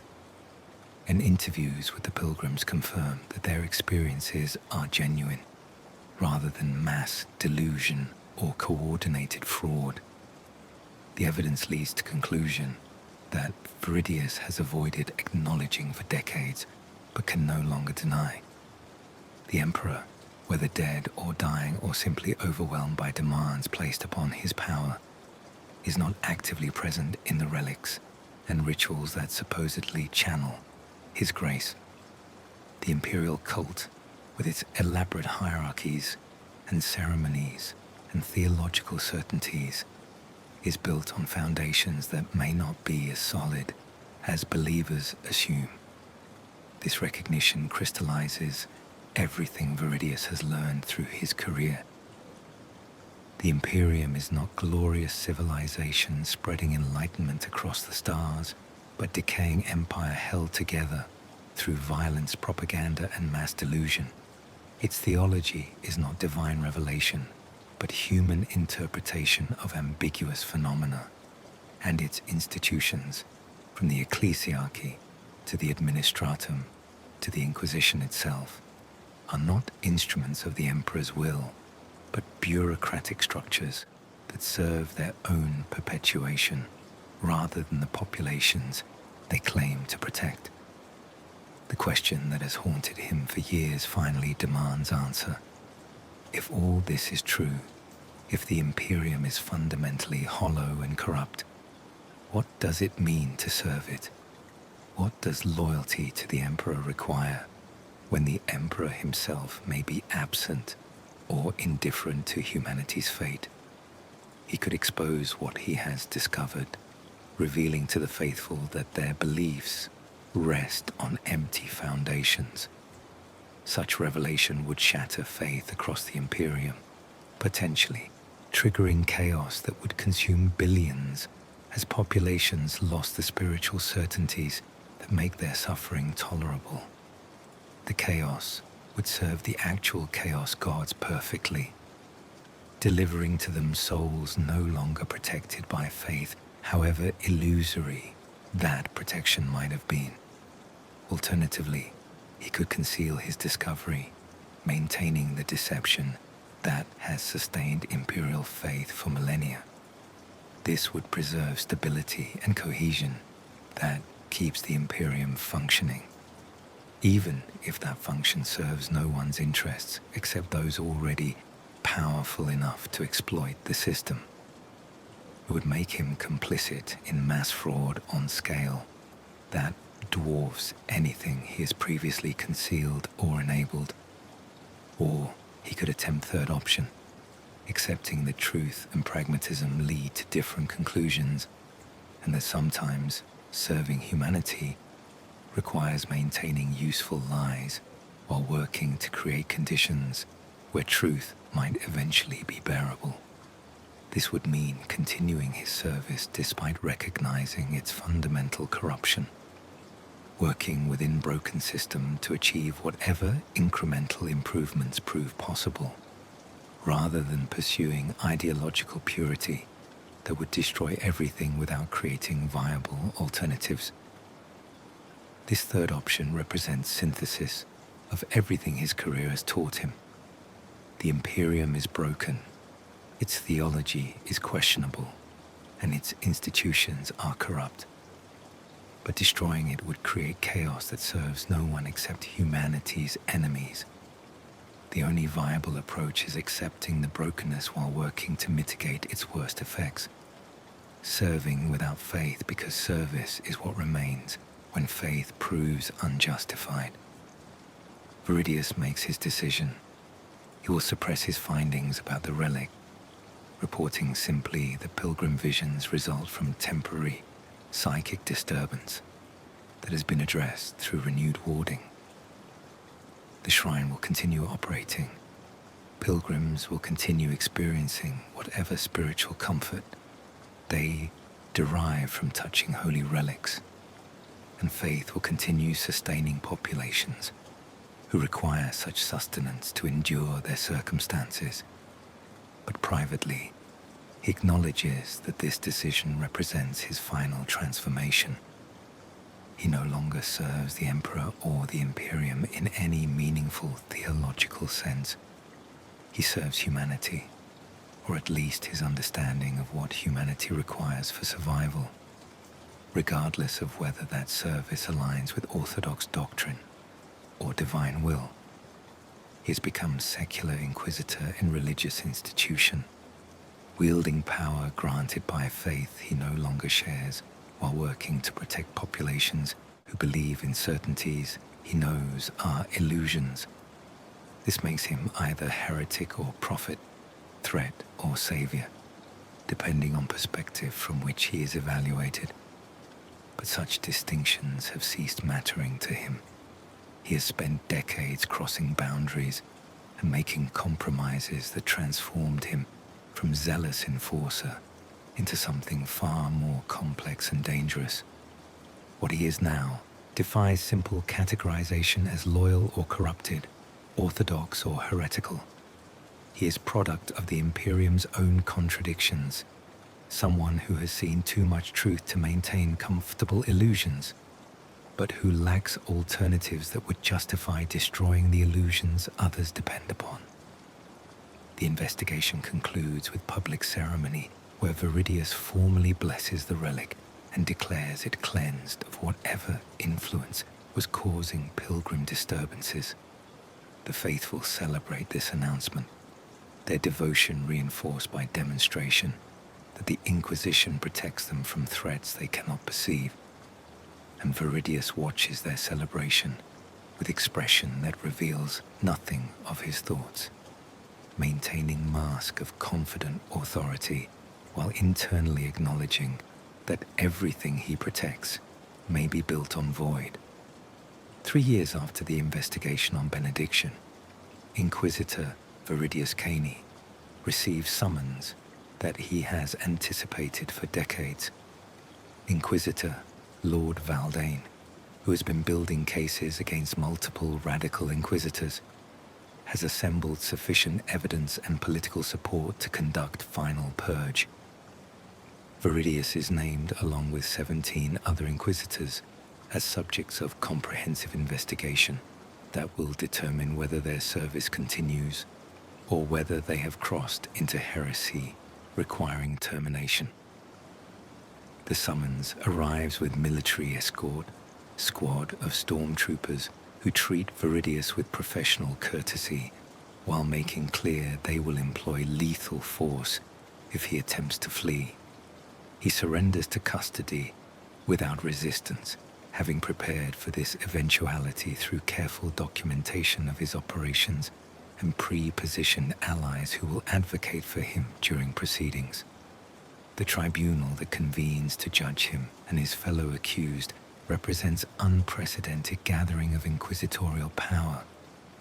5 Inquisitor Lords preside, representing philosophical spectrum from extreme Puritan to moderate radical. Dozens of witnesses will testify regarding each accused inquisitor's activities, and the proceedings will be documented for future reference as precedent establishing boundaries between acceptable radical flexibility and heretical corruption. Valdane himself serves as primary prosecutor, his centuries of experience and comprehensive documentation making him formidable opponent.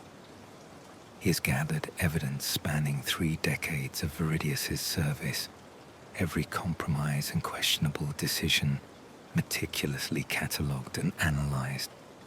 The case he presents is overwhelming in its thoroughness, demonstrating pattern of progressive corruption that began with minor doctrinal flexibilities and culminated in behavior indistinguishable from heresy. The prosecution's most damning evidence concerns Cherubale. Despite tribunal-imposed prohibitions on daemonhost employment, Veridius has maintained the bindings and continued deploying the demon in operations where its capabilities proved useful.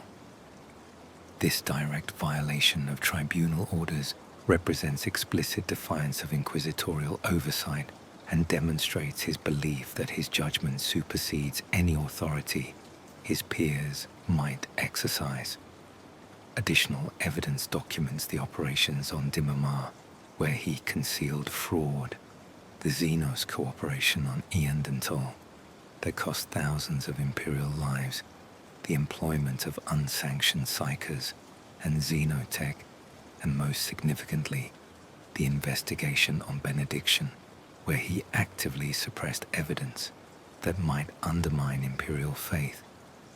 Each incident individually might be rationalized as necessary compromise, but their accumulation creates overwhelming case that Veridius has placed his personal assessment of operational necessity above all other considerations, including explicit orders from legitimate authorities. Veridius's defense relies not on denying his actions, but on justifying them through outcomes achieved. Every compromise served legitimate operational purpose.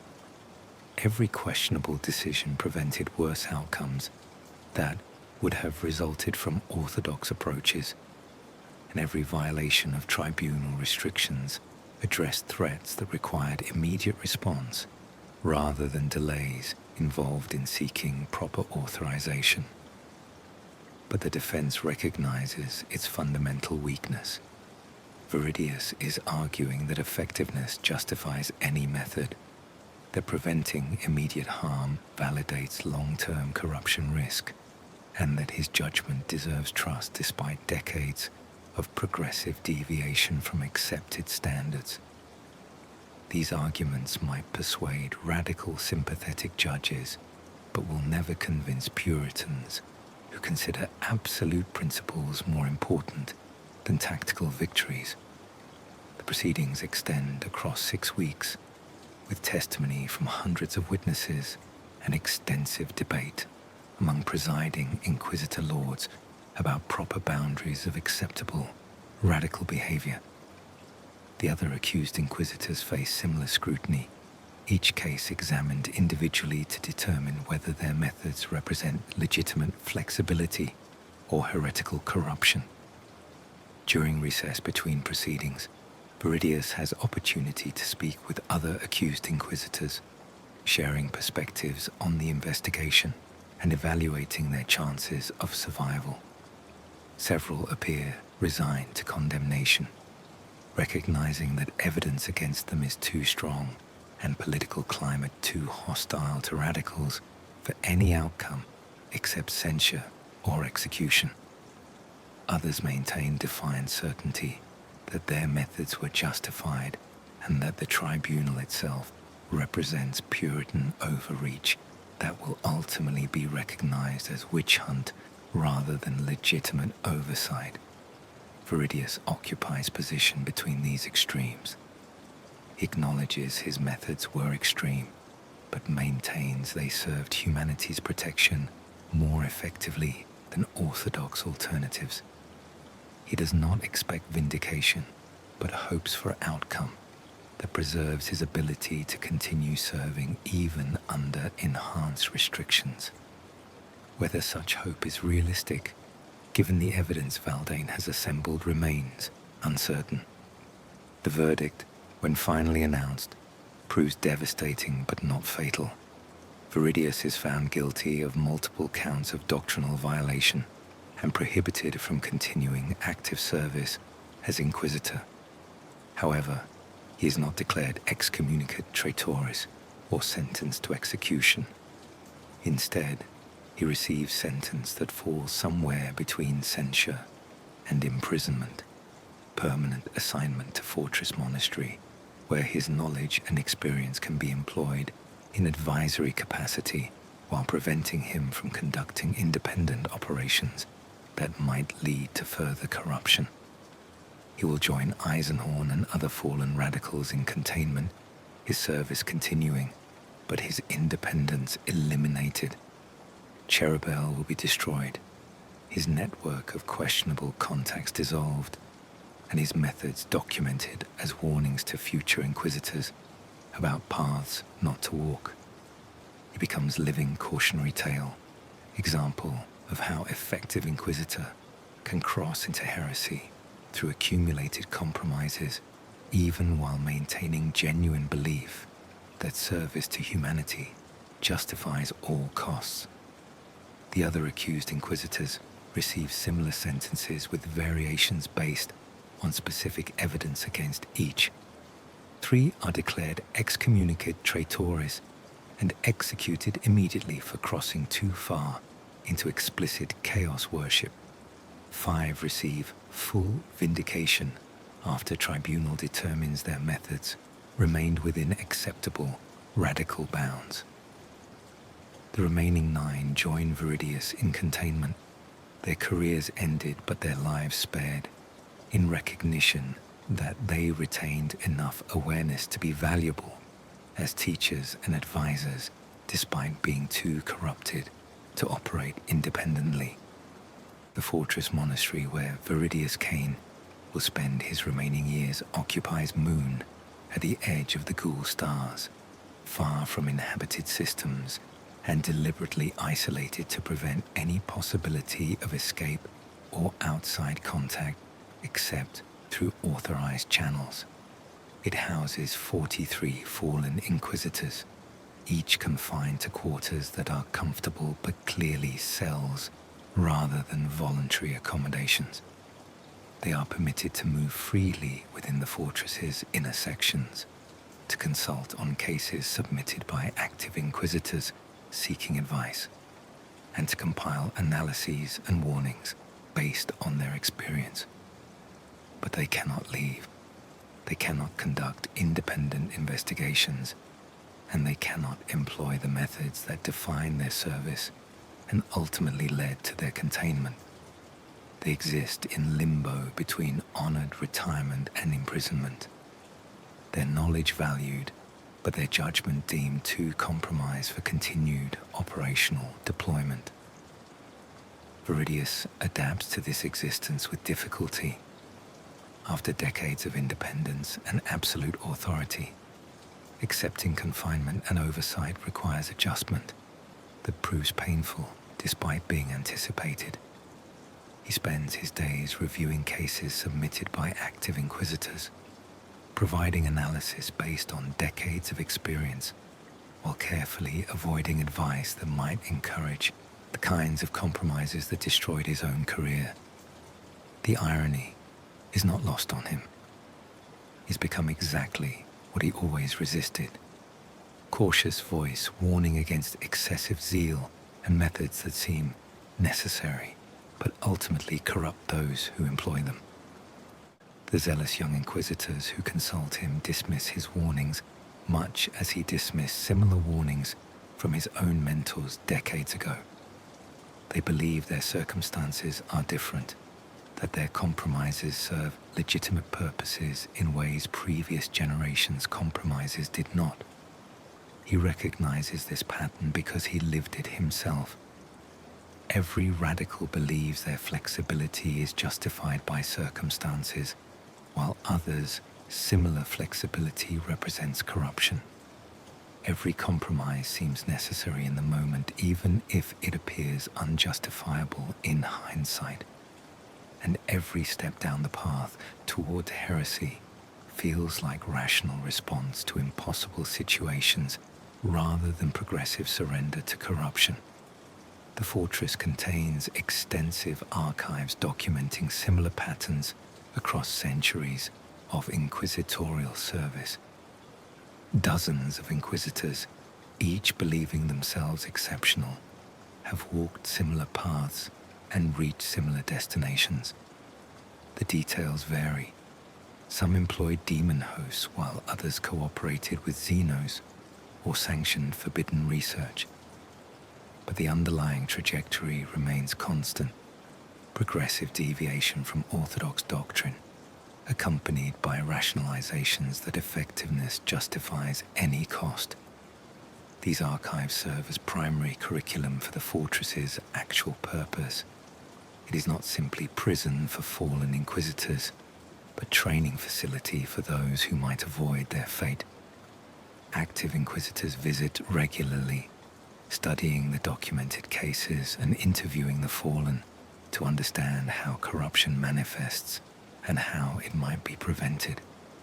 They come seeking wisdom and leave with warnings they will probably ignore, just as previous generations ignored similar warnings. Veridius participates in these training sessions reluctantly, aware that his story will be used as cautionary tale, but uncertain whether such use serves any purpose beyond making current inquisitors feel superior to those who fell before them. He describes his compromises honestly, explaining the reasoning that seemed sound at the time, while acknowledging how thoroughly that reasoning was compromised by corruption he could not recognize until too late. The questions he receives most frequently focus on inflection point, the moment where he crossed from acceptable radicalism into heresy requiring censure. But such point does not exist, or at least cannot be identified with precision. His fall occurred gradually through accumulation of decisions that individually seemed justified, but collectively transformed him into something far from what he intended to become. When pressed for practical advice on avoiding his fate, he offers observations he knows will be dismissed, but which represent his genuine understanding of what went wrong. Maintain relationships with Puritan colleagues even when such relationships prove uncomfortable. Submit voluntarily to oversight rather than resisting it as interference. And most importantly, recognize that effectiveness is not adequate measure of whether methods are justified, that some victories are purchased at prices that exceed their value. But he also acknowledges the fundamental dilemma that makes such advice nearly impossible to implement. The Imperium faces genuine threats that cannot be addressed through orthodox methods alone. Rigid adherence to doctrine produces operational failures that cost lives, but flexible interpretation of doctrine creates slippery slope toward heresy. No solution exists to this dilemma, only choices between different forms of failure. Some inquisitors who visit him reject this pessimistic assessment. Maintaining the proper judgment and strong faith can navigate between extremes of rigid orthodoxy and heretical flexibility. Veridius does not argue with them, recognizing that such confidence may be necessary for them to continue serving, and that challenging it would serve no purpose beyond demonstrating his own cynicism. Others accept his assessment and ask how service remains worthwhile if all approaches ultimately fail. To these inquisitors, Veridius offers what limited comfort he can provide. Service is worthwhile, not because it succeeds, but because the alternative is abandonment of humanity to threats that will consume it if left unopposed. The Imperium is broken, perhaps irreparably, but it is what humanity has, and destroying it without viable alternative would serve only chaos's interests. This is the lesson written in ash across his career, and the careers of all fallen inquisitors contained in this fortress.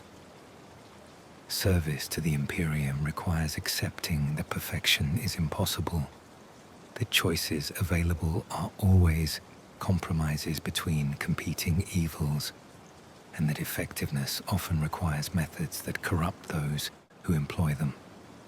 The only question is whether such corruption represents acceptable cost for continued protection of humanity, and that question has no answer that satisfies both pragmatic and moral considerations.